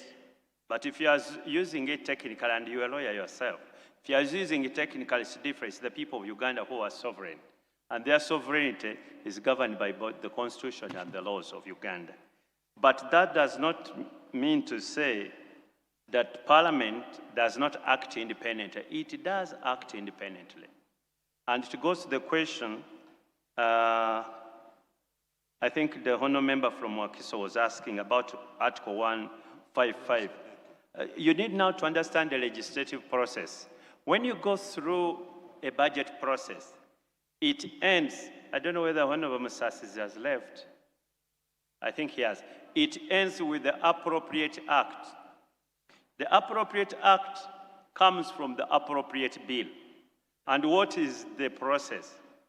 All acts, once they have been passed by Parliament, they are forwarded to the President for, we call it, assent. At that point, and that is what I was telling you earlier, that it is shared responsibility of legislation. Parliament, the bill comes maybe from the executive, it is passed by Parliament, it goes back again to Parliament, to the President, for assenting. And if the President is not happy with what you have passed, he sends it back with comments according to the Constitution. And that's what the President did with the Appropriation Act. After the budget process and the bill had gone, it was sent back with particular comments. Can you look at A, B, C, D? And then Parliament is supposed to look at it that way. However, if Parliament still insists, it goes back to him. And if he does not sign, then after some time it becomes law. It's quite an elaborate process. The point is, the President has got a right to disagree with the Parliament. I repeat, the President has got a right to disagree with what you've passed. That's why the Constitution provided that the President shall assent to the bill you have passed. However, when he returns that bill to Parliament, he must give reasons as to why he disagrees. And then you are supposed to re-examine what his issues of concern. Do you have the courage? And I think this is where I think you are right. Does Parliament have the courage to say, yes, Mr. President, your concern, we have addressed it, but we are not changing our position. We still think we are right. Do you have that courage? That is for you from Wakiso and others, whether you have that courage. To me, if you're acting in good faith, there is no problem. You also explain, say we are not agreeing because of ABCD. Then you also return it to him.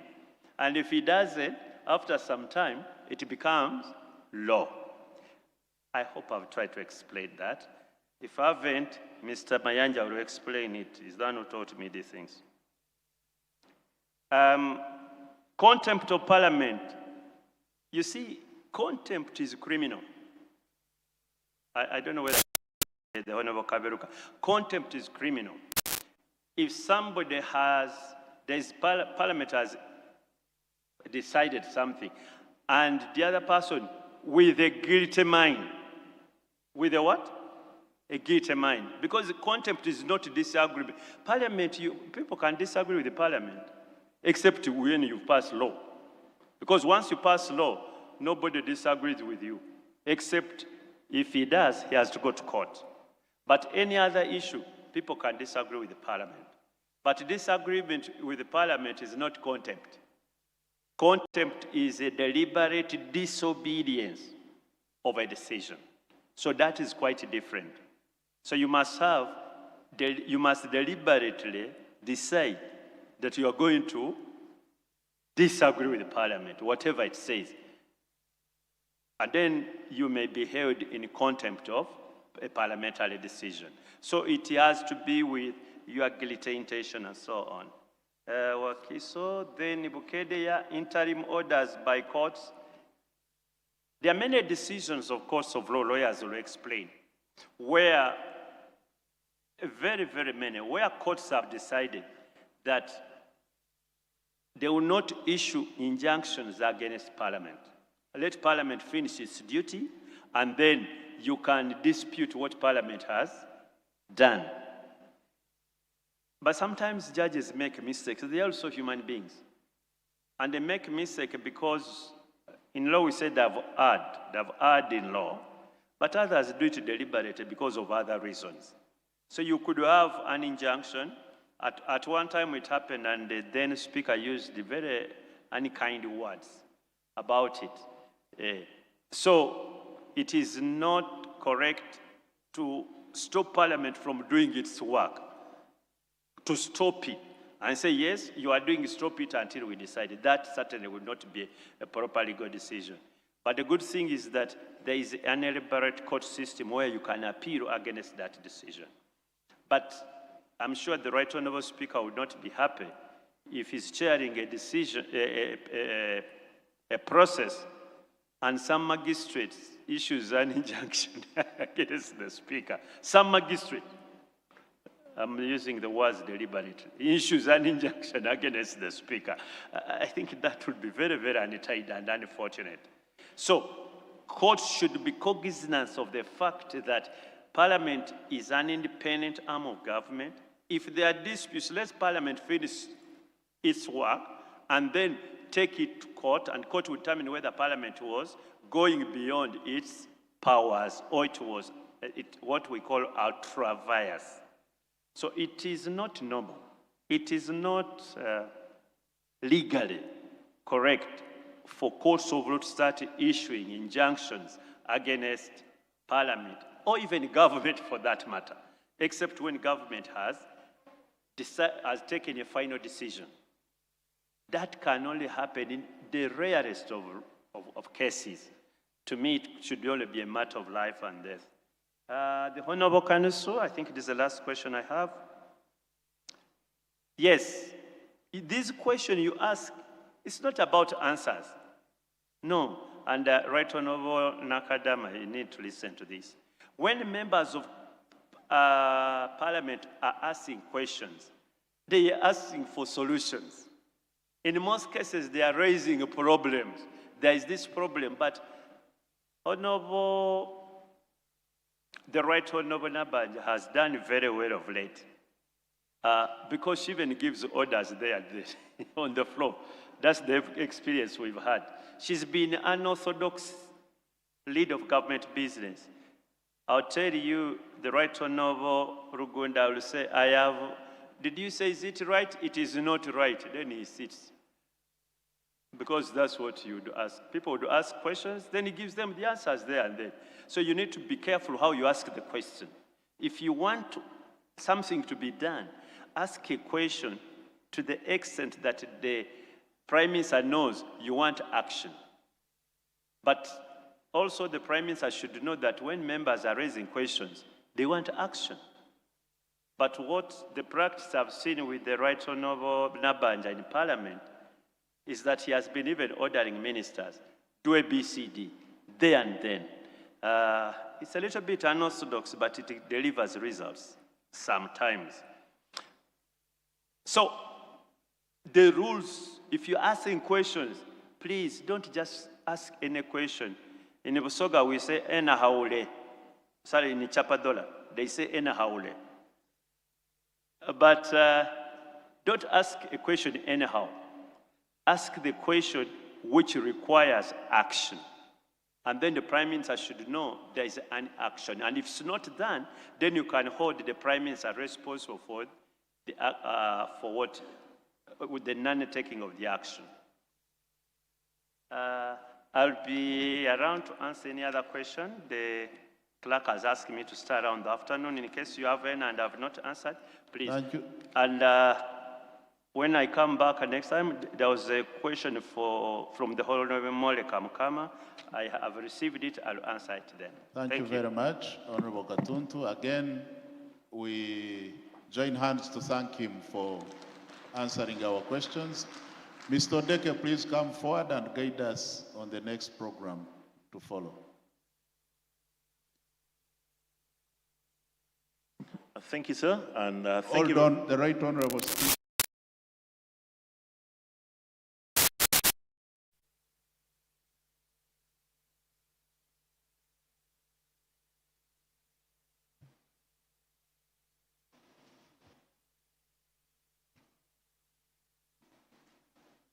Honorable Katuntu, the switched off this in here. But about the evidence-based research, I think Honorable Katuntu, go back and how were you using the 2 minutes? And then you managed to be one of the finest members of Parliament. You should answer that question. I think came from Buchigai in relation to time. How can you use the 2 minutes to speak sense in Parliament?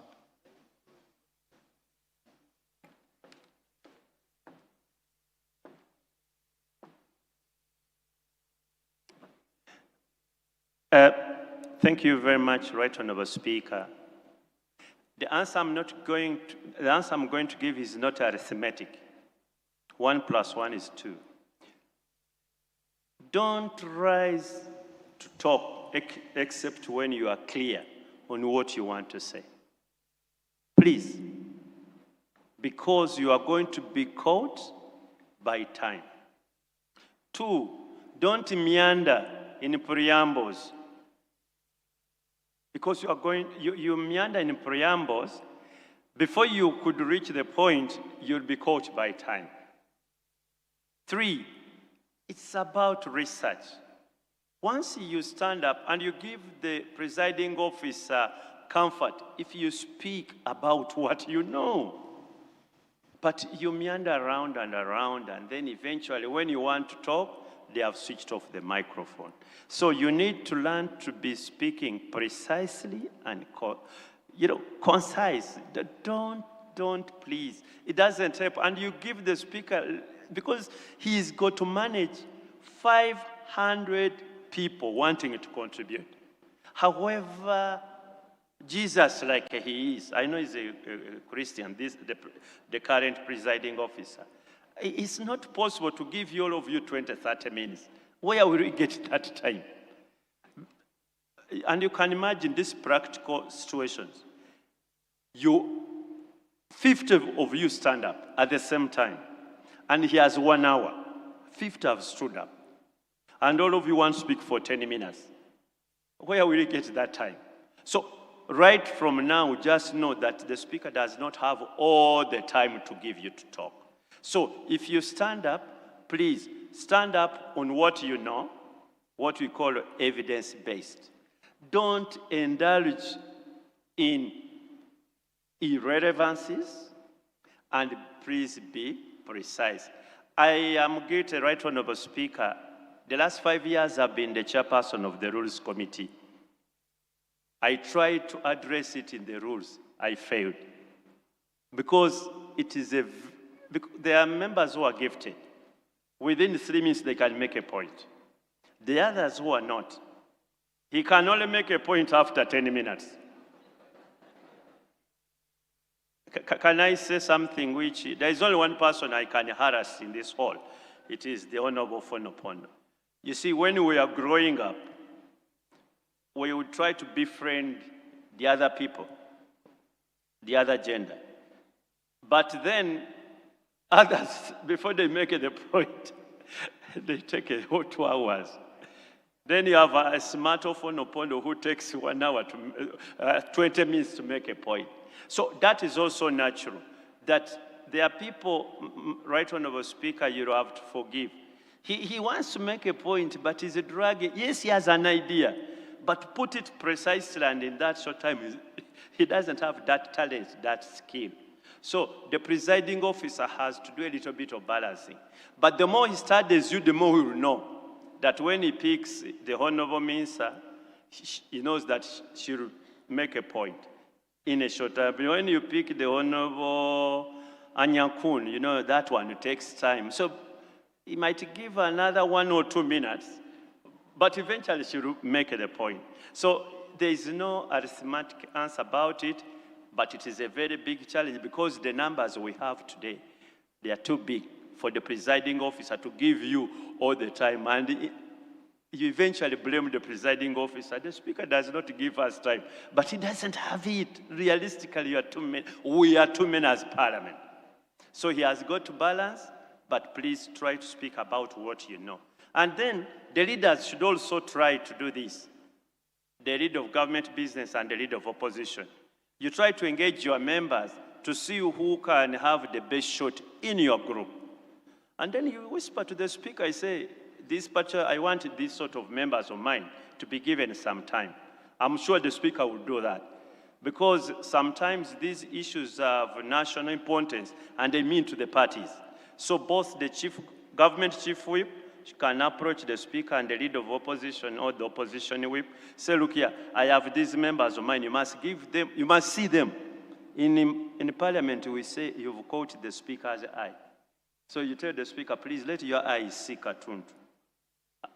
I think that's the way you can handle it, Right Honorable Speaker, but I understand it's a very big challenge.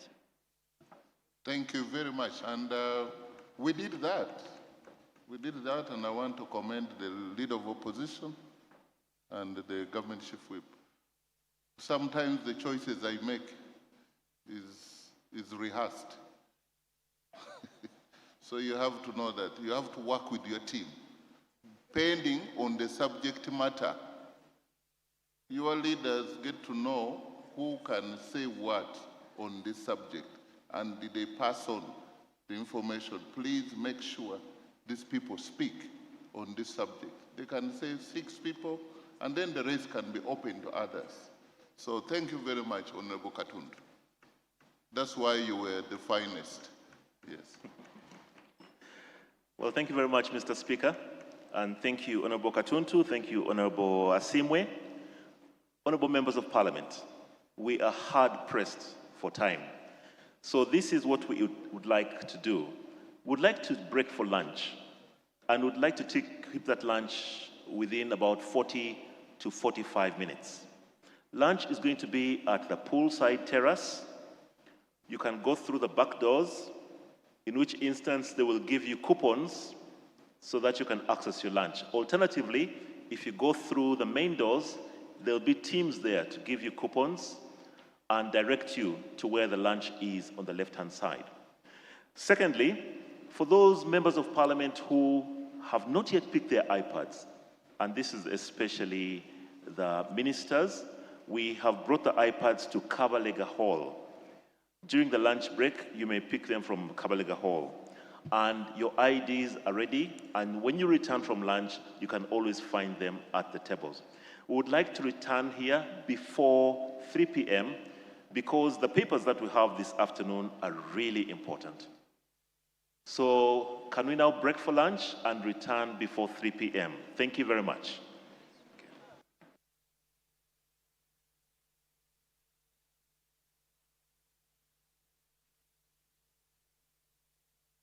Asian community one position on LegCo, but the Asians declined, saying one member could not represent them adequately.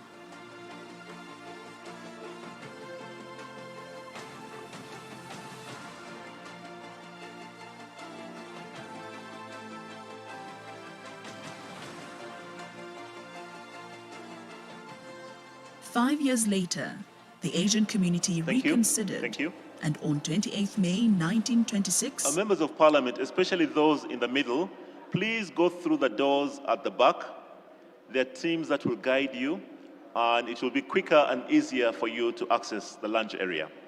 Please have your tags visible, and they shall give you coupons as you get to the exit doors. Thank you.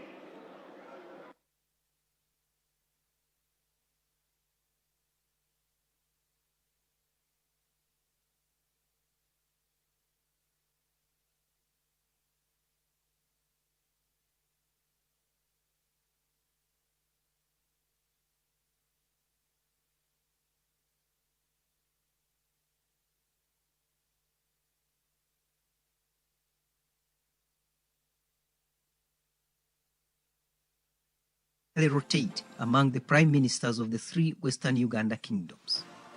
Busoga, Bugisu, Bukedi and Teso were represented by the Honorable Yokonia Zirabamuzale, Secretary General of Busoga, but representation would rotate among the Secretaries General of these Eastern Uganda constituencies.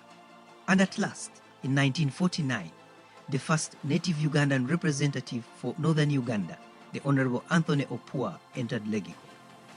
Official records at Parliament Library show that by 1955, LegCo membership had risen to 60, but there were still no signs of actual democratic representation via elections.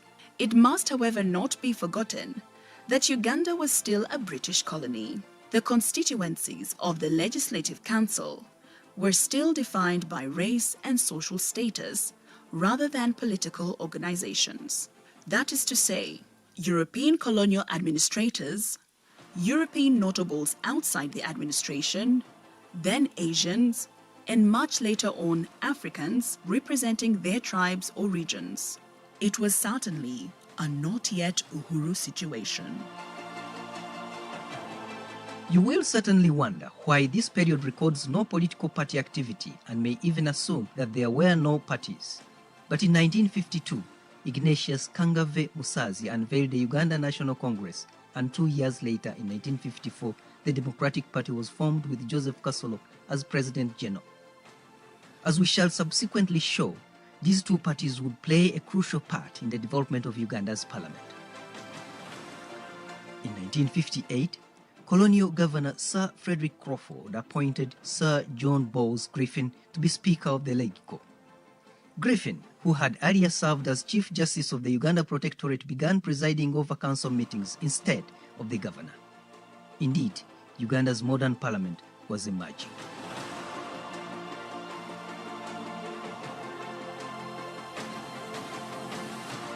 In 1958, Ugandans directly elected their representatives to the LegCo for the first time, except in Buganda, Ankole, Bugisu, and Karamoja. The other LegCo members were still appointed by authority of the governor, but the seed of directly electing representatives had been planted. 1961 was another watershed in the story of Parliament, for it is when the Uganda People's Congress and the Democratic Party first faced each other in a national election. The Kabaka's government of Buganda boycotted the exercise, but DP and the colonial government urged all citizens everywhere to participate. Kabaka's government accused Governor Crawford's appointment of a LegCo speaker, contrary to the provisions of the 1955 Buganda Agreement, but Buganda lost the case. DP's victory in Buganda was made easier because of the directive of Kabaka's government to his subjects to boycott these elections. Of Buganda's 36,000 eligible voters, it is said that about 4 or 5% actually registered. As a result, DP won 20 of Buganda's 21 seats. Some DP candidates were returned unopposed while others won with very few votes. Of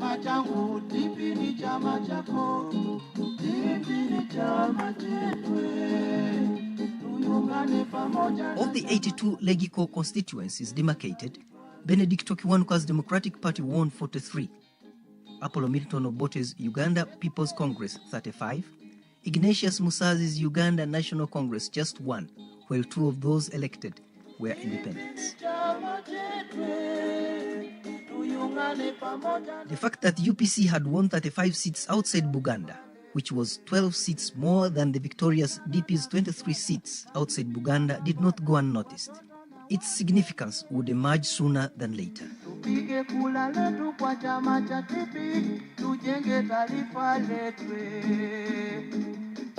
Kiwanuka realized the danger of an unhappy Buganda and promised to allay Kabaka Mutesa's concerns as a matter of first priority. However, Kiwanuka and his DP were still supervised by the colonial authorities, led by the Chief Secretary, who was the equivalent of Prime Minister. In addition to the Speaker, the crucial portfolios of Finance and Attorney General were still in colonial hands. However, Uganda's first elected government leaders were the following: Benedicto Kiwanuka, Minister without portfolio and leader of Legislative Council. John Chrysostom Kiwanuka, Minister of Education. David Chisada Nabeta, Minister of Health. Basil Bataringaya, Minister of Local Government. C. Patel, Minister of Commerce. Balam Mukasa, Minister of Agriculture and Animal Industry. Matayo Mugwanya, Minister of Lands and Water Resources. Stanley Bemba, Minister of Labor and Social Development. Nicholas Opio, Minister of Works. Lawrence Sebalu, Minister of Economic Development. On 2nd July 1961, the elected Ben Kiwanuka assumed the title Chief Minister and replaced the appointed Chief Secretary, who had been the equivalent of Prime Minister in the Legco. The first international assignment involving Uganda's directly elected legislators was the Uganda Independence Debate, which saw them flying to Britain for the famous Lancaster Conference. Among them was Uganda's first Chief Minister, Benedicto Kiwanuka, and Uganda's first leader of opposition, Apollo Milton Obote. Together with them were several other Legco members.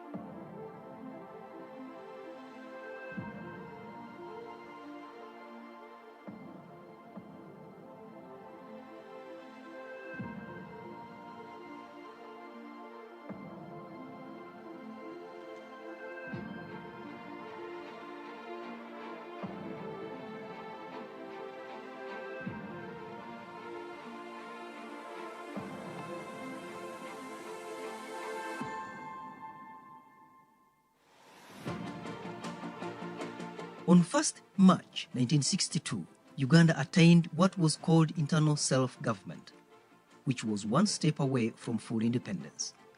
On that day, Uganda's 41-year-old Legislative Council henceforth came to be known as the National Assembly. The old practice of parliamentary business being dominated by appointed ex-officio legislators also ended, and Benedicto Kiwanuka graduated from being Uganda's first chief minister to Uganda's first prime minister. Uhuru was very, very close.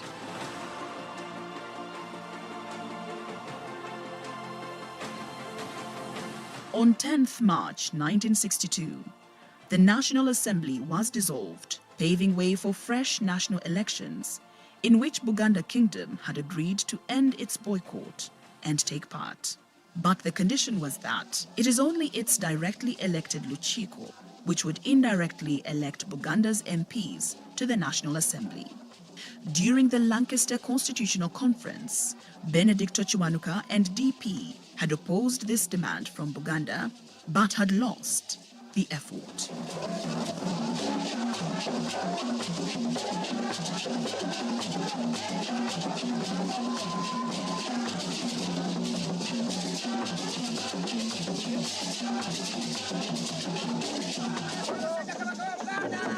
The Kabaka's displeasure with Chiwanuka and DP would soon manifest itself in the election held on 25th April 1962. The new Kabaka Yeka, king-only party, secured all the 21 Buganda seats and formed an alliance with Obote's UPC, which had won 37 seats outside Buganda, while DP had secured only 24.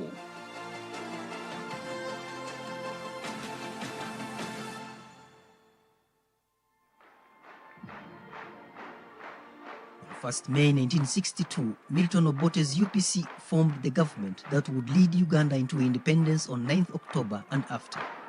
This is the time to work for Uganda. This is the time to follow Obote. This is the time to work for Uganda. This is the time to follow.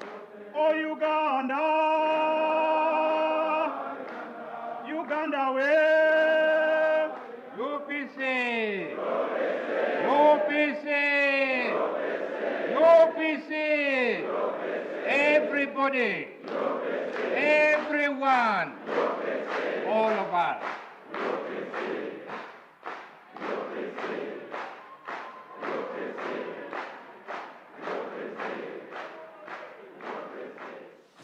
One of the first things the 92-member National Assembly did was to elect a speaker rather than have one appointed as in the past.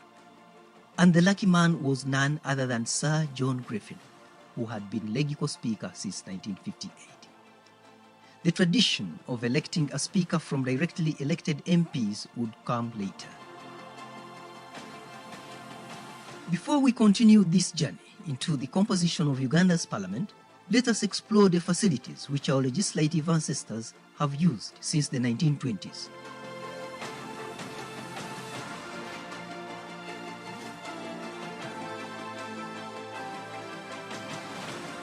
In order to respond to the changing requirements of modernity in a fast-moving world, Uganda is putting up a new structure for its legislature at Parliament Avenue.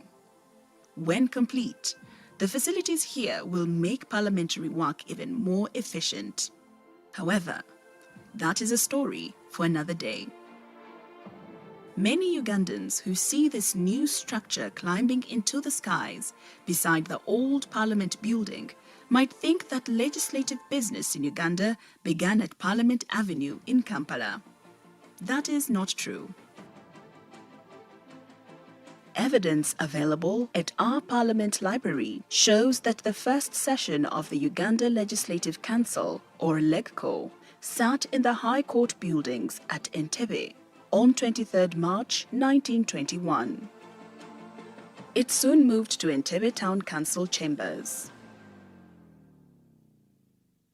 For the record, Entebbe, whose official name was Port Alice, was the political and administrative capital of the Uganda Protectorate. The colonial commissioners and governors worked and lived there, and to the present day, Uganda's State House is where it was when Great Britain colonized Uganda.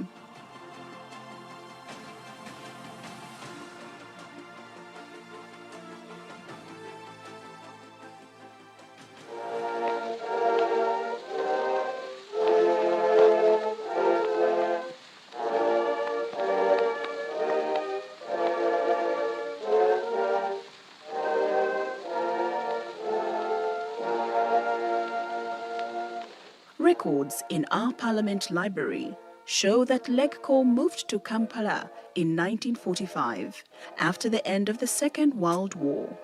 Its new home was the High Court buildings, which still look elegant to date.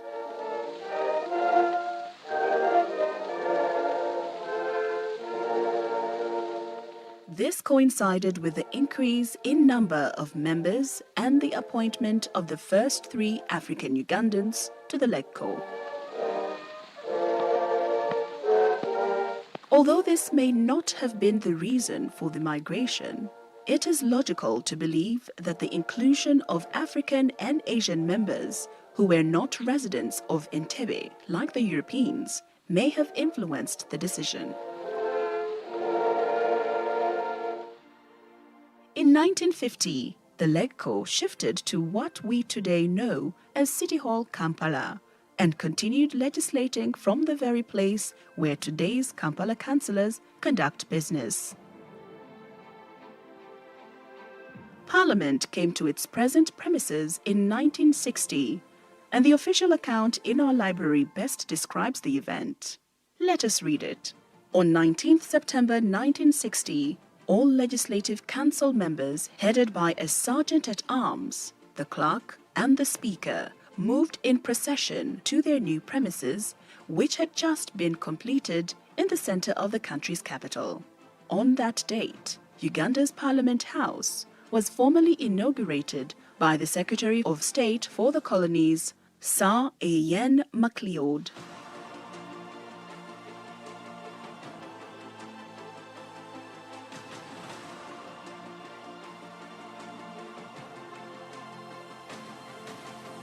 Parliament House on Parliament Avenue, Kampala, was constructed following a resolution in the LegCo of 19th October 1956. It was to be a home for the legislature with offices for ministers and their respective. In 1959, this project was stiffly opposed by the Buganda Luchiko at Mengo. Why?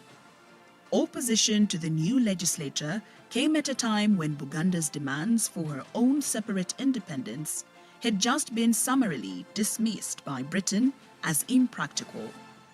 It was also the period when Kabaka's government had declared that it would not participate in the coming LegCo elections, but the colonial authorities insisted that this would be in breach of the 1955 Buganda Agreement.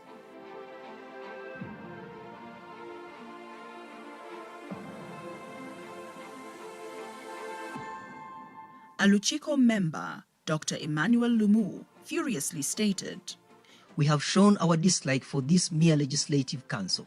How about something as big as a parliament? If we allow this building, we shall have surrendered ourselves to our enemies." In response, however, the governor assured Luchiko members that the new parliament could not harm Buganda. He reminded them that ever since LegCo shifted from Entebbe, it had been sitting in Kampala for 13 years, and they had never opposed its presence. Luchiko member Bildad Muonge's response to the governor was loudly cheered when he observed that we don't oppose the construction of government offices at all. What we oppose is the construction of more than one parliament in Buganda. As a custom, this parliament will also have a throne for Her Majesty Queen Elizabeth, and this we cannot tolerate because we have our Kabaka. The governor then reminded Luchiko members that the 1955 Buganda Agreement had provided for all these developments and that there was no conflict over the roles of LegCo and of the Luchiko. He assured members that he saw no threat to the authority of Buganda Luchiko in constructing a building for Parliament in Kampala and stressed that the political future of the Uganda Protectorate in general and of Buganda Kingdom in particular lay in their active participation in LegCo matters. With those assurances, thousands of Ugandans, including Buganda, lined the streets as Sir Ian MacLeod arrived to open the new building on 19th September 1960.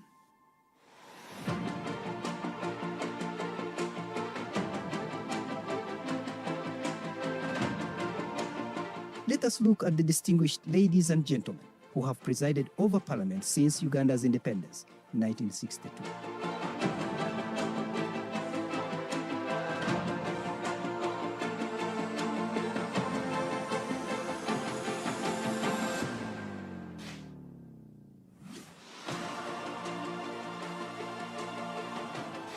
In 1962, Uganda's first parliament elected Sir John Boyce Griffin as Speaker. He had also been Speaker for the Legislative Council from 1958. The Deputy Speaker was Serwano Kurubya, and both gentlemen did not represent any constituencies, having been specially nominated under the laws prevailing at the time. Ill health persuaded Honorable Griffin to resign in 1963. Parliament then elected Mbali Town Uganda People's Congress MP Narendra Patel as Speaker. Narendra Patel also presided over Uganda's second parliament from 1966 until General Idi Amin Dada's military coup of 1971 abolished parliamentary democracy. Kurubya continued as deputy speaker until 1964 when he resigned, allowing for the election of Busoga North Uganda People's Congress MP Adonia Lwerere Nume. Illness forced Deputy Speaker Nume to resign in 1970, and he was replaced by Kigezi East UPC MP Nathan Bisamunyu.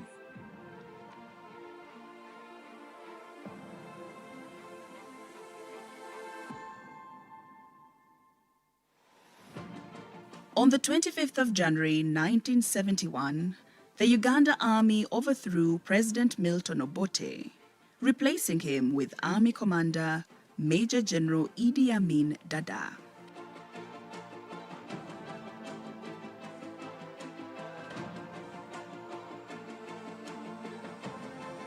Among his first major decisions was the suspension of parts of the 1967 Uganda Constitution and, more important, the dissolution of Parliament. The People newspaper of 3rd February 1971 reported as follows. Whereas on the 25th day of January 1971, the armed forces of Uganda took over the powers of the government of the Republic of Uganda and vested those powers in me, Major General Idi Amin Dada, now, pursuant to such powers, I hereby proclaim: 1. Chapters 4 and 5 of the Constitution are suspended, and all appointments and offices excepting public offices held immediately before the 25th day of January 1971, pursuant to the powers contained in those chapters, are hereby terminated with effect from that date. 2. All the titles, privileges, prerogatives, powers, functions, and exemptions formerly enjoyed or exercised by the former President of the Republic of Uganda under the Constitution are hereby vested in me. 3. Parliament is hereby dissolved, and all legislative powers referred to in the Constitution are hereby vested in me. 4. All legislative powers shall be exercised by me through the promulgation of decrees evidenced in writing under my hand and sealed with the public seal. And with that, Uganda's parliament was placed in limbo for the next 8 years. After dissolving it indefinitely, President Amin posed for the camera with the ousted members and staff of parliament. To emphasize that civilian politics was over, the icon of Dr. Milton Obote, that was suspended above the main entrance to Parliament, was hauled down as the crowds cheered and jeered.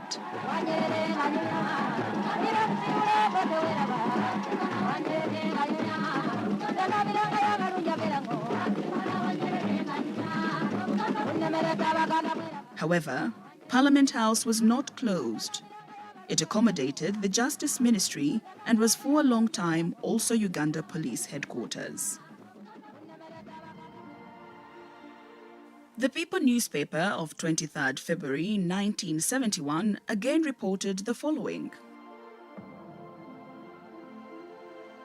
The President of Uganda, General Idi Amin Dada, repeated it yesterday that the military government will hand over power at the earliest opportune moment. The General said this in reference to a suggestion over the weekend by officers and men of the Uganda Army and Air Force that his government should stay in power for at least 5 years. The General explained yesterday in a statement that as soon as the work of the Commission of Inquiry is complete and the military government has had the chance to put the affairs of this country in order, general elections will be held. This task might take a period much less than 5 years, the General said.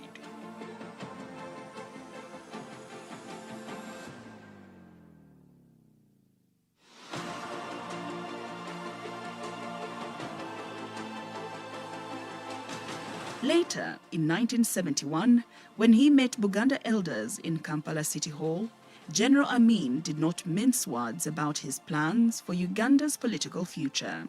One of the reasons I include the former ministers and the councillors in this conference is to warn all of them that for as long as political activity is suspended, they should stop all political activity. I have said many times, and I repeat now, that politics can be a dangerous game unless properly played at the right time. It is my view that while we are preoccupied with the problem of consolidating our country, doubling production, political activity is unnecessary. I want to make it clear to all people in Uganda that my government is not based on political parties. It is not DP, DPC, or Kabakaika. It is a military government serving all the people of Uganda. Kale tutwagala kugendera bya politics ate nga buli game bira abantu bayogera wano bya politics ebintu ebyo tutudde kubikkiriza ab'emagye bali wano n'okubadde ne prison n'okubadde nze siriho tibajja kukkiriza politics egendewo okutuusa bwe balirowooza nti Uganda kati eteeredde bulungi kale gavumenti y'amagye eyinza kuba erinankani abe politics gavumenti. Wali muntu kulowooza waliwo abantu bagenda pukupuku nti amagye gajja kuwa gavumenti ku mwezi bbiri ku mwaka gumu ku mwaka abo balindira ddala njagala kubategeeza abo balindira ddala ate nja kutuula nammwe kompulisi nja kwogera nammwe nja kubategeeza ebintu byonna ebya politics bigeeko. Political party activities, elections, and a return to civilian rule were not among the military government's priorities.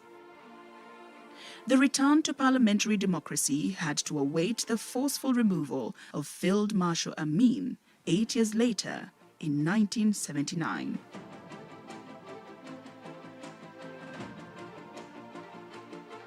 Fellow countrymen, I am Lieutenant Colonel David Oyito Ojok.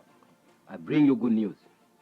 On behalf of the Uganda National Liberation Front, we have today, Wednesday, 11th April 1979, captured the Ugandan capital of Kampala.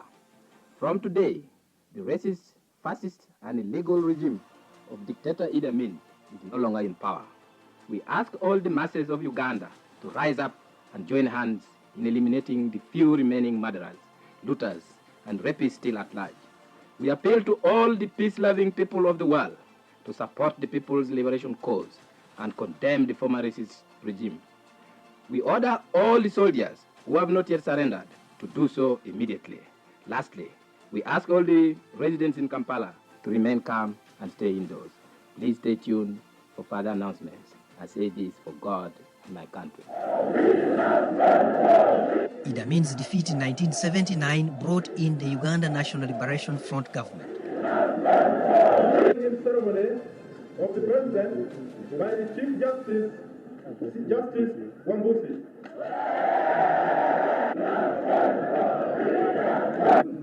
Kironde Lule,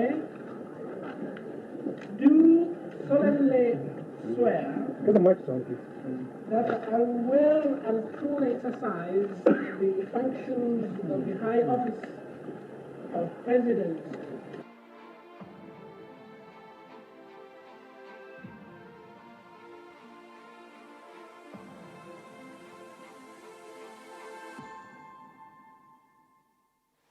While in Tanzania, the UNLF had created a pseudo-parliament which it called the National Consultative Council. And with UNLF in power, NCC became Uganda's third parliament. The NCC chairman was Edward Rugumayo, and he automatically became Speaker. Rugumayo was Speaker from 11th April 1979 until President Godfrey Binaisa was overthrown by UNLF's military commission in May 1980, where Rugumayo was outside Uganda. Speaker Rugumayo did not return and was succeeded by the Deputy Speaker Alex Blasio Nume Waibale, until he too resigned on 16th September 1980. Alex Waibale was succeeded by Francis Butajira as National Consultative Council Speaker. The Military Commission dissolved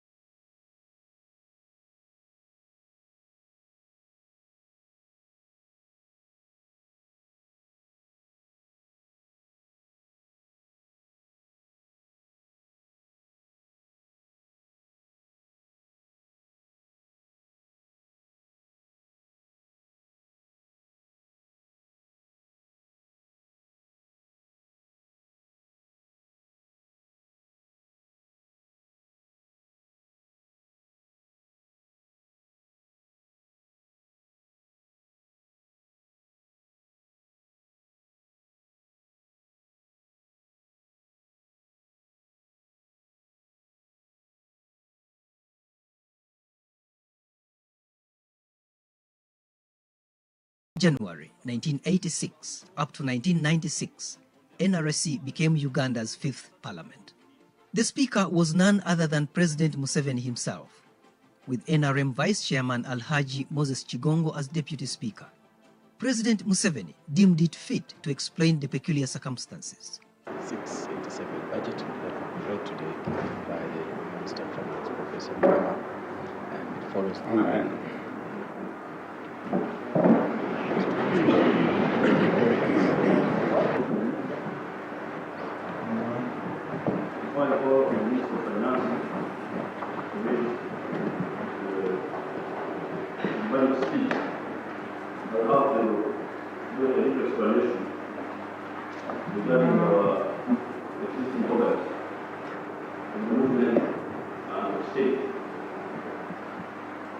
In the past, people in Uganda here were used to the parliamentary system, where there was the legislature, and then the executive arm, and then the political organs, the movements, and the parties and so on. But as of now, ours are fused. When we were in the bush, we didn't have time to sort out the roles of legislatures as opposed to roles of political organs of the movement. So as of now, they are fused. That's why you see me here acting as a speaker. Because we are not using so soon the ego of speakers, so we need to provide for it. So you have to bear with us. Haji Chigongo chaired most sessions over this 10-year period, making it necessary for him to have a vice chairman. First was Kaberamaido MP Joseph Ekemo in 1994. After him came Kwanya County MP George Cosmas Adiebo from 1994 to 1996. And from 1996 to 1998, it was Lira woman MP Betty Okwir. The first speaker for Uganda's 6th parliament was James Wambogo Wapakabulo, the MP for Mbale municipality, after distinguishing himself when chairing Uganda's Constituent Assembly. The chairman of the assembly, Honorable James Wapakaburo, then handed over 3 copies of the Constitution of Uganda to the president, the chief executive of the country.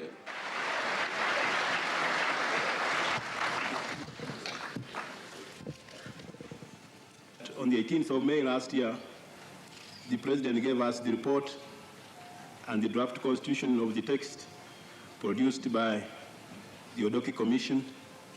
Now we have ceremonially returned to His Excellency the President a job completed and in accordance with the law under which we have operated.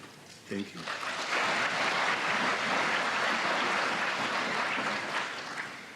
Then the president, in the exercise of his authority as the chief executive, handed over 1 ceremonial copy to the vice chairman of the National Resistance Movement, Alhaji Moses Chigongo, for the Speaker of Parliament, the legislative arm of government, and another copy to the Deputy Chief Justice, Justice Seth Manyindo, who represented the Chief Justice on behalf of the judicial arm of government.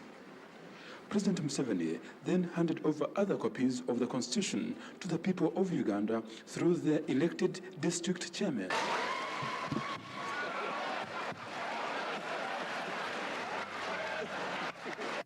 Wapa, as he was fondly known, served 2 years and was succeeded by Koboko MP Francis Ayume, who steered the House from 1998 to 2001. Whereas Clause 2 of Article 101 of the Constitution provides that the President may, in consultation with the Speaker, address Parliament from time to time on any matter of national importance, and whereas the President has deemed it necessary to address Parliament on the question of security in Uganda and in the Great Lakes region as a matter of national importance, and whereas the necessary consultation has been carried out, and it has been agreed that Parliament sits today to enable His Excellency the President to address Parliament, now therefore it is my honor to invite Your Excellency to address Parliament. Mr. President. The Deputy Speaker during this period was Bukoto Central MP Edward Sekandi. Presiding over Uganda's 7th and 8th parliaments from 2001 to 2011 was Bukoto Central NRM MP Edward Chiwanuka Sekandi, with Kamuli NRM woman MP Rebecca Aditwala Kadaga as Deputy Speaker. Now, therefore, I, Edward Chiwanuka Sekandi, Speaker of Parliament of Uganda, to welcome Your Excellency to the 7th Parliament for the first time and to invite you to deliver the State of the Nation address to Parliament in accordance with Article 101(1) of the Constitution. Your Excellency. Uganda's 9th and 10th parliaments from 2011 to 2021 had Kamuli NRM woman MP Rebecca Aditwala Kadaga as Speaker, the first woman in Uganda to get the legislature's top job. I'm right to congratulate the Parliament of Uganda on a significant milestone in celebrating 100 years of legislation on 23rd March 2021. We note that the precursor of the present-day Parliament of Uganda was the Legislative Council, LegCo, and held its first meeting on Wednesday, 23rd March 1921 at Government House in Entebbe. That anniversary falls the same year that the CPA reaches its 110th anniversary, 1911-2021.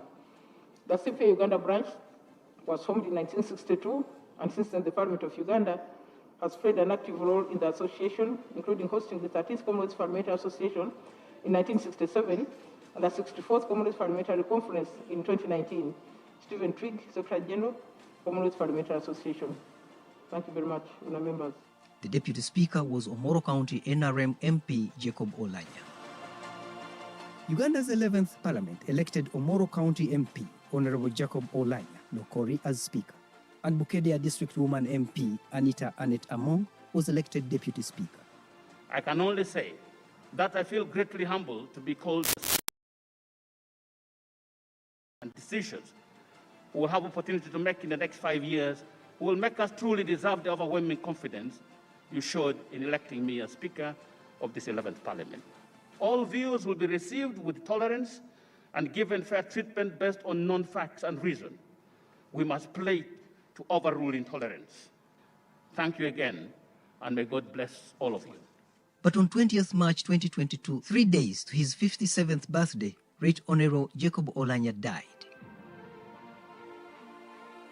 On 25th March 2022, Honorable Annette Anita Among was elected to take charge of the 11th Parliament.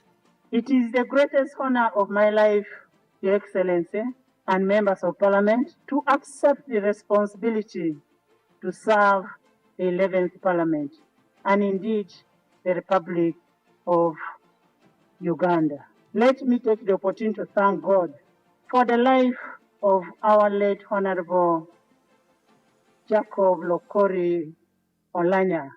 We talk about Jacob today because we would not be here undertaking this exercise had he been amidst us.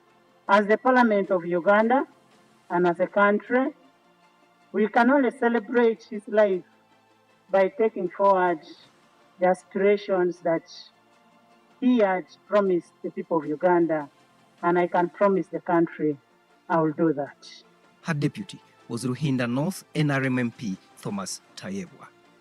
On 25th May 2026, West Budama Central MP Honorable Jacob Maxson Zoboth was elected Speaker of the 12th Parliament.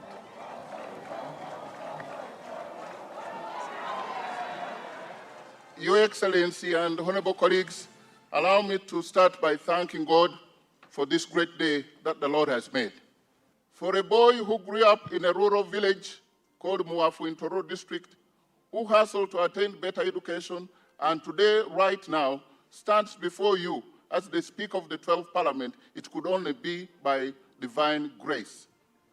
Honorable members, I thank you most sincerely for entrusting me today with the highest office of being your Speaker, which responsibility I receive with utmost humility and modesty. The Speaker's chair is not a throne. It is a servant's post.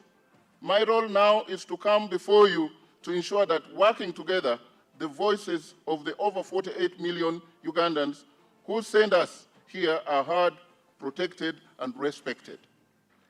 Under my leadership, we will cultivate a culture of absolute integrity and zero tolerance to corruption, anchored in President Museveni's clarion call for corruption-free parliament in the next 5 years. Let us all serve the Parliament of the Republic of Uganda with humility, modesty, and dignity. Let us serve all Ugandans with respect and honor. I thank you. God bless you all, and may God bless the Republic of Uganda. Thomas Tayebwa was re-elected Deputy Speaker of the 12th Parliament. So help me God.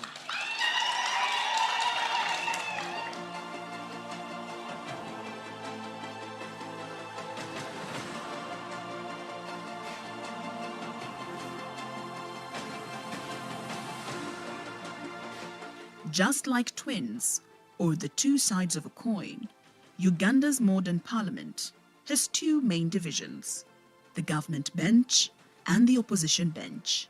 It is a tradition inherited from the Legislative Council, which LegCo was also moulded along the lines of the British Parliament.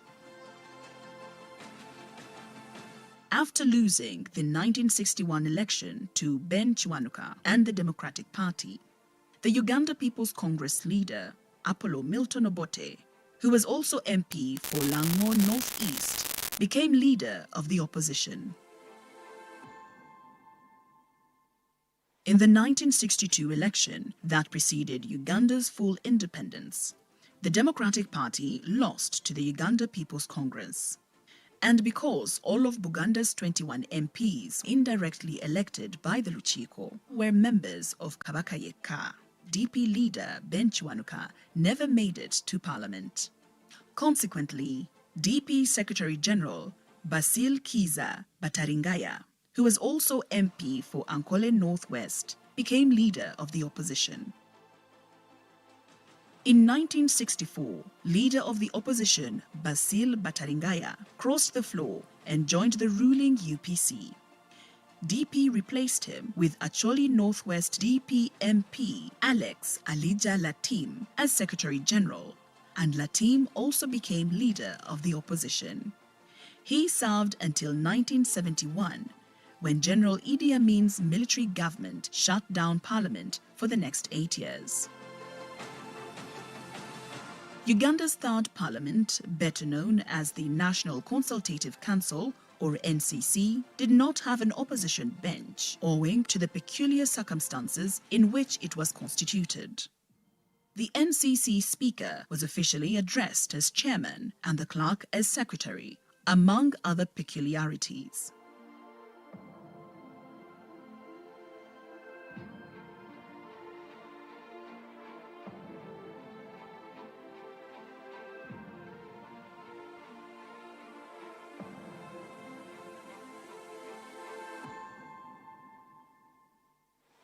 The 1980 elections, which witnessed a return to multi-party democracy, also returned the UPC to power. Hey, Mama, the Congress of the People, oh, Dr. Obote. Hey, Mama, the Congress of the People, oh, Paul Muwanga. Hey, Mama, the Congress of the People, oh, the Mani Madi. Hey, Mama, the Congress of the People. The DP leader, Paul Kawanga Semogerere, who was the Impigi South East MP, became leader of the opposition.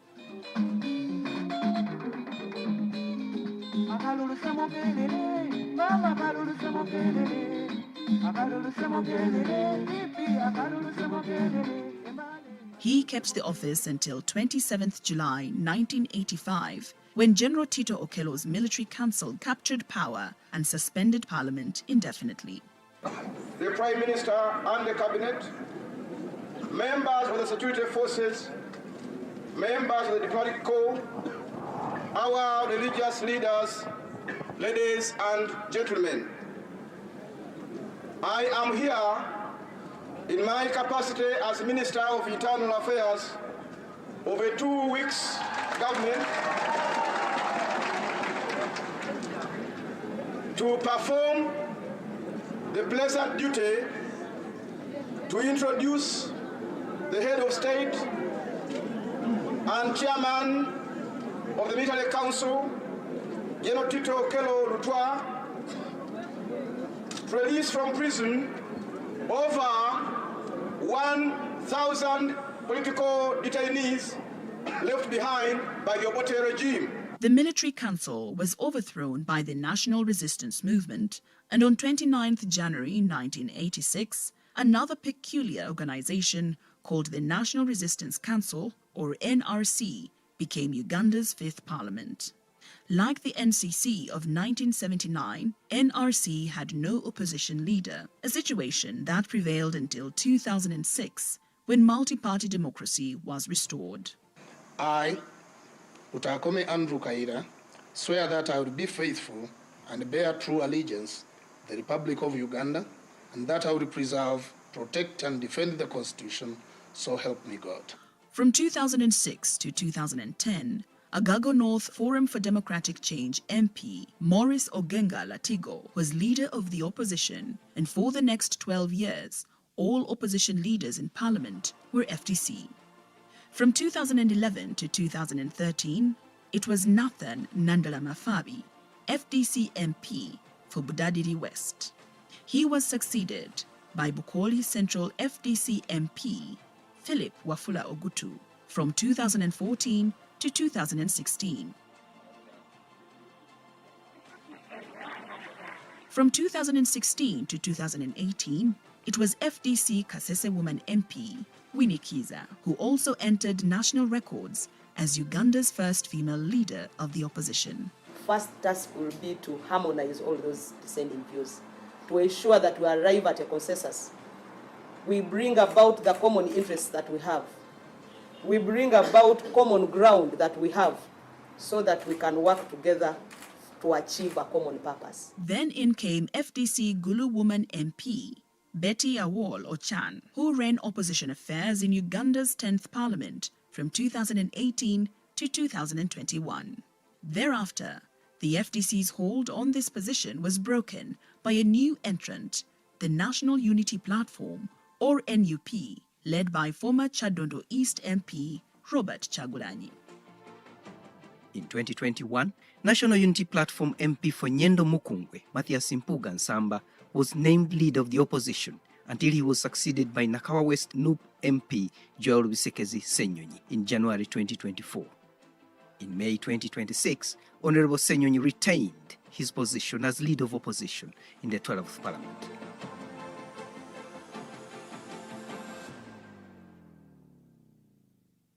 Ever since Legico converged in 1921, there was always an officer who served in the capacity of clerk.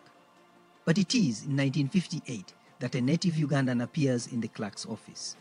This was Stanley Bemba, who was assistant clerk to Legico during A.L. Pennington's tenure as clerk. Philip Pulisino, who was a Briton, was clerk from 1960 up to 1964, when the first native Ugandan clerk, Ignatius Barungi, took over until 1969. Barungi was followed by Edward Ochuo in the Second Parliament, serving until Marshal Idi Amin's military coup of 1971, which shut down Parliament for 8 years. When Parliament reopened after Idi Amin's defeat in 1979, John Munyonyo Jok was named clerk, but after the 1980 elections, Edward Ochuo of the Second Parliament made history by returning as clerk of 4th and 5th Parliament until 1989.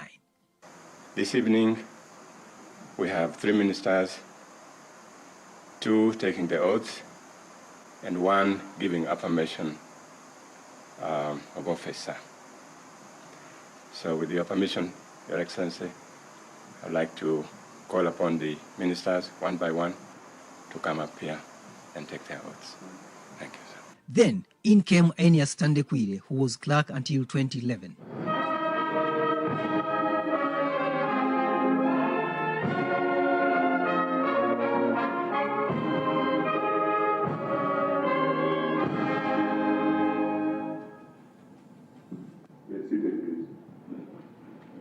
And in 2012, Parliament got its first female clerk in Jane Chibirige.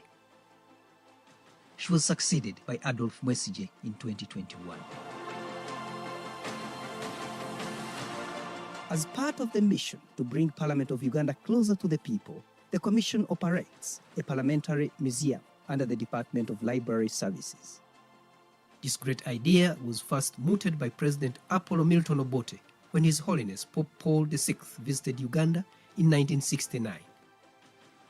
History was made when, after a grand service at Kololo Independence Grounds, the Pope arrived at Parliament.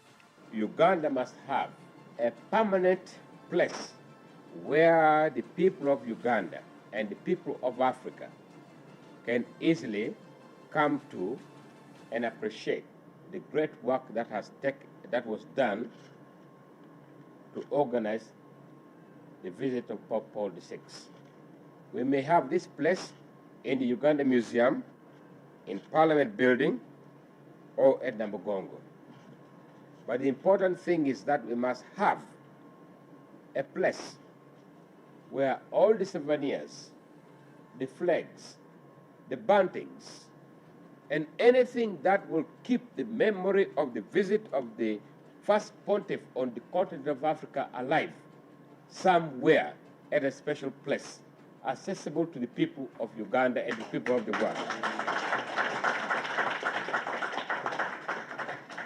However, Pope Paul's historic visit to Uganda will only be part of what the Museum of the Parliament of Uganda has in store for you.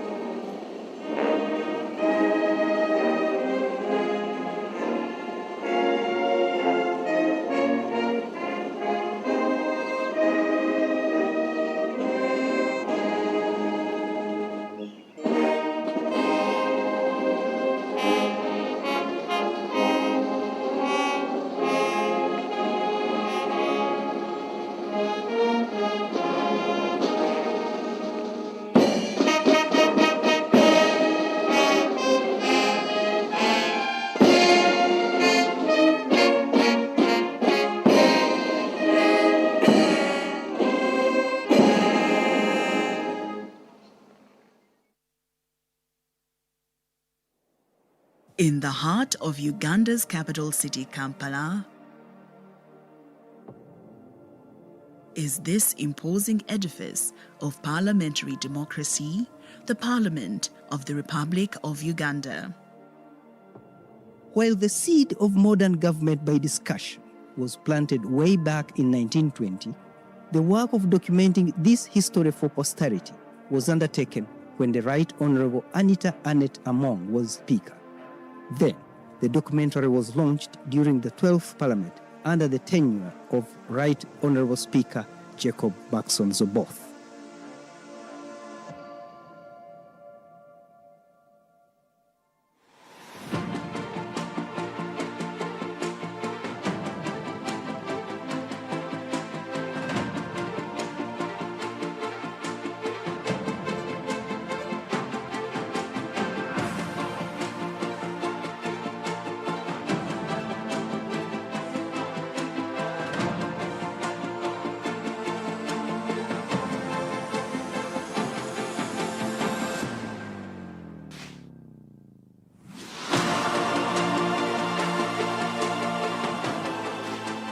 Long before the British colonial authorities created the Legislative Council in the Uganda Protectorate, many of the various tribal communities had rudimentary forms of parliament.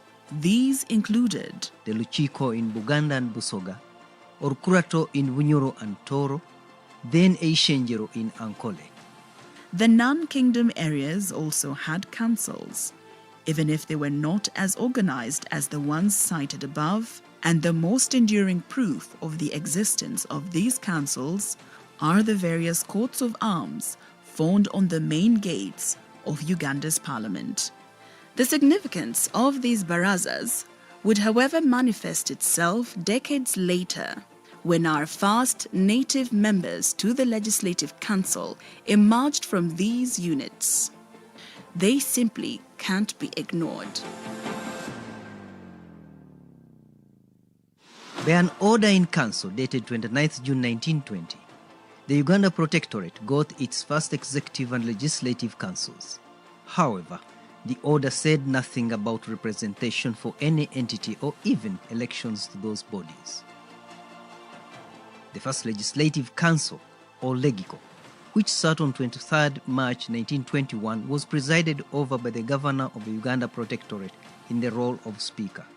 It had 6 other members, 4 of who were government officials, while 2 were private individuals. These were the Honorable Edward Blackwell Jarvis, Chief Secretary, the Honorable A.B. Hose, Attorney General, the Honorable A.E. Bory, Treasurer, the Honorable C.A. Wiggins, Chief Medical Officer, the Honorable Henry Hamilton Hunter, Unofficial Member, the Honorable Harry Edward Levice, Unofficial Member.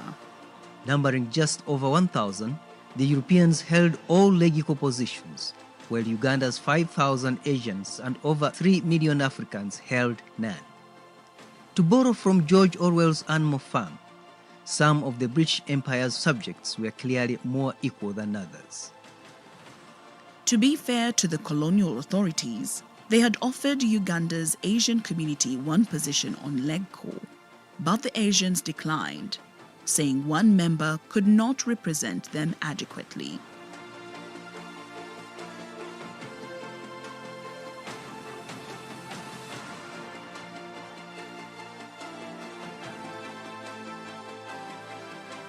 Thank you, Tim.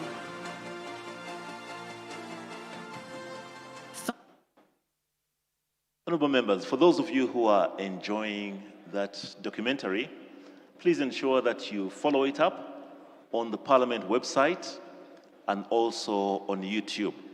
It's really quite informative, and there's lots of history about Parliament and also aspects of Uganda's history. In the meantime, members of Parliament, those who are still at the doors, we invite you to come in. Please come in and take your seats so that we can proceed with the afternoon session. We are really hard-pressed by time and would like to start as soon as possible and have an early finish for the day.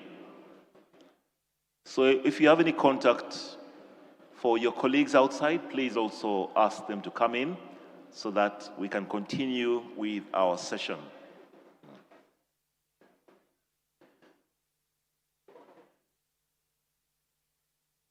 IT team, if you can put the code for evaluation on the screens, please do.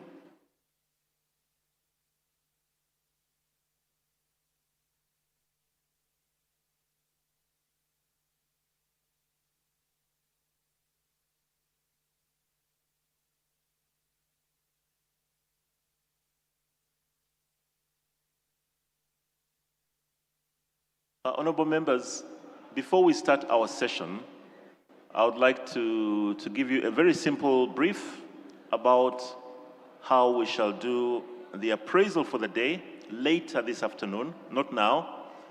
If you can turn to the screens, you can see 2 barcodes there. One of those is a monitoring and evaluation form, and we shall encourage you to scan it using your phones and fill out an evaluation for the day. You can also scan the other code that will give you the different presentations and the training materials. We're trying to ensure that we are as paperless as possible. So we shall continue to flash these codes for you, but if you'd like to take it now, you're welcome to take a picture of either the monitoring and evaluation form or the training materials and presentation forms. For those who are unable to do it, if your phones cannot scan those, we shall provide hard copies. But for now, we're trying to keep this as paperless as possible. And we shall scan these, we shall put them up on the screens again during the course of the afternoon. Otherwise, we invite members of parliament to please come in and take your seats so that our afternoon sessions can begin. Allow me also to remind you once again that for members of parliament who did not pick their iPads, there is a room in the basement just at an underground level called Kabalega. And our IT teams are based there and they have carried their iPads. We also encourage you to pick your identity cards at the desks at the exit or at the entrance to this hall. Your ID cards as members of parliament are ready.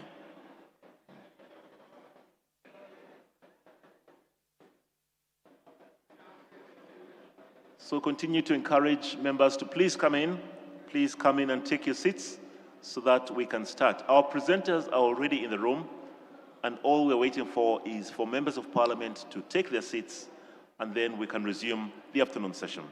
Thank you.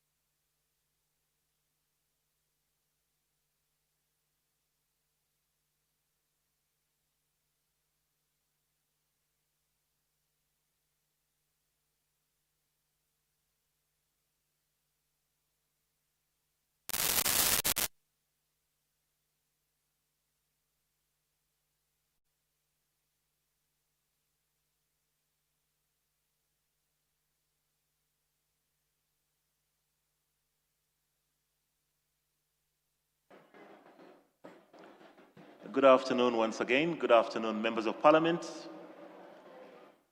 I'm sure you can see now that our panel is set. We are ready to start with the afternoon session. All we need now is for members to come in, settle down, take your seats, and allow for the afternoon session to begin. If you have got contacts for other members outside, please ask them to come in. Protocol teams, please usher our members of parliament in so that we can start our afternoon session. We have got two very interesting discussions this afternoon, and we wouldn't want any of the members of Parliament to miss them. For that instance, please advise everybody to come in and settle down so that we can start our session. Thank you.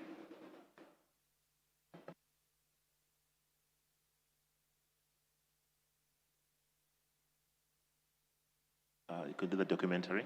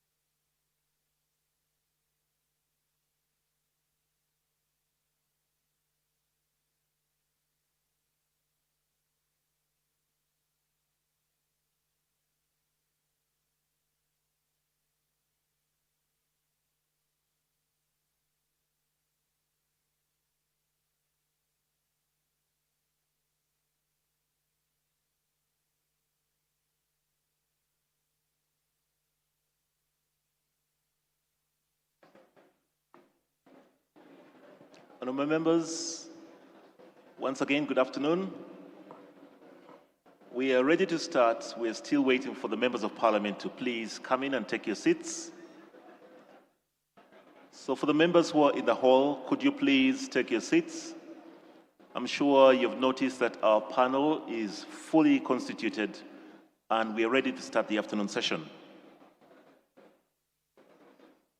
To the teams, the staff, support staff, please help to whip members to come back into the hall so that we can start our afternoon session.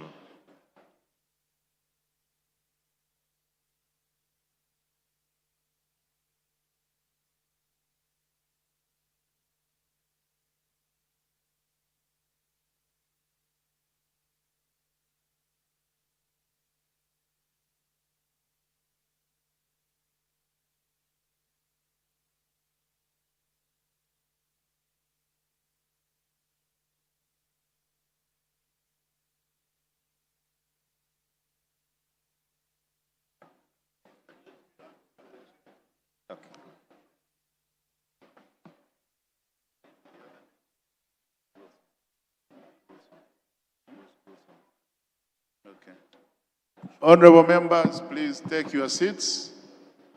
We are now opening our afternoon session, and I would like to, without wasting time, to hand over the chair to Honorable Kajwenje to moderate the afternoon session. Honorable Chair, you are welcome.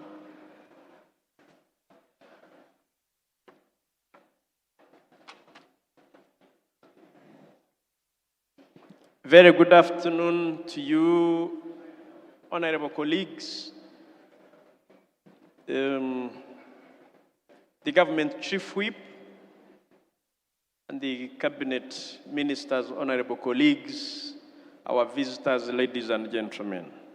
I welcome you from a very sumptuous lunch that we had. My name is Wilson Kajwenje. I represent Nyabushozi constituency in Chirhura district. It's my honor and privilege to chair this afternoon session. I certainly did not participate in selecting who chairs what committee and at what time. I don't know why they chose this immediately after lunch. But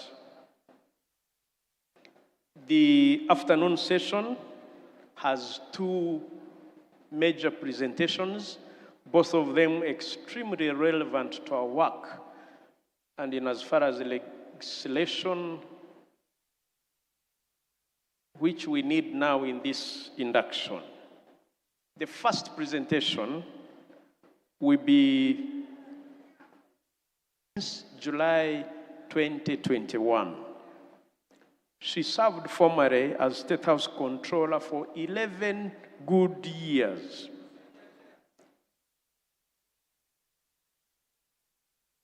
Procedure for what?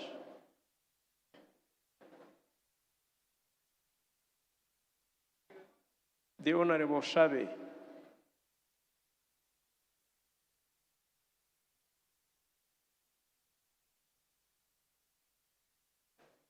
You can switch on. Is it on now? Thank you, Chair.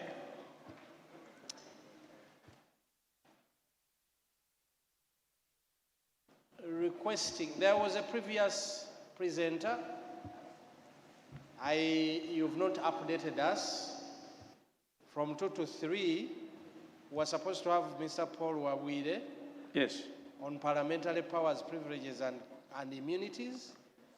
And I don't know, you've not updated us why we're skipping to the next before. And that topic is coming later. Thank you for being an active observant, Honorable Shabe. Thank you. Okay, so I was introducing our presenter, the first presenter this afternoon.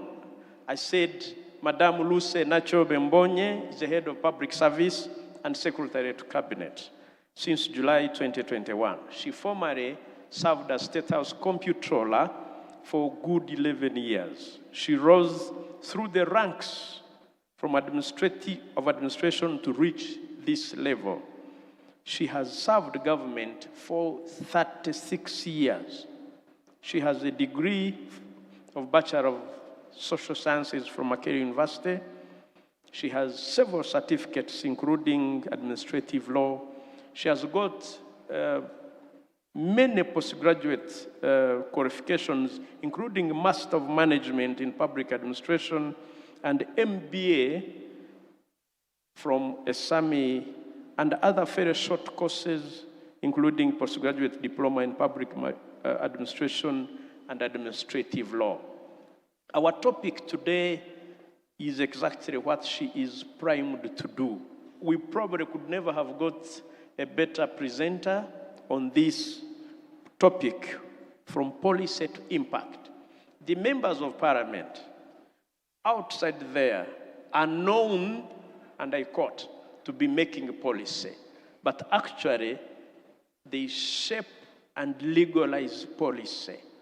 We have one of the best policy regimes in probably this part of the continent. The issue is policy to impact. I take the pleasure, without wasting time, to invite Madame Lucy Nachobe Mbonye. Please give him a round of applause and welcome her to make this presentation. Thank you.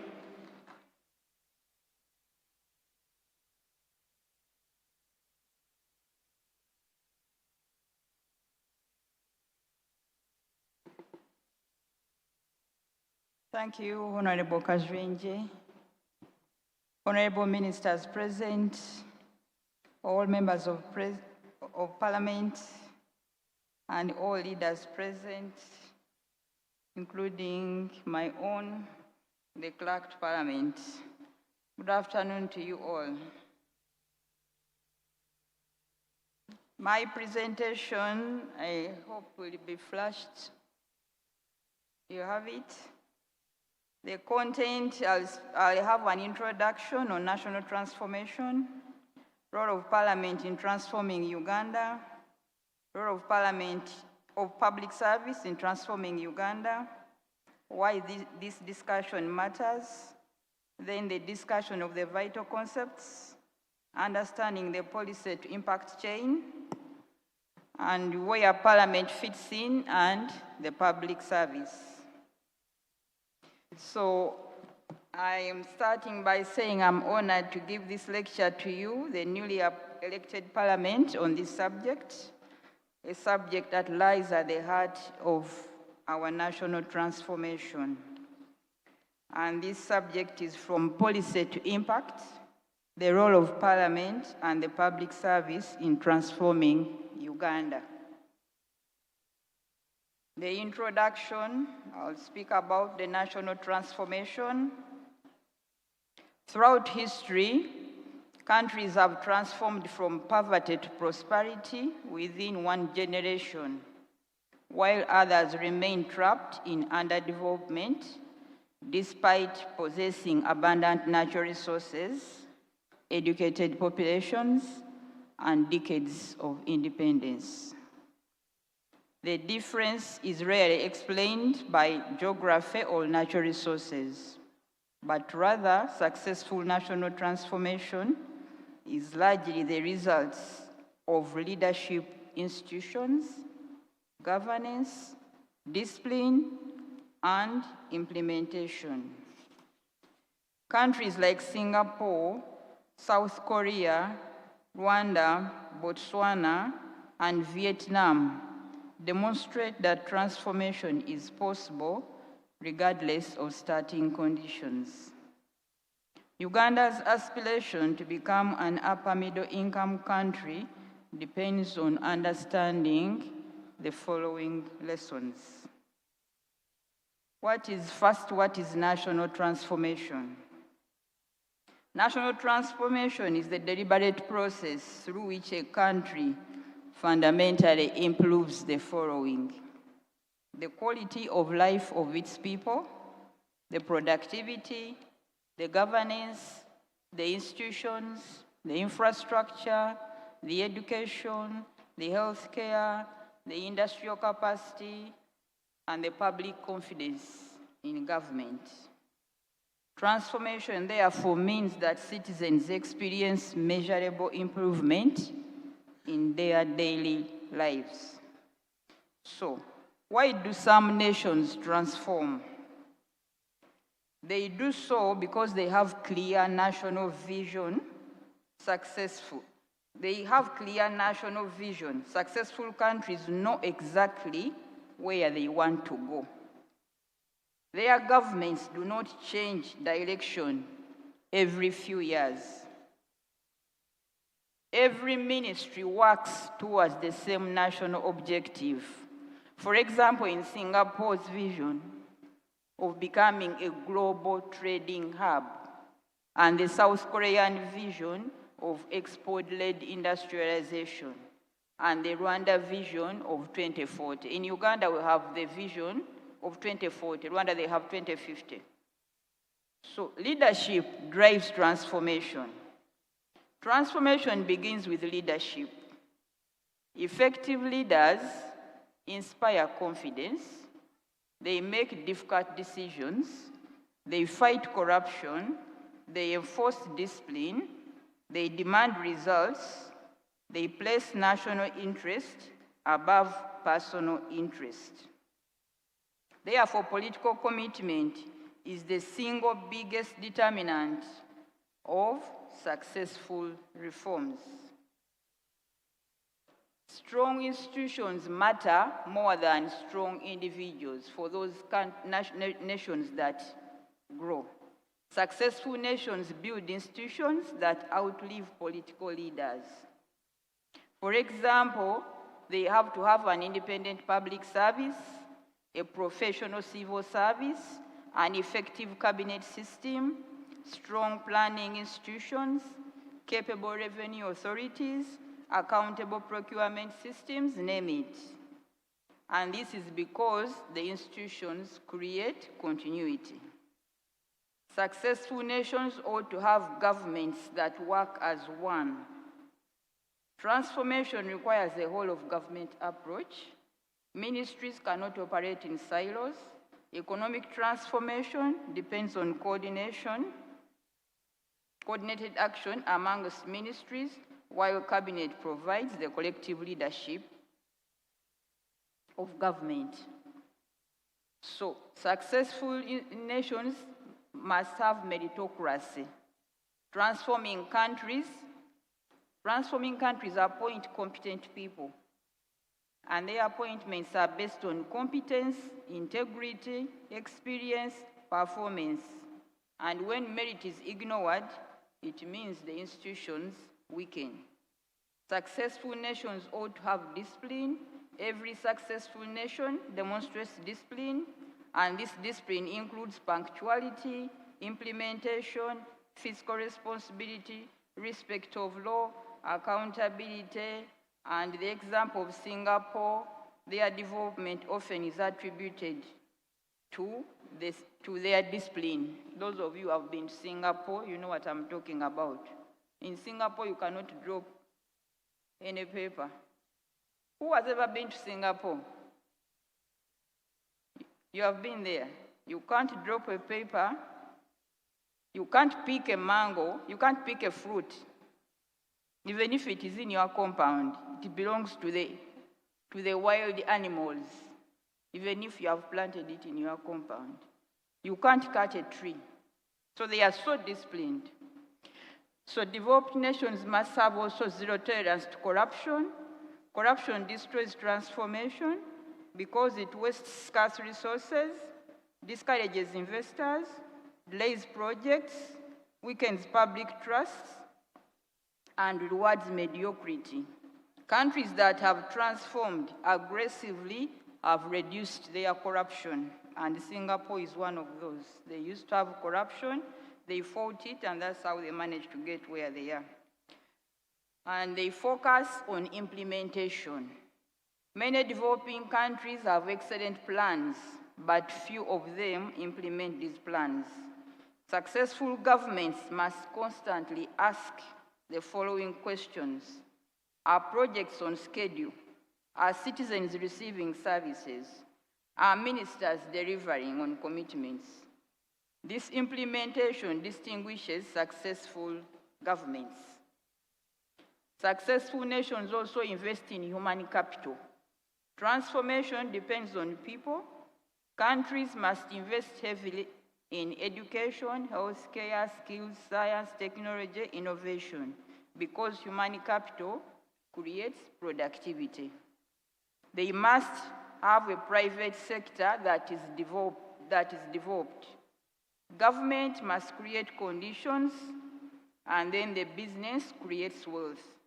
Transforming nations, they encourage entrepreneurship, investment, exports, manufacturing, innovation. Government should be seen as an enabler rather than a competitor with a business. So why do some nations fail to transform?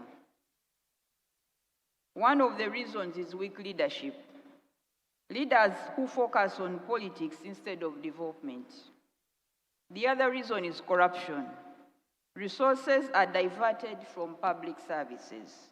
The other one is policy inconsistency.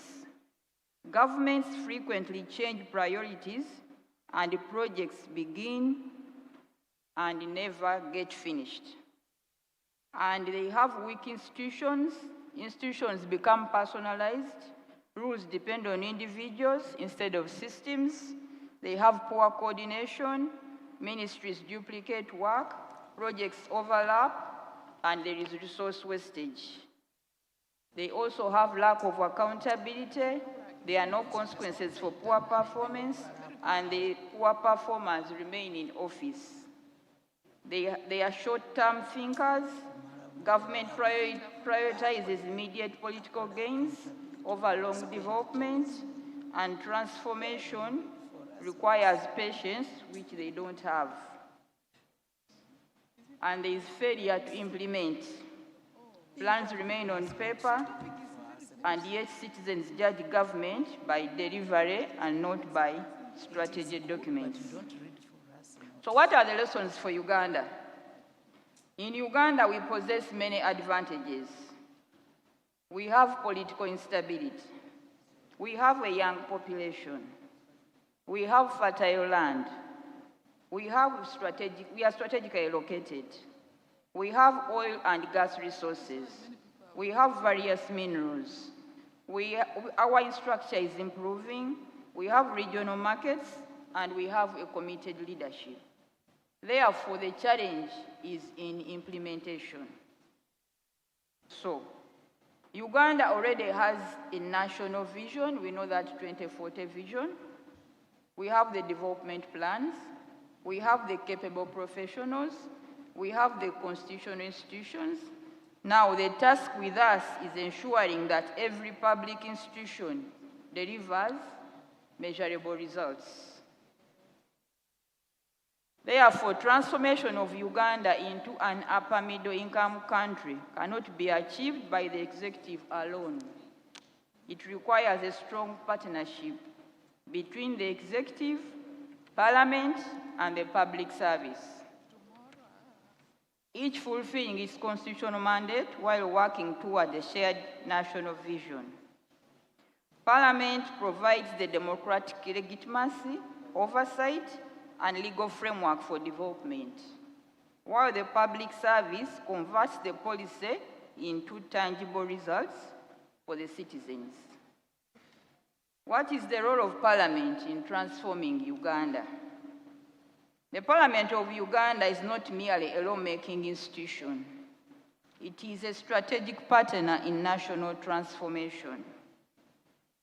And number one role is making laws that promote development. That is the role of Parliament in transforming Uganda. Make laws that promote development. As Parliament, you should enact laws that improve the investment climate, that protect the property rights, that promote industrialization and value addition, that encourage innovation and technology, that strengthen governance and accountability, and that protect vulnerable groups, because a modern economy requires modern laws. The second role is approving resources for national priorities. For transformation to occur, we need investment. Therefore, Parliament approves the national budget, approves government borrowing, approves tax policies, and supplementary expenditure. And it is the responsibility of Parliament to ensure that these resources are allocated to the sectors that generate growth. And these include agriculture, infrastructure, education, health, energy, science, and technology. And every budget should answer one question, and that is, will this expenditure improve the lives of Ugandans? That is the question you should ask yourself before you allocate. The third role is holding government accountable. As Parliament, you ensure that public funds are properly used, government programs achieve results, corruption is exposed and addressed, ministries deliver on their commitments, because good oversight improves performance rather than simply assigning blames. The fourth role is the representation of citizens. As members of Parliament, you connect government to the people by communicating the citizens' priorities, monitoring service delivery, explaining government programs, building public confidence. Because development succeeds only when citizens feel represented. The fifth role is supporting national unity. Parliament brings together representatives from every part of Uganda. Through constructive debate and consensus building, it therefore strengthens national cohesion, inclusive development, peace and stability, and we all know that political stability is essential for economic transformation. And what is the role of public service in transforming Uganda? The public service is the machinery that turns government decisions into results.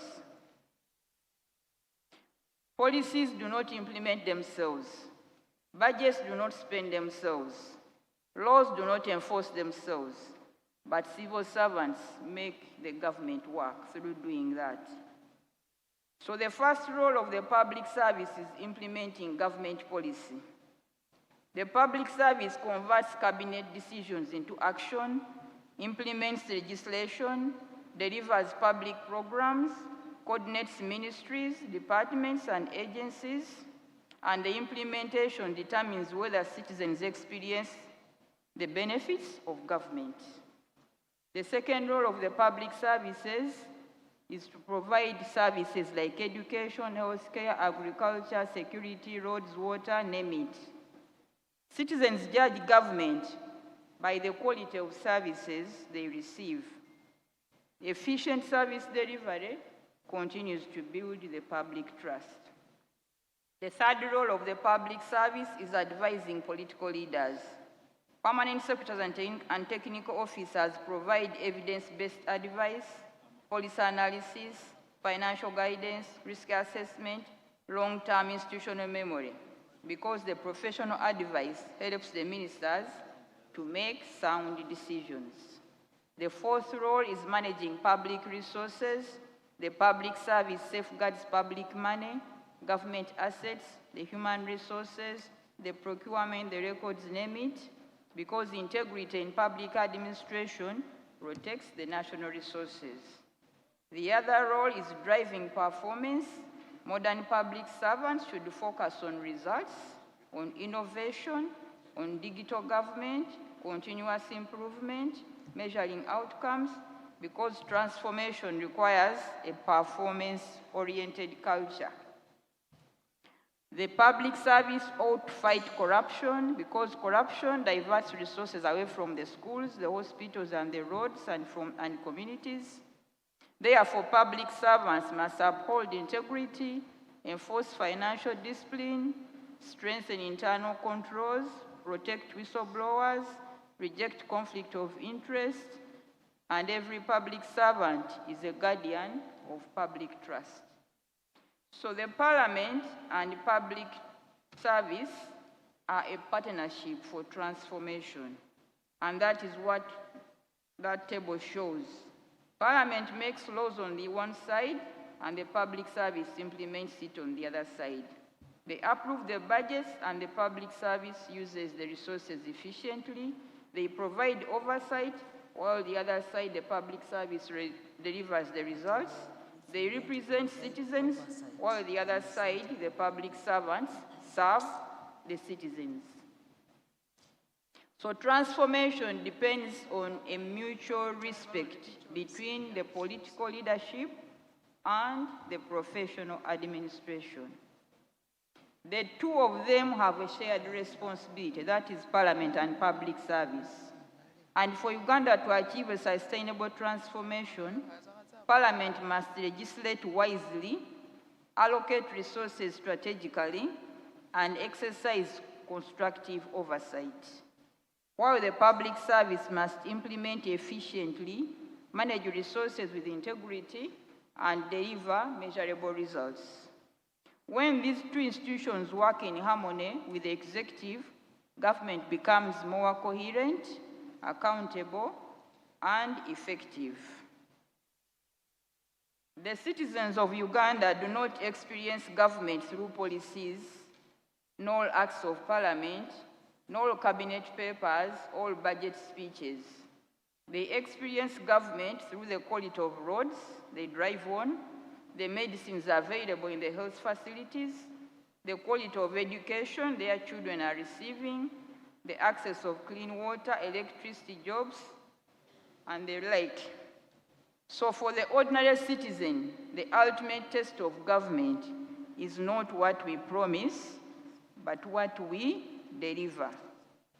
So that's why we are saying, why is it that governments sometimes have excellent policies, sound legislation, adequate budgets, and competent leaders, yet citizens continue to complain about poor service delivery? And I'm saying this answer is simple. Development does not occur when policies are formulated. Development occurs when policies are successfully implemented. The trust test of government is not the quality of its intentions, but the quality of its outcomes. Citizens do not eat policies. They don't drink legislation. They experience government through services. For example, a mother experiences government through the availability of medicines in the health center. A farmer experiences government through access to markets and agricultural support. A student experiences government through the quality of education. This is why the journey from policy to impact is perhaps the most important responsibility entrusted to both Parliament and the public service. So why does this discussion matter? This discussion matters for the following. Uganda has no shortage of good policies. In Uganda, we have the Vision 2040, we have the National Development Plans. I think now we are on UNDP 4. We have the Parish Development Models, the MIOGAs, the UPEs, the USEs, the Wealth Creation, name it.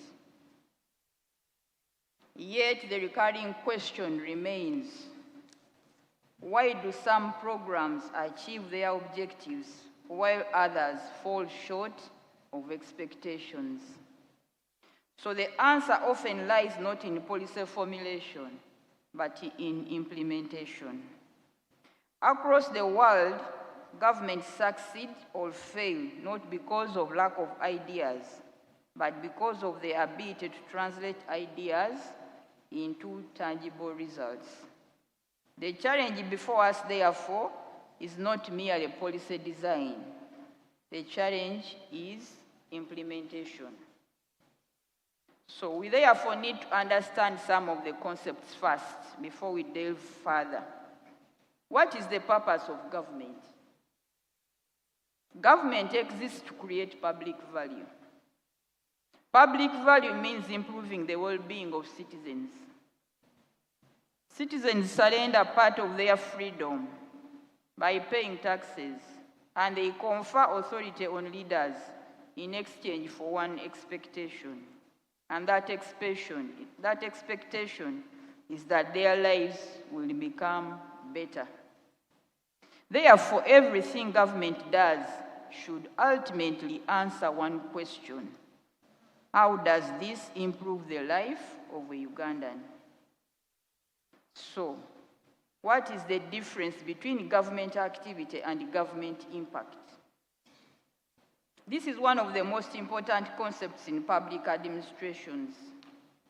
Governments are naturally busy. We are naturally very busy in government because we are in meetings, we are in cabinet papers, bills, policies, budgets, workshops, reports, vehicle committees, and whatever, name it. But the activity is not impact. You are very busy, thank you, but me, the citizen, I'm not feeling that business of yours. Government can become extremely busy while citizens experience very little improvement. For example, a ministry conducts 50 workshops. Say this is the Ministry of Agriculture. Then we ask the question, has the agricultural productivity increased despite those many workshops? Parliament passes 10 new acts, and we ask ourselves, has unemployment reduced? A district receives additional funding. We ask ourselves, has maternal mortality declined? So what is the lesson? Government should measure outcomes, not effort. This is where result-based management comes in. So we therefore need to understand the difference between inputs, outputs, outcomes, and impact.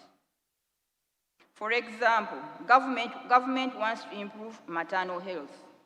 What are the inputs it will put in? It requires money, doctors, medicines, buildings, equipment. What are the outputs it's expecting? Health centers constructed, midwives recruited, ambulances purchased. What are the outcomes? More mothers attend antenatal care, more deliveries occur at the health facilities. But what is the impact? Maternal mortality reduces. Children survive. Life expectancy improves. So the mistake government makes is celebrating outputs. Yet citizens celebrate the impact. So, however many outputs you have, if there is no impact, the citizens will continue to complain. This should help you, the MPs, to change how you think about the oversight. So understanding the policy to impact chain. Stage 1, we look at the citizens' needs. This is where the story begins. Government should never begin with a policy. Government should begin with the problems. For example, farmers cannot access markets, that's a problem. Young people lack employment, that's a problem. Health centers have medicine shortages, that's a problem. Roads are impassable, name it, those are problems. Without understanding problems properly, the policies will not solve the problem. This is why Parliament's representation role becomes indispensable here. You, the MPs, you are the government's eye and ears. You are the one who sees those problems and brings them to government. The political vision. Once the problems are understood, the political leadership determines the national priorities. And these are found in the manifestos. You have manifestos. In the cabinet priorities, in the national vision, in the presidential directives, name it. And some of these include like poverty eradication, industrialization, value addition, the PDMs, name it. So the political leaders are trying to answer the question, where do we want Uganda to go? That is the question you are trying to answer at that level. So stage 3 is the public policy stage. This is where the technical officers now enter in. They answer the policy questions. What is government's response? Policy is essentially government's chosen solution. Good policy requires research, requires evidence, economic analysis, stakeholder consultation, risk analysis, cost-benefit analysis, and a policy design. Most people think policy is simply writing documents, but that is not. It is designing solutions to complex national problems, and this is largely driven by the public service. So stage 4 is the legislation stage. Many policies require legal authority. The questions you should ask yourselves as MPs at this stage include, but not limited to, should this become law? Does it protect the rights of the people? Is it constitutional? Is it affordable? Does it overlap with existing laws? And here Parliament refines policy into enforceable laws. And without legislation, many policies will just remain mere aspirations. The stage 5 is the resource allocation. This is where priorities become visible. Budgets reveal what government truly values. If government does not budget for something, you know that government doesn't value that thing. No implementation occurs without money. So, Parliament decides what gets funded, what receives priority, how much should each program receive. The budget is therefore not merely a financial document, but rather it is a policy implementation instrument. Stage 6 is the implementation stage. This is where the public service becomes the central actor. Implementation includes planning, procurement, recruitment, construction, coordination, contract management, training, supervision, service delivery, name it. Everything now moves from paper to practice. And this is the longest and the most difficult phase. And many policies fail at this stage. Stage 7 is monitoring. Monitoring, you ask yourself, are we doing what we planned? Are projects progressing? Are funds reaching beneficiaries? Monitoring provides continuous feedback, and without monitoring, failure remains invisible until it is too late. Stage 8 is the evaluation stage. At evaluation, we ask different questions. Evaluation asks different questions. Did we build the schools? Why did we build the schools? Rather, don't ask why did we build the schools. Rather ask, did the literacy improve? Evaluation measures effectiveness. It asks whether policy actually solved the original problem. And the last stage, stage 9, is the impact. It is at this stage that the citizen now judge government. And this impact includes higher incomes, examples, reduced poverty, better health, improved education. This is where the citizen is concerned. And this is where we should all focus if we are here to serve the citizens. Every stage of this chain matters. Failure at any point weakens the final outcome. Parliament and public service occupy a critical position throughout this chain. Now, where does Parliament fit in this policy to impact chain? Parliament performs 4 key functions in this chain. The first one is representation. Through representation in your and constituency engagements, petitions, and committee work, as MPs, you bring citizens' concerns into national decision-making. That is the point at where the needs are identified. Then there is legislation.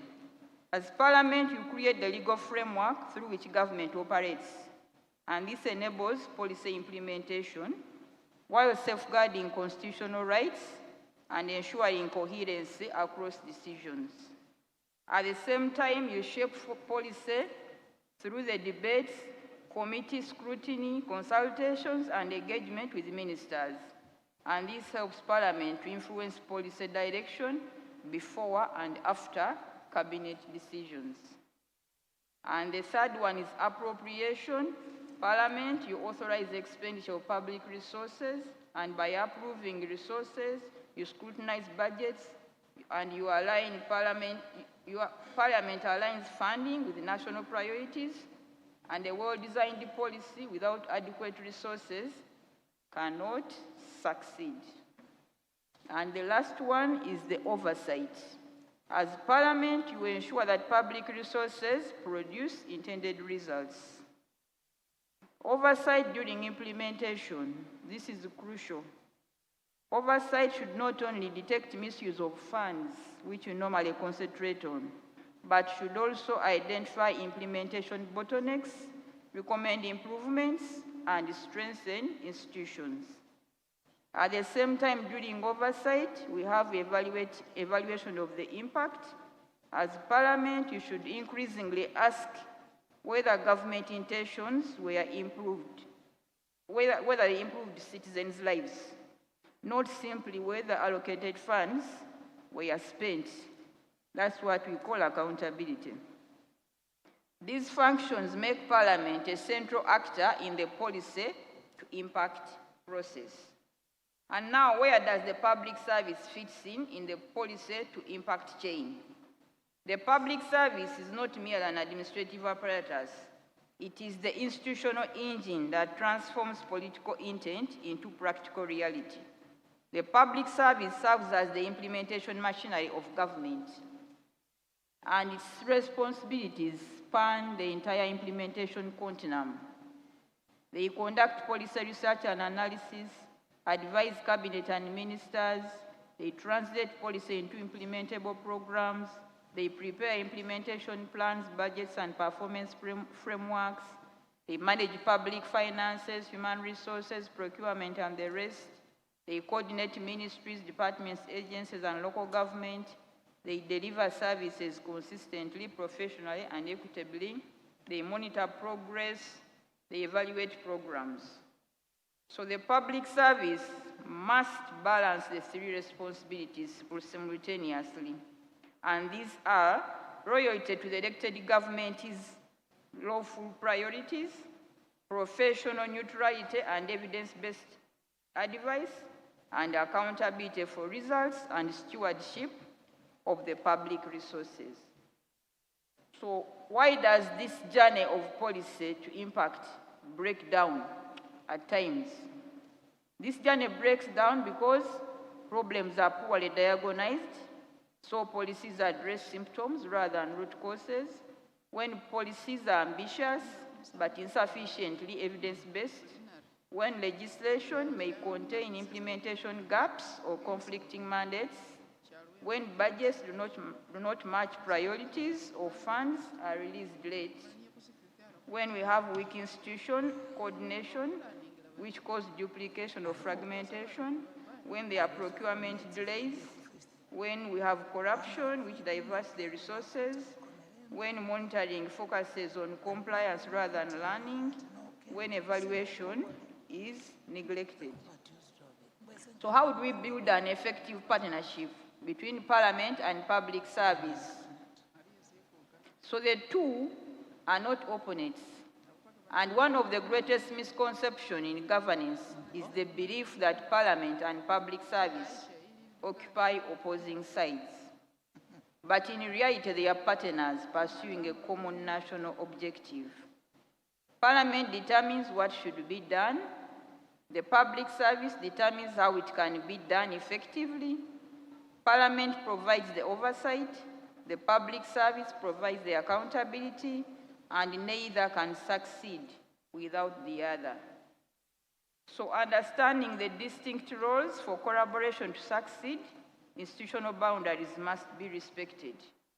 Parliament should make the laws, should approve the budgets, should exercise the oversight, should represent the citizens, while the public service must implement the laws, execute the programs, manage the resources, provide the technical advice, and when these roles are respected, government functions effectively, and when they become blurred, inefficiencies arise.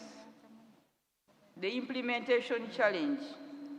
We have said implementation is crucial, but implementation has the following challenges. Why good policies sometimes fail? The experience shows that policies often fail because of weak supervision. Programs are launched but not adequately monitored. Poor coordination, institutions work in silo. Corruption, resources intended for citizens are diverted. Capacity gaps, implementations may lack skills or resources. Weak accountability, poor performance goes unaddressed. Political interference, technical processes become compromised. What is the cost of this poor implementation? We have delayed projects, we have incomplete infrastructure, we have poor quality services, we have wastage of public funds, and we have reduced public trust as a consequence. Ultimately, citizens lose confidence in government and in the institutions. So what is the President's emphasis on the results? His Excellency the President has consistently emphasized fighting corruption, poverty eradication, wealth creation, service delivery, and accountability. For programs such as the PDM, the Myoga, the agricultural value chain, the industrialization. And this will only succeed when implementation is actively supervised and monitored by both of us, the Parliament and the public service. So what is the role of Parliament in driving impact? Moving beyond inputs to outcomes, Parliament should increasingly ask not how much money was spent, but what results were achieved. Not how many activities were conducted, but what changed in people's lives. Government must move from measuring activity to measuring impact. Oversight that creates improvement. Effective oversight should identify challenges, recommend solutions, strengthen institutions, promote accountability, and this oversight should improve service delivery rather than merely assign blame. And you have the constituency monitoring. As MPs, you are uniquely positioned to observe implementation on the ground. You can monitor the schools, the health facilities, the roads, name it, which provides a valuable feedback for national decision making. The future of public service delivery. The future lies in building a high-performing public service, and this requires professionalism, requires public officers guided by merit and competence, integrity, zero tolerance to corruption, digital transformation, automation of government services, innovation, result-oriented. And of course, we can't escape the role of technology in quickening the services, but also in removing corruption. And of course, we have the whole of government approach, which is necessary if we are to coordinate government activities and improve. Building a result-oriented state, we need to strengthen evidence-informed policy making, align legislation, budgets and implementation plans, invest in capable institutions, embrace digital systems, shift oversight from expenditure tracking to outcome measurement, foster collaboration between Parliament, the executive, and the public service, while respecting constitutional roles, institutionalize monitoring, evaluation, and learning as continuous processes, promote ethical leadership. The call to action, what Uganda needs from this Parliament. From this Parliament, Uganda needs you to legislate wisely, to oversee diligently, to protect public resources, to support national transformation, to hold institutions accountable. And most importantly, Uganda needs you, leaders, who place national interest above personal interest. And what does Uganda need from the public servants? Uganda wants them to be professional, to be ethical, to be responsive, to be innovative, and to be accountable, because the public service is capable of translating policy into meaningful impact. So as I conclude, honorable members, history will not judge us by the number of laws enacted, the reports produced, the meetings held, or budgets approved. Rather, it will judge us whether the lives of Ugandans improved, because we were entrusted with the leadership. The true measure of government is not by activity, but rather by impact. And as Parliament, we expect you to provide leadership through legislation, representation, and oversight, while the public service provides leadership through implementation and service delivery. Let us forge a partnership that transforms policies into results and aspirations into achievements. Together, let us ensure that every law passed, every shilling appropriated, and every program implemented contributes meaningfully to Uganda's journey towards prosperity and upper middle income status. The future of Uganda not only relies on the quality of our policies, but on our collective ability to turn those policies into impact. I thank you for listening to me.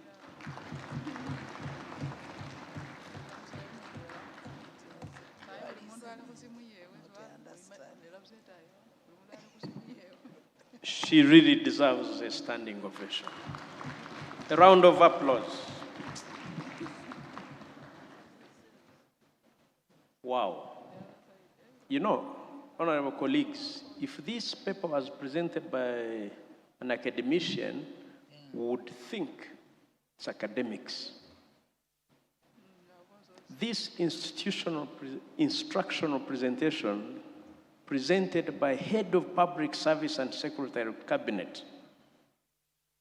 And if I may refer you to your constitution, the two books you are given, read Article 173A and look at the constitutional mandate of the Head of Public Service. And the dual mandates of being Head of Public Service and Secretary to Cabinet places her at a critical juncture, not only supervision, but also implementation of whatever she's saying. She has, you know, if she were a doctor, like the Honorable John Rusa Cheng, you would say she has done an excellent diagnosis of why nations fail. She has not stopped there. She has also made an excellent attempt at prescription of solutions. I have shared with the clerk, I think these presentations should be bound together for posterity's sake, especially, so you can refer to them in the cabinet, in the Parliament Library and the other areas. This was good. She has also touched on the policy to impact chain, defined the roles, responsibilities, and mandates of both public service and Parliament. Amazingly.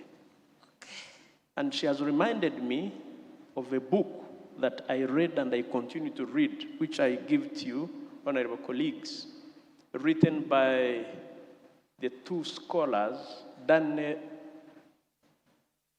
Achemoglu and James Robinson, of Why Nations Fail.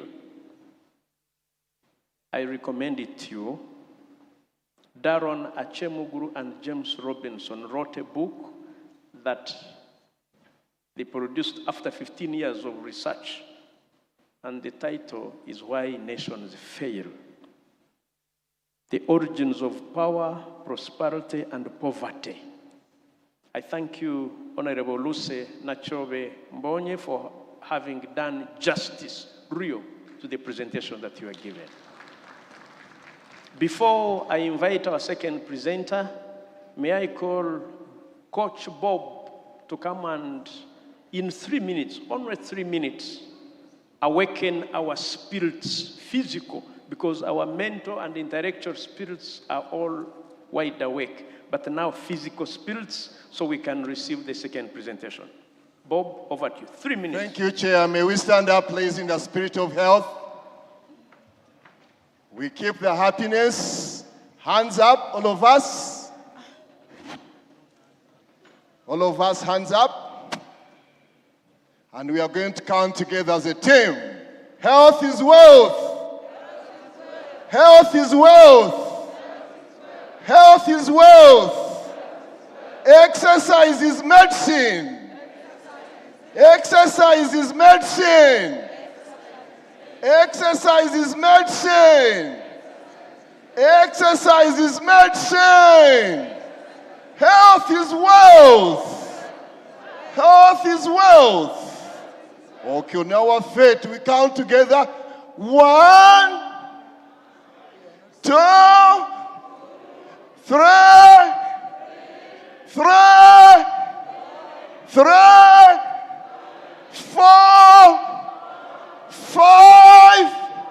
5, 6,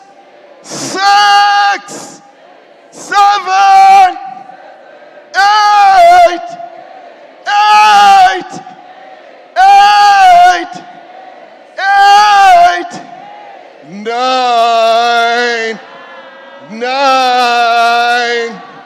9, 10.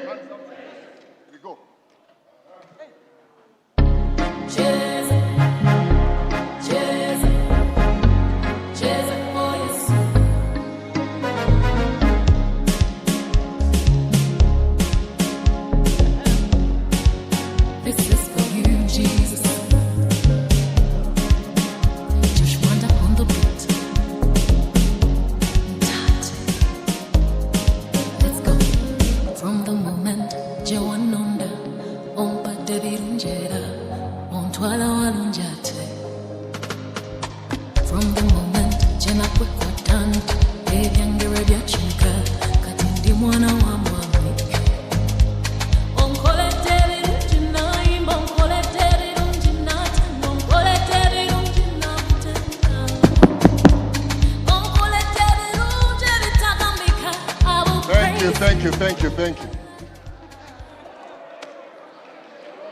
You may now sit. Thank you very much. You see, the beauty of being a chairperson of a session is that you can invite anyone to, but this, I thought this was necessary after the afternoon lunch break. I kept my eyes on the Minister of Health. I don't know whether you were also watching. I kept my eyes on him, the Honorable Charles Ayume. The gentleman is very healthy. We are now going to have a second presentation, and then we shall have interactions thereafter. Second presentation is Leadership Code and Ethical Requirements. Leadership Code and Ethical Requirements. Responsibilities of a legislator. and it's going to be presented by Dr. Patricia Okiria, Deputy Inspector General of Government. As she comes in, very interestingly, members of parliament are the ones that make laws.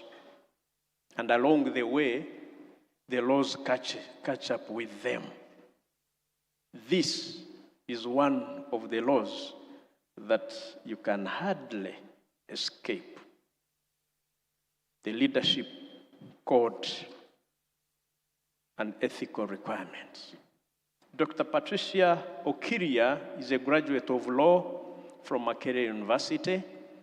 I had the honor and privilege to have studied with her for all her time at Makerere University in the law school, same class. She was one of those very few who defeated me, but not always, but she did. That explains why she went on to have, she's a graduate, she has a PhD in law, she's an author, she's a mother, she's a parent, she's very married, she's ethically upright and morally resplendent. I welcome you to make your presentation, Dr. Patricia. A round of applause as she comes.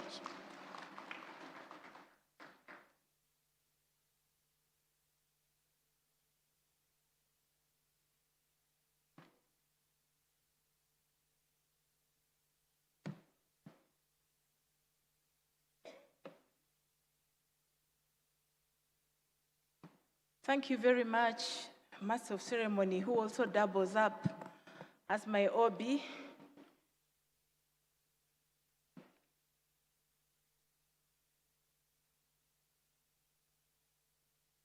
The Honorable Speaker of Parliament, the Right Honorable Prime Minister, Honorable Deputy Speaker of Parliament, Honorable Ministers here present, Honorable Members of Parliament, distinguished guests, ladies and gentlemen, good afternoon. Good afternoon again. Okay, that is better. Usually when you're greeted as a member of Parliament, it is very good to respond with vigor and energy like a new member of Parliament. So I will be sharing about the leadership code and ethical requirements and responsibilities of a legislator. And I would like to begin by congratulating you upon your successful elections. I know that your families and friends probably invested greatly to support you up to this point in your leadership journey. And this milestone is not merely a personal achievement, but it's a reflection of the confidence and trust the people of Uganda have placed on you as a leader. And they are now looking up to you with expectations and depending on you for the leadership that you will develop in this new parliament.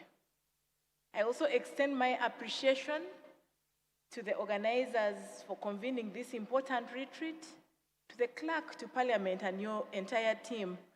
I am confident that the reflections and lessons we draw from this seminar will not only shape the individual leadership path, but it will also contribute to the collective direction of our country. Your actions will build and shape the public confidence, especially in governance. And I would like to thank my senior, the head service, for the comprehensive presentation she made a short while ago. There are so many lessons we can learn and draw from the highlights and the simplistic approach she brought in helping us understand our responsibilities and the relationship between the Parliament and executive arm of government. So my presentation basically will look at the issues to do with holding public office in public trust And then we're going to look at our constitutional responsibilities before we delve into the responsibility, especially when it comes to issues to do with declaration of incomes, assets, and liabilities as members of Parliament. From the directive objectives and national objectives and directive principles of state policy under objective number 26, you realize that public office is held in trust of the people, and leaders are therefore answerable to the people.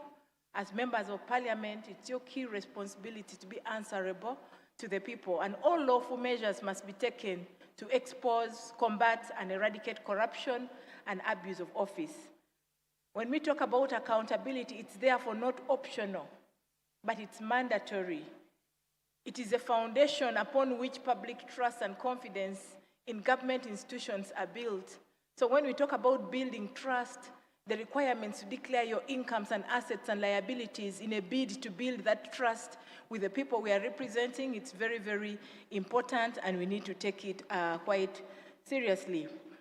And when you're holding public positions in trust of the people, I have seen members of Parliament, after succeeding, when you go to your villages or your constituencies, some people now leave their cars at the trading center, and then they take a border so that the villagers don't get to detect that they have come.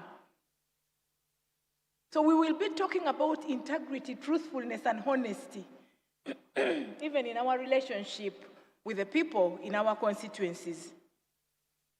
We have a mandate as the Inspectorate of Government, and our mandate originates from the Constitution of the Republic of Uganda.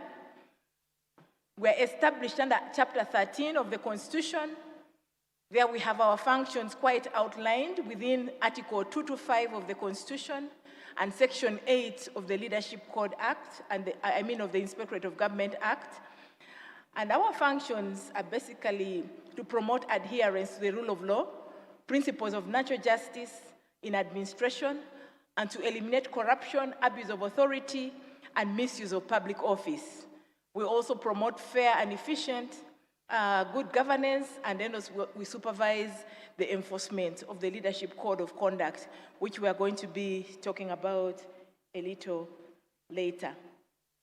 Our mandate in the Constitution provides for the jurisdiction of the Inspectorate of Government. And ladies and gentlemen, we have a line ministry, and our line minister is here in present. Our ministry is the Directorate for Ethics and Integrity. The Directorate for Ethics and Integrity does the coordination of all the anti-corruption efforts with the interagency forum. Perhaps our minister, you stand up for recognition. My minister, Honorable Rose Lily Akelo. Ladies and gentlemen, she is our line minister. The Constitution provides for the jurisdiction of the Inspectorate of Government, but it's also important for us to note that the Inspectorate of Government is the lead anti-corruption agency in the country. The jurisdiction covers officers or leaders, whether employed in public service or not, and also such institutions, organizations, enterprises as Parliament may prescribe by law. And our vision is a just and corrupt-free Uganda, and our mission is to promote good governance through the prevention of corruption, enforcement of law, and citizen engagement. That is our mandate as the Inspectorate of Government. Now, we will talk about the corruption problem. Like the head service clearly indicated, our country is well endowed with fertile land, with favorable climate, with natural resources, and more importantly, with resilient and hardworking people as well. Now, each year, substantial amounts of resources are allocated towards key sectors like health, education, infrastructure, agriculture, and so on. You will be appropriating to those different sectors. But yet, despite of these investments, we still have service delivery gaps existing or persisting in our country. And the central question we ask ourselves, therefore, is not whether we have the resources or policies, but whether we have the leadership the critical leadership that is required to translate these resources into meaningful outcomes. Now, when we talk about corruption, corruption is not simply a crime, like we are scoping it here as a problem. But corruption is actually a betrayal of trust. It robs our children of classrooms. It robs patients of medicines. In your constituencies, you're going to experience our own citizens lamenting that in the health center there are no drugs. Drugs were brought the other day and they have disappeared. They had stocked, but in the twinkling of an eye, they have gone missing. And that calls for our responsibility, our key responsibility as leaders. Our farmers are denied of fair markets. Our citizens are denied of dignity just because of the problem of corruption, which I have said is basically a betrayal of trust. It is a silent war that undermines every achievement of government. And that is why it is key, especially on the government agenda, zero tolerance to corruption. To fight corruption is therefore not optional, but it's a moral imperative for all of us leaders in this country. It's a patriotic duty and a sacred responsibility entrusted to us as leaders in this country. So the central question we keep asking ourselves is not whether we have resources or policies. We have institutions, we have a legal framework, we have policies, and we have laws. But what is remaining of us is to translate this into meaningful outcomes. Now, when you look at our development agenda, Uganda in Vision 2040 basically emphasizes good governance, rule of law, political stability, regulatory quality, control of corruption or prevention of corruption. And our institution contributes directly to strengthening integrity, accountability, and citizens' participation when it comes to issues of governance. And when you look at the NDP4, the National Development Plan, it prioritizes strong institutions. We are saying institutions must be strong. Institutions must deliver. Institutions must be able to enforce the anti-corruption laws and improve governance and service delivery. And I like the way Head Service brought it out. How does the ordinary citizen experience government? How does the student experience government? Through quality education. How do people experience this government? And in order for people to experience this government, our responsibility as leaders is really pivotal. It's really pivotal. The IG contributes to Objective 5 when it comes to strengthening good governance. We support the goals of sustainable socioeconomic development through improved accountability. And we talk about transparency, accountability, and anti-corruption in all ministries, departments, and agencies. Now we have the tax strategy, which has been rolled out in all ministries, departments, and agencies. Now, before we move next, still within our development agenda, people have always talked about political will, and political will in the fight against corruption.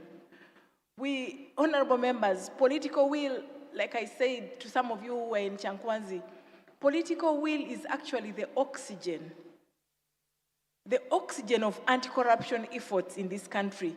Without it, the laws will remain dormant, institutions will remain weak. So as leaders, we must come out to demonstrate this zero tolerance to corruption we are talking about. And we are saying enforcement must be impartial, sparing no one, regardless of their rank, regardless of their status, regardless of their position. Because when we talk about the rule of law, laws apply equally to everybody. It doesn't discriminate that, no, you are a member of parliament, you are a CEO somewhere, you are the director in this institution. It has to cut across equally. The highest offices are expected to set the tone by leading by example, showing by example that corruption will not be tolerated. So when we talk about political will, again, political will transforms anti-corruption from rhetoric to reality. So if we're going to move towards reality, moving away from the academic, legal jargon and discussions, we need real action. We need real action against corruption in this country. When you look at our ministerial policy statement for 2026-27, it's aligned to the 10-fold growth strategy and the 4th National Development Plan, whose overarching goal is to achieve higher household incomes and employment for sustainable economic transformation. But it also supports effective implementation of government investments in industrial development, in science, in technology, in innovations, and so on. So among the stakeholders, or among the enablers, is eliminating corruption, because we cannot see this sustainable economic development without fighting or dealing with the problem of corruption in our country. Now, when you look at the Constitution, the constitutional basis, the 1995 Constitution basically entrusts Parliament with core functions, with core responsibilities, which facilitate the development agenda for this country. And Article 77 establishes Parliament as the national legislative body and sets out its composition as well. And this provides for representation for all Ugandans who speak through you, the members of Parliament, who are their elected leaders. You ought to consult with them on different issues of national concern and bring their views to Parliament. You are therefore their mouthpiece, you're their voices, you're their representation here in the House. Legislation is provided for under Article 79, where Parliament is charged with the responsibility for making laws that promote justice, human rights, and also facilitate development. Now, when you look at Article 90, Article 90 basically provides for the committees of Parliament and empowers them to carry out oversight and accountability functions. And this ensures efficient utilization of public resources and service delivery. And when you move down to Article 152 to 156, you find that Parliament is empowered with authority. Parliament has authority to authorize, to approve, to scrutinize public funds and expenditure. So you, the members of Parliament, are therefore mandated basically to safeguard the taxpayers' resources and ensure that there is value for money. The Constitution entrusts you with lots of power and authority, and you must exercise this with integrity, with accountability, with transparency, so as to gain the public trust we are talking about.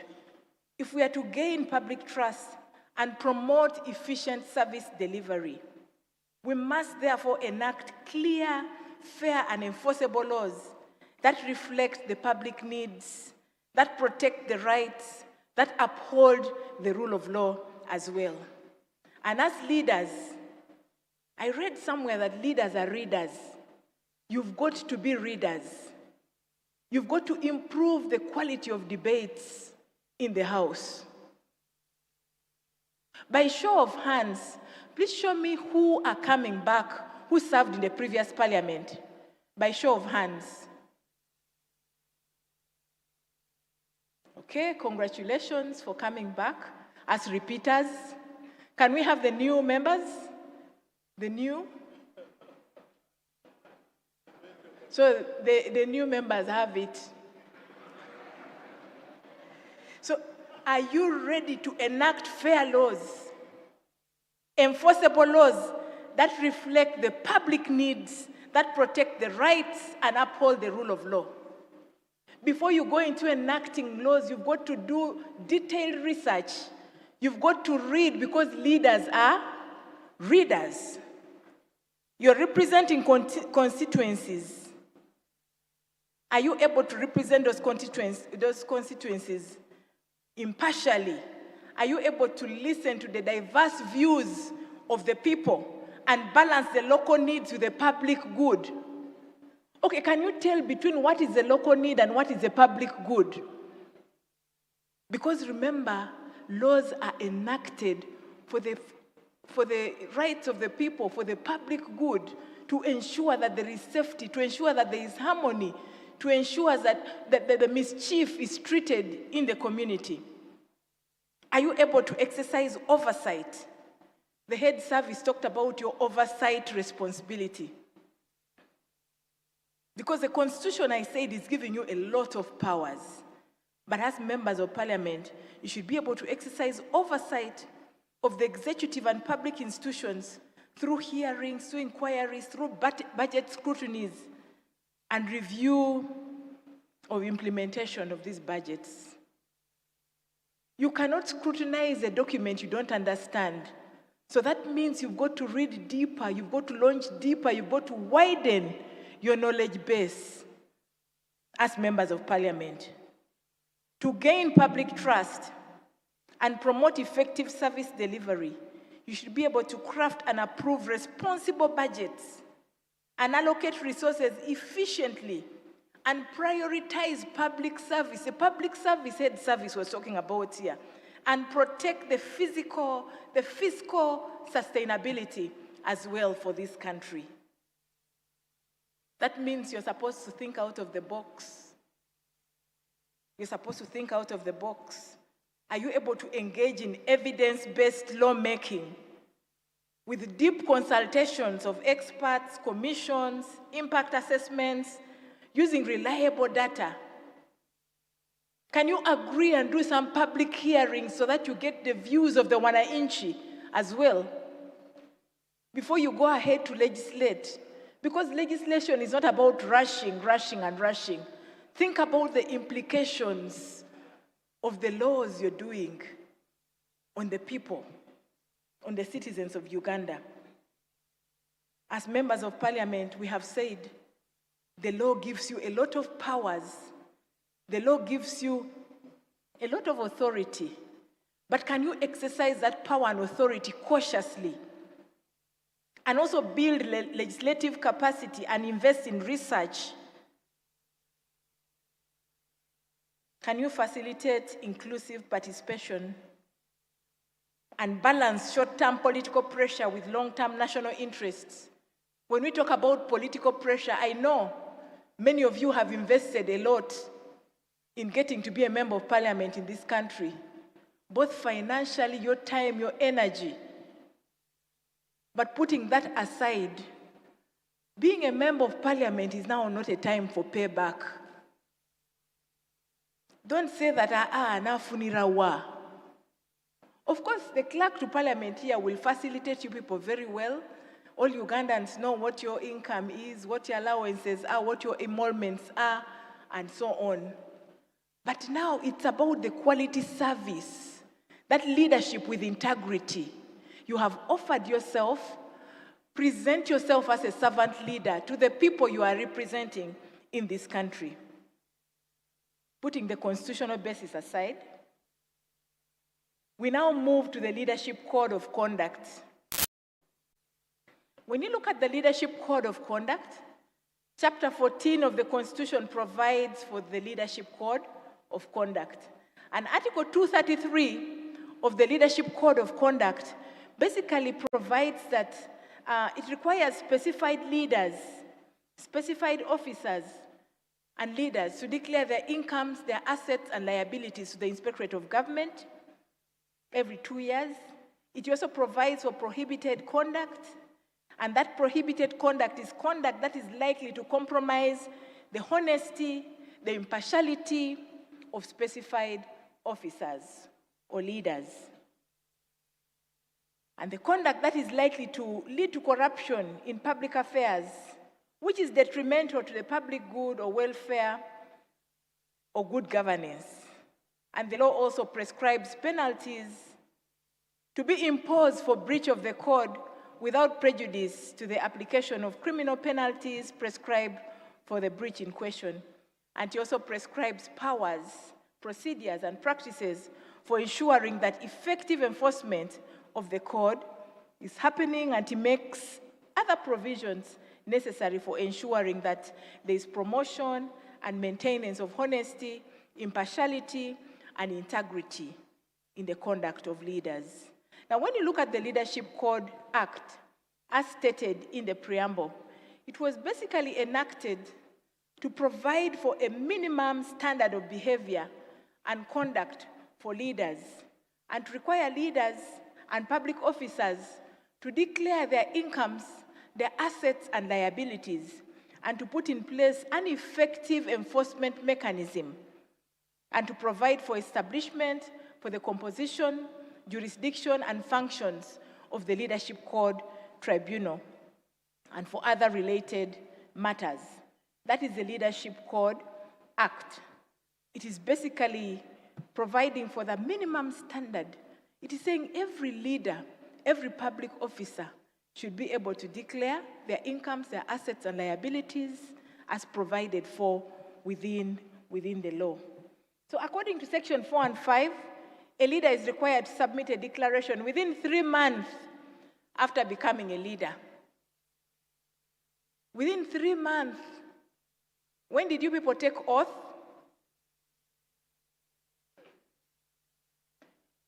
May 15th. So when you took oath, you became a leader in this country. And the law requires that you declare within 3 months. Ladies and gentlemen, I've not come here to threaten you or scare you, but I've come here to offer help. I have moved with my director, Leadership Code, and he can stand up and you see him. He's called Mr. Joram Magezi. He's not a very tall person. Yes, Joram Magezi is there in the back. Mr. Joram Magezi, Director Leadership Code, will be able to support you to ensure that you go through this entry declaration as leaders. We have a team of technical people who will work with the focal point persons within Parliament to ensure that you get the necessary assistance and be able to declare within time so that you are not in breach of the law. And thereafter, a leader is supposed to be making declarations every 2 years during the month of March. So come 2027, in the month of March, we'll expect all the specified leaders as provided for within the second schedule of the Leadership Code Act to declare again their incomes, their assets and liabilities to the Inspectorate of Government. And then thereafter, before the expiration of your term of office, remember it is 5 years, but 6 months after your last declaration, you should be able to do the exit declaration. That's after 5 years. But remember that time really rushes. Because recently people were saying, hey, the new Deputy Inspector General of Government, after some time they said the Chitanga had ended. And I was like, oh my God, even I'm thinking, how possible is it?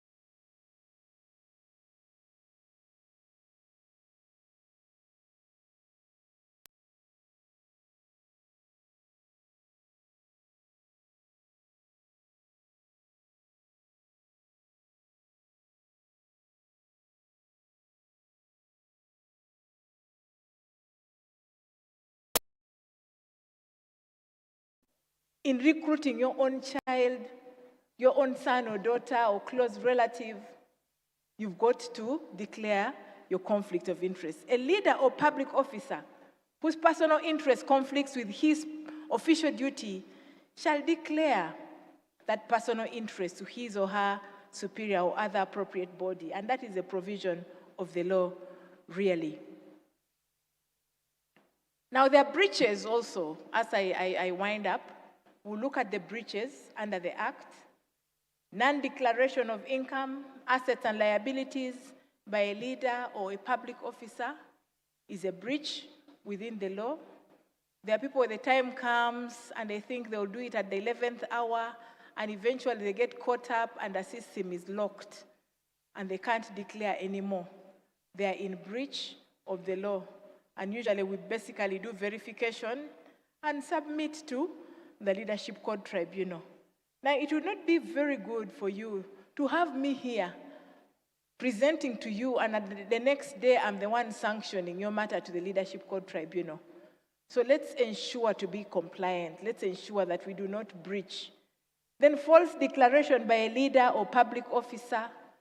For some reason, the person has 3 houses but is declaring 1, or she's declaring 1. She has 1 house, he's declaring 21 in anticipation. Already that is a red flag, because that is the anticipatory declaration. It amounts to false declaration. So when it comes to declaration, be as truthful and honest. Don't say that now I've become a member of Parliament, I foresee that I'm able to acquire 15 houses and apartments. Let me declare in advance. That is a breach. It's false declaration. Then we have the offense, the breach of late submission of a declaration of income, assets and liabilities by a leader, and failure to submit a declaration of income, assets and liabilities. These are breaches. Participation in prohibited contracts by a leader, the contracts I was telling you about, which are prohibited, and abuse of public property by a leader or public officer. This is a situation where people use public property. For instance, using an ambulance to carry grass to feed his goats somewhere, or using the official vehicle to carry pineapples to the market, or ambulance to take pineapples instead of taking patients to hospital. That is abuse of public property by a leader, and failure to declare a gift or donation to the Inspector General of Government by a leader or public officer. Now, people will begin asking themselves questions around this gift. A gift the tune of above 200,000 shillings should be declared. There are leaders who, when they travel, they get gifts like a van or ambulance, and they want to use it in their constituencies.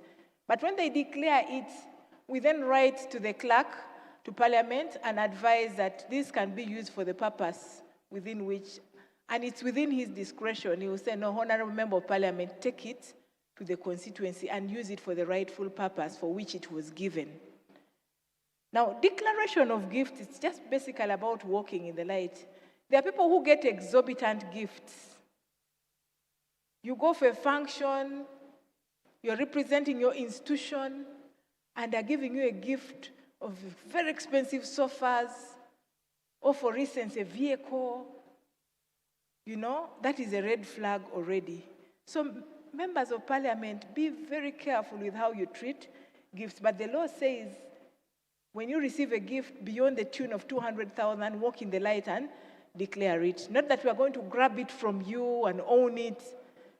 We are also human. We look at the reason, the spirit behind which you got such a gift. Like at Christmas, people receive so many gifts.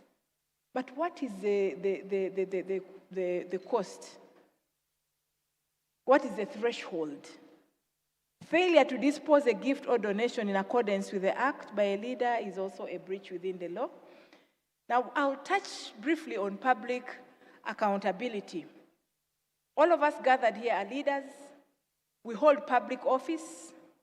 We manage public resources in trust of the people of Uganda, and therefore, that automatically makes us servants of the people, and we are therefore answerable to the people, like we saw in the national objectives and directive principles of state policy. Public accountability requires us to be accountable for the decisions you make. What kind of decisions are you going to be making as a legislator in that house?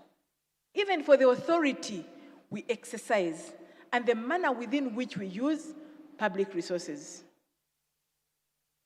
So we've got to be accountable for the decisions, authority, and the manner within which we utilize those resources. We must also remain accountable to the oversight institutions. Remember our oversight responsibility as Parliament. We must be accountable to those institutions which are established as part of the check and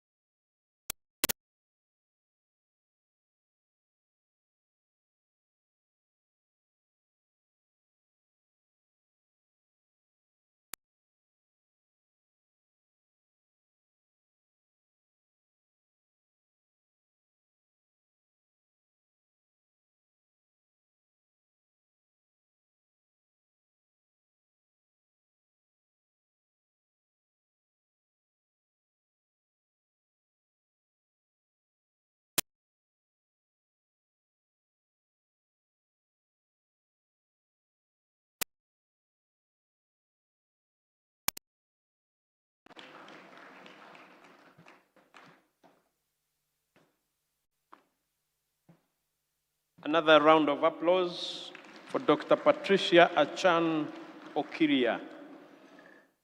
Now, honorable colleagues, especially those who have joined Parliament for the first time, again, this is not a mere presentation, not at all. The Leadership Code Act was enacted by Parliament. You don't follow it, it targets you, no other person. Of course, there are challenges of declaration of gifts. I was looking at my colleagues. Now, the other gender, you see why we don't give gifts. It is against the law. But also when you accept gifts, you declare. Now, I am going to, we have 20 minutes to go through interjections and, well, not interjections really, to interact with the presenters for clarifications. But let me invite the clerk to Parliament, particularly on this. I can tell you, there are members of Parliament who have lost their seats on account of not declaring. There's no escape route. Let me invite the clerk to Parliament. He's been in Parliament for longer than 25 years, and he now works for Parliament. So we learn a lot from him. Take us through this declaration, the relevant constitutional mandate, and then we open discussion for the two presentations. I thank you. Thank you very much, Honorable Chairman. What the IGG talked about is provided for in Article 83 of the Constitution, which gives the grounds upon which a member of Parliament can vacate his or her seat. During the orientation, we informed you that if you absent yourself, for example, from 15 consecutive sittings without the permission of the Speaker, you lose your seat. That's one of the grounds, and we did explain it very well. But among the grounds under Article 83, which touches on what the IGG talked about, is Article 83(1)(e). A member of Parliament shall vacate his or her seat in Parliament if that person is found guilty by the appropriate tribunal, and this is the Leadership Code Tribunal, of violation of the Leadership Code of Conduct, and the punishment imposed or includes the vacation of office of Member of Parliament. Now, the members of the 11th Parliament who have returned to the 12th Parliament declared their assets and liabilities in March 2025. And I have consulted the IGG on this. Those ones need not declare their assets and liabilities now. They will declare next in March 2027. However, there are new members of Parliament who have never been in Parliament. Now, the new members who were not in the 11th Parliament, as the IGG explained, you are expected to declare your assets and liabilities 3 months after you were sworn in. The last day when members of Parliament were sworn in was the 15th day of May 2026. It therefore means that moving forward, you now have, I think, 1 month. 1 month, you have the month of July and 15 days in August. So the deadline for you to declare your assets and liabilities is 15th of August this year. So make sure that from today onwards, you comply with the law by declaring your assets and liabilities. Now, assets and liabilities are declared online. They are declared online. And we have focal persons in Parliament, IT experts, who have been appointed by the clerk, and they are known by the office of the IGG to assist you as a member in declaring your assets. So we are going to give you their phone contacts before we leave this place, so that you are able to access them on phone, and feel free to call them to your office, and they help you to declare your assets and liabilities online before the 15th of August this year. Thank you very much, Honorable Chairman. Thank you. Thank you so much. Honorable colleagues, you can lose your hard-fought seat in Parliament just on account of failure to declare. Now, people are asking, what do I declare? Please, go declare. I'm going to give a chance to, yes, and if I don't mention your name, it's because I'm giving you a chance to mention it.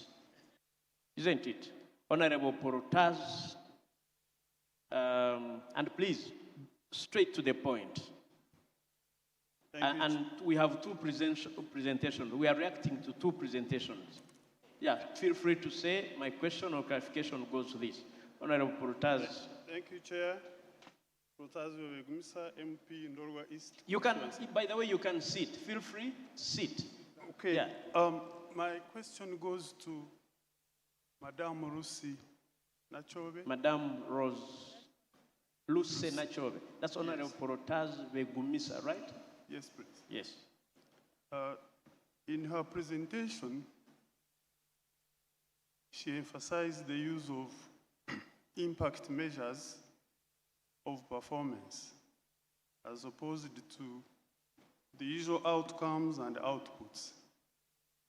My concern is that impacts could come in the long term. They could take time to come. And yet, we measure performance usually on an annual basis.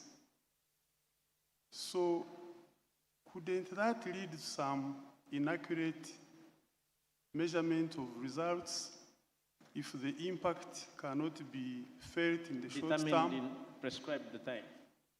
Thank you. Thank you. Thank you, Honorable Porotaz. Yes. Honorable Grace Kuichinye, am I right? Yeah. Thank you very much. My name is Kuyoshwin Grace Freedom, and I am the Member of Parliament for Ora County in Zombo District. I want to appreciate what Madame Lucy has presented to us. And it reminded me, especially when she talked about policies which are inconsistent. I want to even add my own word, maybe neglected, in this sense. That decentralization policy was introduced many years ago, I think 1993, and Uganda has really worked and even excelled in implementing this policy. It focuses on service provision and even impact. But my challenge is that when Lucy talked about inconsistency, I think decentralization policy has not been evaluated for whatever impact we have achieved. And this really would be my appeal, that can we evaluate our decentralization policy? I'm just focusing on that one, because I see some glaring achievements. If we talk about leadership devolution, in the grassroots, I think we have too many leaders now. But what is the impact? Thank you. We even have money going up to the village, to the parish. What is the impact? So my plea is, please let's evaluate decentralization policy. Thank you. Thank you, Honorable Grace Freedom. You. Thank Please you. mention your name. I'll be picking thank you very here. much. I'll be very brief. The Honorable Kaheru. Vincent Freedom Kaheru is my name. You're also Freedom. Yes, we are two, a lady and gentleman. You are Vincent Freedom, she's Kaheru. Grace Freedom. Yes. Go on. Thank you very much. I represent the people of Chaka North in Chegegwa district, and I would like to also add my voice to thank the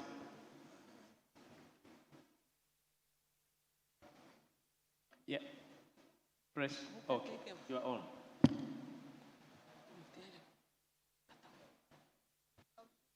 Exactly, and don't start. Okay, thank you. My comment is on the 3 pillars that Dr. Patricia talked about of her work or office, whereby she emphasized the fighting corruption, enforcing rule of the law, and community engagements. As the 12th Parliament, I'd like to mention that we are actually very vulnerable, and we need support on that 3rd pillar of community engagement. Why am I saying this? Whereas everybody thinks we are getting a lot of money, we are well off, we are actually extremely vulnerable. And we would like that your office does more in terms of supporting us to get us to be properly aligned. For example, I will tell you that in this parliament, like you saw the numbers, very few people are financially okay as of now. And many may be tempted to not to tell the truth about their financial positions.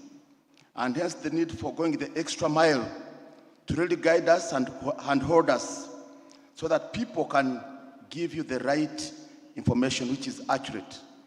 Otherwise, we are extremely vulnerable, and I would like that you put your weight on that community engagement, particularly to this family here. Thank you. Honorable Katesh, then I come this side. Thank you very much. I want to appreciate the 2 presenters. My question goes to Madame Nachove, but Patricia could also hint at it. And it's about the public service in this country. Without measurable indicators and consequences for non-performance, the song will continue. Because for us who represent the people, we know, for example, that if you go up country in most of the local governments, you will barely find no people at work on Fridays. And you have the issues of absenteeism. The Auditor General's reports are very clear, but this is as a result of having a workforce that is not measured. Someone knows that even if he comes late to work, there are no consequences. And you know the difficulties in actually disciplining public officers. So I'm wondering whether, amongst all the recommendations you have had, whether government is thinking of reforming the civil service to enhance efficiency. Civil service reform. Thank you. The gentleman from Otuke, the Honorable Mara. I need a lady. I have seen the ladies. Thank you very much, Mr. Chairman.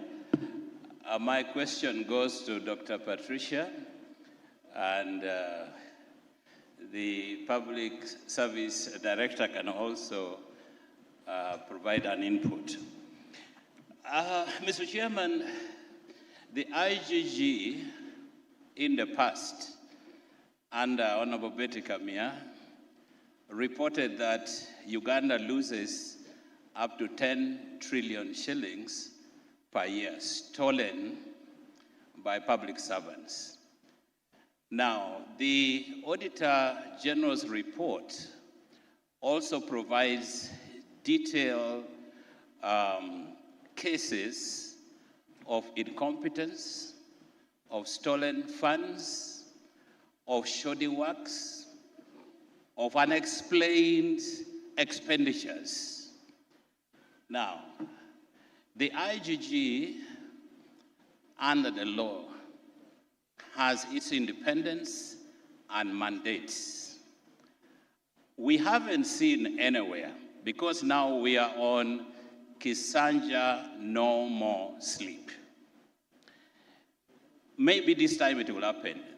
Can Dr. Patricia tell us that as IGG, have they investigated, prosecuted, big names where public servants have stolen money, which would ordinarily act as a deterrent for stealing public funds. And it's not happening. And all the time until the president comes in, that is now when the IGG runs. Thank you. Are you exercising your independence? Are you really doing your work? Thank you very much. Thank you so much. I am picking only one honorable colleague because if you look at time, we are supposed to be, and this has to be a lady. Yes, extreme right. You see, I don't even, please mention your name.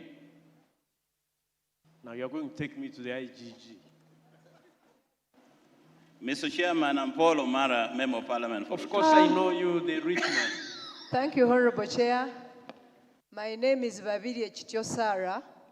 I'm the Member of Parliament for Bukoto East constituency. Your name is? Babirie Chityo Sara. Honorable Babirie Chityo Sara. Yes, Honorable Chair. Okay. Mine is not a question. It is a vote of thanks to the IGG, Madam Patricia, and a kind of a testimony. I never used to believe in IGG, but when I lost as a member of parliament in the 10th parliament, I didn't make it to the 11th parliament. I became the president of Uganda Netball Federation. I found a lot of corruption in sports, in a sports sector, and I really had issues, a lot of issues. More Ugandans know about this. When we went to the IGG, I'm one of those people who told my colleagues we did not expect to get fairness there. But I'm here to testify and to thank Madam Patricia because she's the person that signed our report. Though I didn't know her, I've never seen her. We were offered justice, and I'm grateful to the Department of IGG. From today onwards, or from then onwards, I've been a preacher and telling people that the Department of IGG is indeed a genuine department. I'm proud of you, Madam Patricia, and I'm proud of the IGG. Thank you. Wow, that's a testimony. Now, because I have been warned, we need to get out of this facility, not for security reasons, but for the good of all of us to go and find our spouses happy. And I also declare to the IGG that all members are looking at me with very kind of faces. So what do I do? And I can't pick all of them. But the senior colleague, the Attorney General Emeritus, Honorable Fred Ruhindi, some of these testimonies are good for us as members, as legislators. So, Fred, please give your comment. Thank you so much, Mr. Chairman. I would like to thank the presenters for this afternoon sessions. And this morning I've been touched by the presentations which have been made. I listened to my brother, with whom I worked closely when I was Attorney General, the then Shadow Attorney General, Honorable Abdu Katuntu, and I'll find time. I've seen the schedules which are coming. I'll find time to talk about it, particularly when we talk about the common good, I think on Thursday. But now, let me comment about this issue of corruption. And I'm going to say this not because I'm holier than thou. No one here is holier than thou. We are all guilty as charged, like our former speaker, the late Honorable Olanya, would say. But we must move on, we must work. And I want to give you an example of China. The GDP per capita of China was lower than that one of Uganda in 1965. The GDP per capita of Kenya in 1990 was higher than that one of China. The question is, then what happened? China, in the Ming Dynasty, in the 16th century, built the Great Wall. We all know about the Great Wall. But after its construction, within 100 years after its construction, China was invaded thrice. Why? Because, of course, the gods were compromised. So what did they do? They said, okay, we can have the great wars, but we must police our minds more than we police our bodies. They started a mission, and we all know that at one point, even now I think, you steal, you are shot on the spot. You do this and this, which is bad, you are punished accordingly. China turned around during the Mao Zedong regime. His mission was that by the year 2025, China would be producing for every home state in the world. We all have the evidence. So we need to do something about this corruption. We all need to be serious. We need to build institutions and systems which check human excesses. And we must work together in fighting this evil. Otherwise, it's going to take us beyond limits. And we are all to lose. We are all to lose. So with those few remarks, I just wanted to add to Dr. Patricia's submission that certainly let's get together and find solutions. And by the way, corruption, why do we talk about corruption? Corruption is euphemism. Like in law, we talk about canon knowledge, that's euphemism. Corruption is actually theft. It is robbery. Our people need services. We have gone through democracy, we have come here to parliament, and by the way, corruption, how do you define democracy? Three things to me, and that's why we are here in parliament. Three things. Democracy, if that system ensures the provision of services to the people, that's number one. Number two, if that system ensures accountability.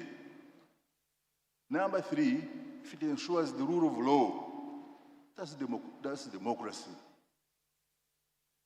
So the people expect from us social services, or provision of services, accountability, and the rule of law. Thank you so much, Mr. Chairman. Thank you, Honorable Senior. I'll give a chance to colleagues. I'm sorry. I'll give a chance to the presenters to answer the questions, and if we still have time, then we can respond. Over to you, Madam Luce, if you want to come in first, and you can answer from your comfortable seat, or I suppose. Thank you. Honorable Protas. Yes, I agree with you, impact takes a long time to measure, but it's the way to go. Unless we measure impact, we shall not be able to tell whether these policies are meaningful to our people or not. So when you go out to monitor and evaluate a project, let us now stop at only thinking of what money you have been given and what you have put on the ground. Let us go further to ask, what is it that is bringing to the people? Something that you have put the ground. And some of these things, even within 1 year, you can tell the impact. For example, if it is, say, putting up a milk cooler in Rushere, and that's the government project. Within 1 year, if they have put up a milk cooler, it is functional, you can easily go to the community and find out whether this community has benefited from this cooler that has been established. I agree some projects take long, like an electricity generation project. You are constructing a Kaluma Dam, it will take long to assess the impact. But there are some that you can easily be accessed. But that is the way to go. It is the ideal. Then the issue of Honorable Queen Chin about inconsistency in policies. Yes, it is true, some policies are inconsistent, and you have quoted the right example of decentralization. I also sometimes sit at my desk and wonder whether there is value in this policy or there is no value in this policy. It had an objective of taking services nearer to our people. But is it serving that purpose? Look at the district service commissions. What are they doing? Are people benefiting from the district service commissions of today? Look at the people serving at the districts. Listening to people's complaints, answering their questions is like a bother, it's like a burden to them. And then you wonder, what are they doing in the offices? They were put there such that the people can reach them and they can respond to people's issues, but the opposite is happening. So I agree we need to evaluate this policy and probably come up with amendments or reviews for this decentralization policy and many other policies.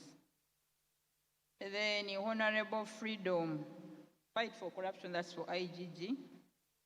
Honorable Katesh, measuring public service, having measurable indicators, and the consequences of non-performance. This is a bother for everybody, I believe. And it is at my heart. We need to make the public service perform. And how do we make it perform? We need to sign performance agreements. And these performance agreements must begin from the top. From the topmost person in this republic to sign with the next top, and then the next top signs with the next top, and then the next top, and then until when we reach the driver or the office attendant. But to succeed, we need prayers. Yes, I've already proposed it. I've drawn the roles for everybody. Now it is acceptability and implementation. And that's where I say the prayers must come into play. Then I think that's it. That's it for me. Thank you. So is that part of the public service reform package? Performance agreements. I thank you for that. Over to you, Dr. Patricia. Thank you very much. I would like to thank you, honorable members of Parliament, for the questions, the comments, and observations. Thank you very much, Honorable Babiri Chitio. And congratulations. I'm surprised. I didn't know you made it, but I thank God you are here. Honorable Freedom talked about fighting corruption and the 12th Parliament needing support, especially in respect to the vulnerability and the social norms. I think we would have to engage a little more on this because being a member of Parliament, the constituency has different expectations of you. When you go to your constituencies and you attempt to go to church, that's when they will want to do a fundraising because they have seen the member of Parliament there present. So how do we deal with these issues? We've got to create more awareness and let the people know about your responsibility as the Member of Parliament. It's not about dishing out monies for ABCD, but it's about the oversight responsibility and being able to make significant impact in their different spaces. Honorable Member of Parliament talked about absenteeism. I think it was Honorable Katesh who touched on absenteeism due to the issue of workforce, but I see it as a problem of supervision. We have dealt with this issue. We have sanctioned some leaders for being absent and lack of supervision from their places, and we see progressive improvement. Previously, when you'd go to monitor on ad hoc on a Friday, I don't know who is from Katakwi here. If someone went to Katakwi on a Friday at the district, you'd find all the staff in a market called Ochorimongin eating muchomo and sugarcane, and I think ajono also. But nobody would be in the district working, and that calls more for strengthened supervision and attendance to duty. Honorable Ebuke asked about the IGG vis-a-vis what the Office of the Auditor General reports, detailing cases of incompetence, of stolen funds and unexplained expenditure. Just to let you know that we have got a tripartite with the Office of the Auditor General, with the PPDA and the IG. In that tripartite, we work very close together. We get to see the red flags from the Office of the Auditor General report, and we take action. You have seen, I don't know, well, most of the things we do are not for the press, but there are times we have ordered people in cities, municipalities, and districts to return the money, the financial loss they have caused to the Asset Recovery Fund of the IGG, and we've been able to recover billions of shillings through that arrangement.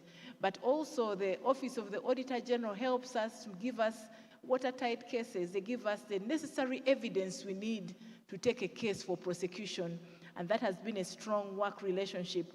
So it's not that we are not seen anywhere. If you look at our reports, you will see that we have been able to recover, we've been able to prosecute some cases. We don't only wait for His Excellency to bring matters to our attention. We take on cases even at our own initiative, and that is all evident in our reports. We may be having shortfalls as an institution here and there, but those are issues which can be worked on, and it is we will be able to improve upon them as well.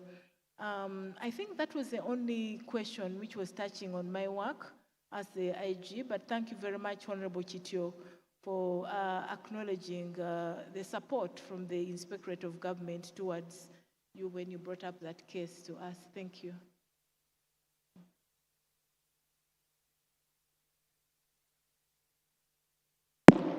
Honorable colleagues, Right Honorable Speaker is in the house. Right Honorable Speaker, we thank you for joining us. You can see the program said we should have left, but now I know the enthusiasm with which these honorable colleagues were seated here, including cabinet ministers. Somehow they were expecting you. Now that you have come, it's better that I brief you what transpired in this afternoon session. And before the Honorable Lope takes your attention, don't mind, my colleague who comes from other districts pronounces you as a rope. I keep reminding him you are actually a lope. He will learn. Right Honorable Speaker, we had two major presentations this afternoon. One by Madame Luce Nacho Bembonye, a classic presentation by a practitioner, a seasoned public servant who has been here in public service for 36 years. Secretary to the Cabinet and Head of Public Service. The other presentation was by the Deputy IGG, Dr. Patricia Achan Okiria, and who reminded us And by that, we learned that there are members of parliament who have lost their seats on account of not declaring. Right Honorable Speaker, the concerns were that what do they declare? We reminded them that they have to declare anyway, including gifts have to be declared. Right Honorable Speaker, we have had a plenary discussion. We were now at a point of say, do we add 10 minutes for two more questions or do we close? I will need your guidance, Right Honorable Speaker. As a chairperson, you know, also I have where my powers stop, those that have been borrowed to me this afternoon. Right Honorable Speaker, if you give us chance, we can have two more questions so that then we can ask you to come in at the end. So, two more questions. One will be from this side, another one from this side. And because the IGG is here, whether you look at me with the kind I want. Exactly. Meanwhile, the clerk wants to say something. I had promised to get you the focal person for purposes of online declaration of assets and liabilities. We have a coordinator in Parliament who will assign IT officers to you. Like we said, members who have joined Parliament for the first time, like the IGG guided, must declare within 3 months on assumption of office. And the deadline is 15th August. Now, the focal person for purposes of declaration in Parliament is called Mr. Wabwire Julius. Wabwire Julius, he's the Assistant Director of ICT. And that one, once you call him, he will assign an ICT officer to assist you immediately. And his number is 0772 570 366. 0772 570 366. Tomorrow he will be around to interact with you and some IT officers, so you are free to call him anytime from now. His name is Wabwire Julius, Chairman. Thank you. I'm going to pick two. Okay, I'll pick you, Honorable. Please give a microphone. And I am being... this side? Yeah.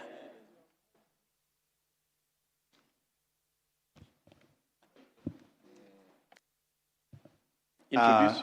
Thank you very much, MC, moderator. Mine goes straight to, allow me to introduce myself. I was going straight to what I wanted to say.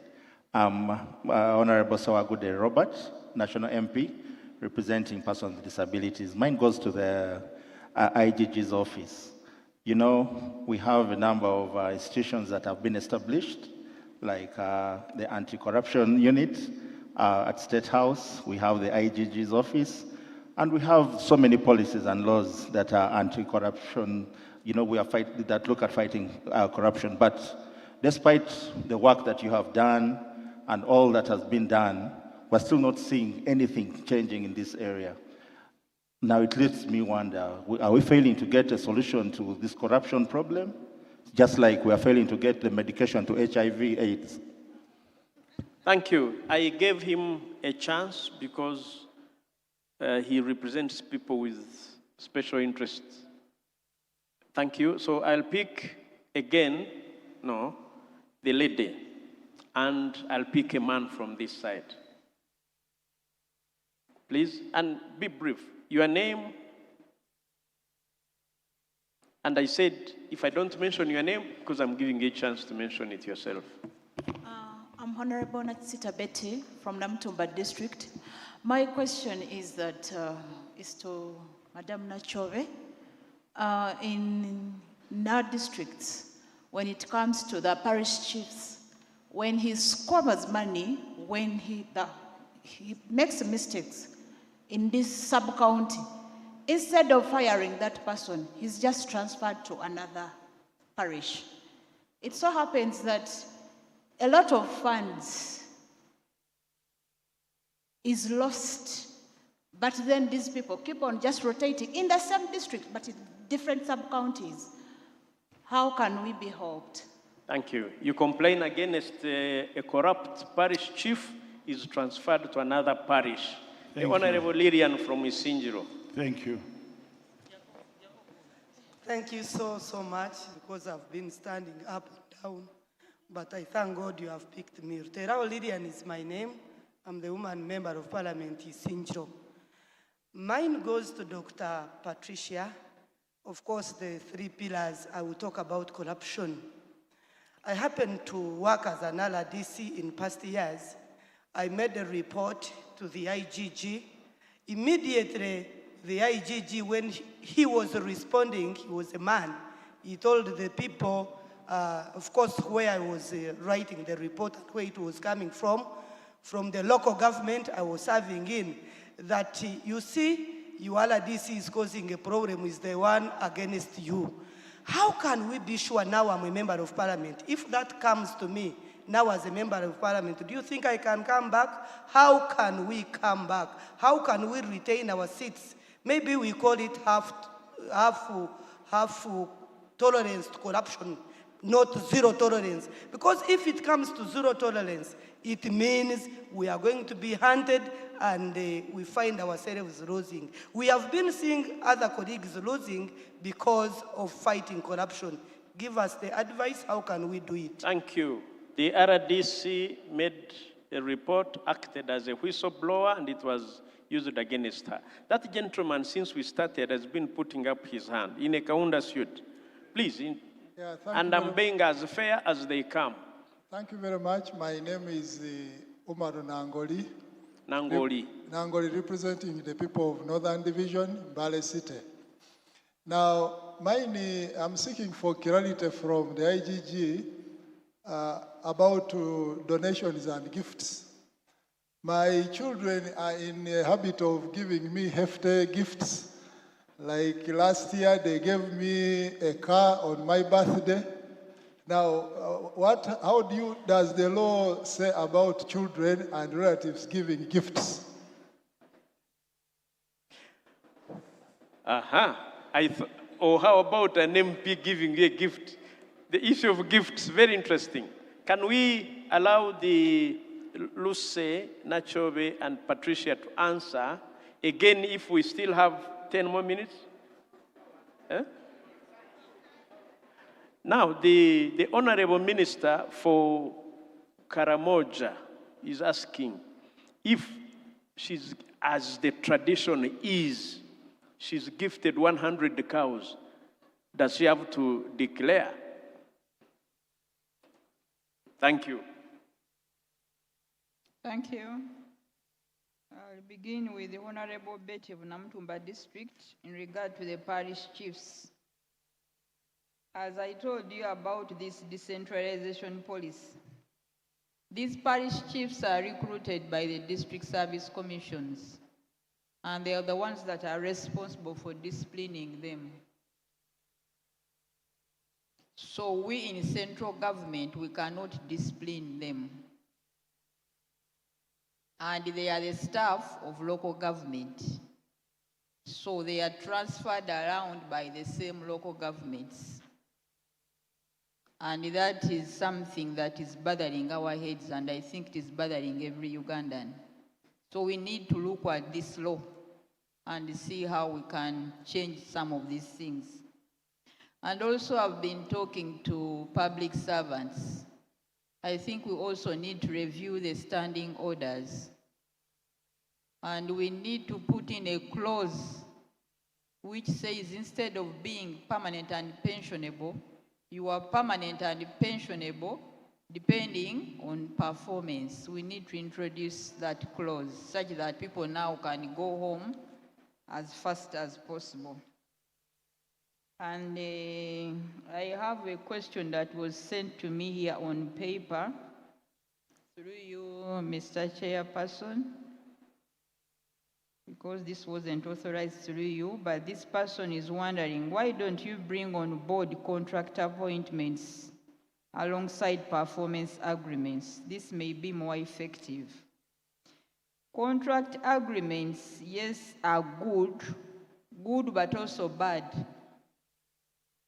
The public service is supposed to ensure continuity. That is one of the biggest objectives of the public service. The world all over, the public service is supposed to ensure continuity because the political leaders come and go.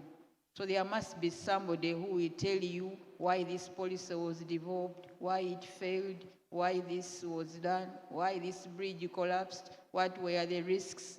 Now, if you put everybody on contract, it means you would have lost that. That's why there are people who must be always there for that history, for that continuity. However, all is not lost. The top leadership in public service is on contract. The permanent secretaries are on contract. So if they don't perform well, they can go home. The directors in some of the institutions like police, they are on contract. Prisons, they are on contract.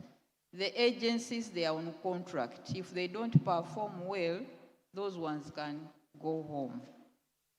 Now, the ones down, it is the performance agreement that can work on them, and then also the change in clause in the standing orders that we now call them to be accountable to their performance. Thank you. Dr. Patricia? Thank you very much. I'll begin with a question which was asked by the honorable member representing persons with disability. He clearly stated that we have several institutions, State House Anti-Corruption Agency, IG, and several others, but there is no change in the fighting against corruption. Why are we failing to get solutions in terms of progress? I would like to respond as follows. We believe in complementarity, several institutions, but we also need everybody to join the war because we are saying it's everybody's responsibility to contribute towards the fight against corruption. But in terms of progress, there are people who are saying the problem of corruption is increasing. But for us who are working in the lead anti-corruption agency, we look at it in terms of the cases. How many complaints have we received and investigated? What is it that we have recovered? For instance, I have the statistics here. In last financial year, we had 7,282 complaints. We investigated and concluded 4,289.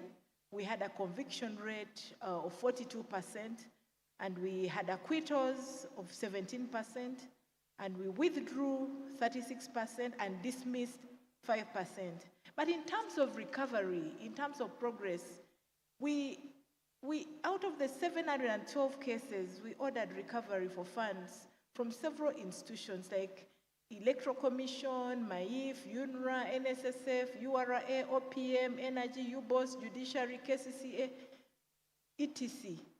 But we ordered for recovery 76.7 billion, and actual recovery was 44 billion. We also had administrative sanctions. We interdicted, dismissed, and cautioned in a bid to return sanity to our institutions. So what I would say to the honorable member is that we all have a collective responsibility to fight corruption. What is our contribution? What is your contribution? Do you look and keep quiet? Do you take action? Do you report? Do you bring these issues to the attention of the institutions responsible? Because we need a collective responsibility in dealing with the problem. Honorable Lillian from Isingiro, it's quite unfortunate the experience you had while you were RDC, but remember that in every basket of fruit we have some rotten ones as well. So if somebody from within the Inspectorate of Government did that, a member of staff, please report that and bring it to our attention, because we have got a responsibility to protect whistleblowers. But many a times, people report such cases. You have brought your complaint. Before you have left the building, you get to hear that someone is already saying, oh, they have reported him to the IG. Now, also as a whistleblower, you've got the responsibility to not to blow your cover. Because if you go and begin narrating that, oh, I have reported the matter, they're going to deal with him and so on, corruption is quite risky. and you'll be exposing yourself to danger. But it's quite unfortunate there.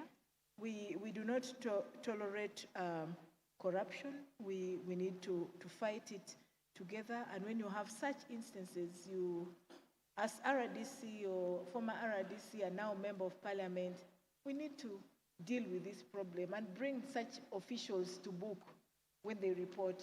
So give us the information, who was this person who reported, and we can take action. We have taken action and actually dismissed some of our own staff. We have decided not to renew some people's contracts because there is no smoke without fire. We have been told that there is corruption in the institution, and we, the heads of the institution, have got to take the initiative and clean and do house cleaning within the institution. Mbale City, Honorable Nangoli talked about donations and gifts, and this car, his children are fond of giving him gifts of cars. Well, this one would raise a red flag automatically. Where do they work? What do they earn? What are the sources of funding for this gift? And because it is beyond the threshold, you're supposed to declare it. How many times have you declared? Perhaps you need to give me a little more information, then we can have a conversation hereafter. But there are gifts like traditional things during marriage, the cultural, whatever, which are not supposed to be declared. Those traditional gifts you give at marriage. Someone had a marriage and it was 800 cows he paid for dowry. Straight away, that was a red flag. We had to investigate. You're a chief administrative officer, for goodness sake, everybody knows what your income is. Where do you get the 800 cows? Someone has bought a gift of a V8 for a 1-year-old child at his birthday, but everybody knows his sources of income. Friends, there are red flags we need to pay keen interest to, because you know the cost of a V8, and you know how much somebody's salary is. If somebody really did that, I think we need to bring such issues to our attention for us to interrogate and probably do a lifestyle audit. Because when money is acquired illicitly, then the people are quick to run to real estate and do those primitive expenditure. So I think it's important that we work together and deal with this problem. Don't just hide around and say, this was just a gift from my child. What was the threshold? The source of funding. Where is your child employed to get that to give you as a gift? So Honorable Nangoli, I think we need to have a conversation about these gifts you keep receiving from the children, and we interrogate it further from there. Otherwise, thank you very much. These are my responses. Remember, I said I'm not coming to find fault, but we want to find solutions so that we make better leaders in the 12th Parliament. Thank you. I'll come and give us some administrative announcements. After that, I'll invite Right Honorable Speaker. I'm sure he has nothing. So if the Speaker has nothing, may I have? Honourable members, would you kindly join me?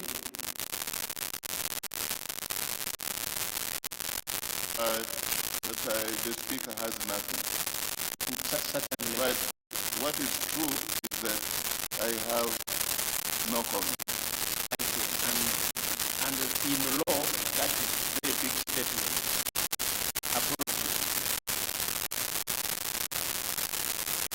Honourable members, would you kindly join me in moving a vote of thanks to Dr. Patricia Okiria, Ms. Lucy Nachobe, and Honourable Wilson Kadwenje.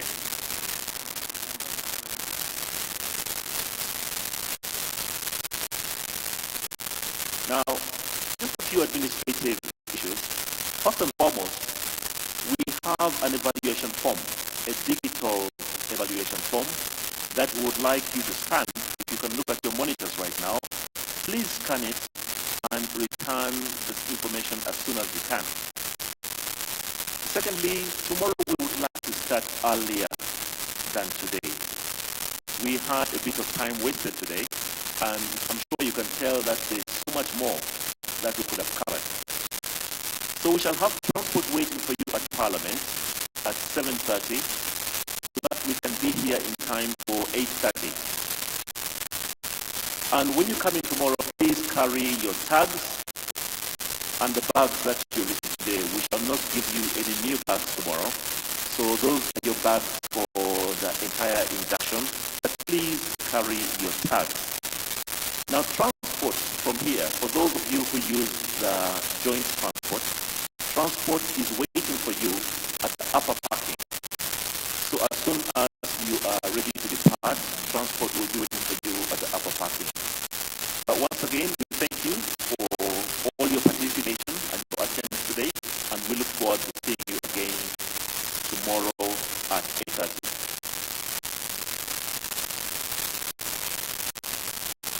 The program begins tomorrow at? Tomorrow, the program starts at 8:30. So departure from Parliament for those who are coming that will be 7:30.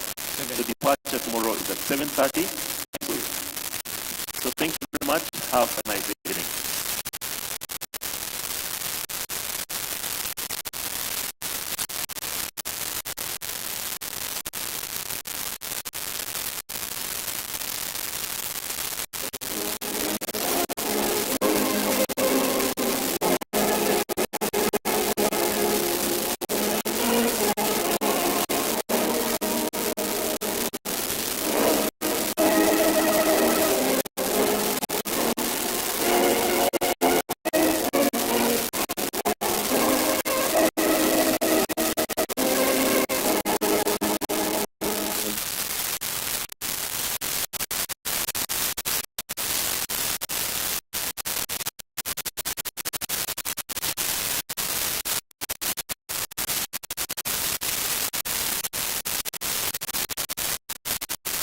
Those members who are still around still have refreshments on the outside so they can see.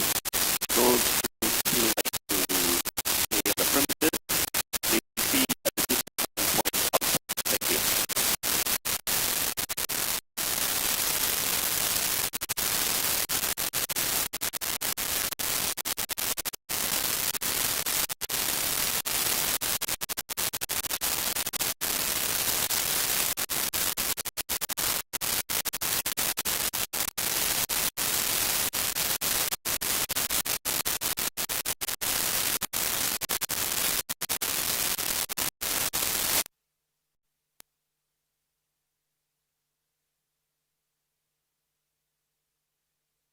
Kampala is this imposing edifice of parliamentary democracy, the Parliament of the Republic of Uganda. While the seed of modern government by discussion was planted way back in 1920, the work of documenting this history for posterity was undertaken when the Right Honorable Anita Annette Among was Speaker. Then, the documentary was launched during the 12th Parliament under the tenure of Right Honorable Speaker Jacob Maxson Zoboth.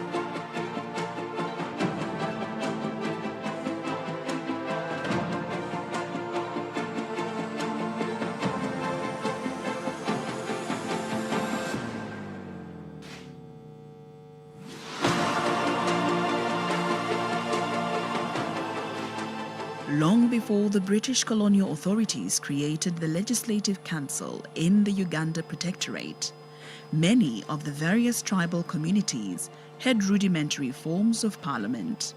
These included the Luchiko in Buganda and Busoga, Orkurato in Bunyoro and Toro, then Eishenjero in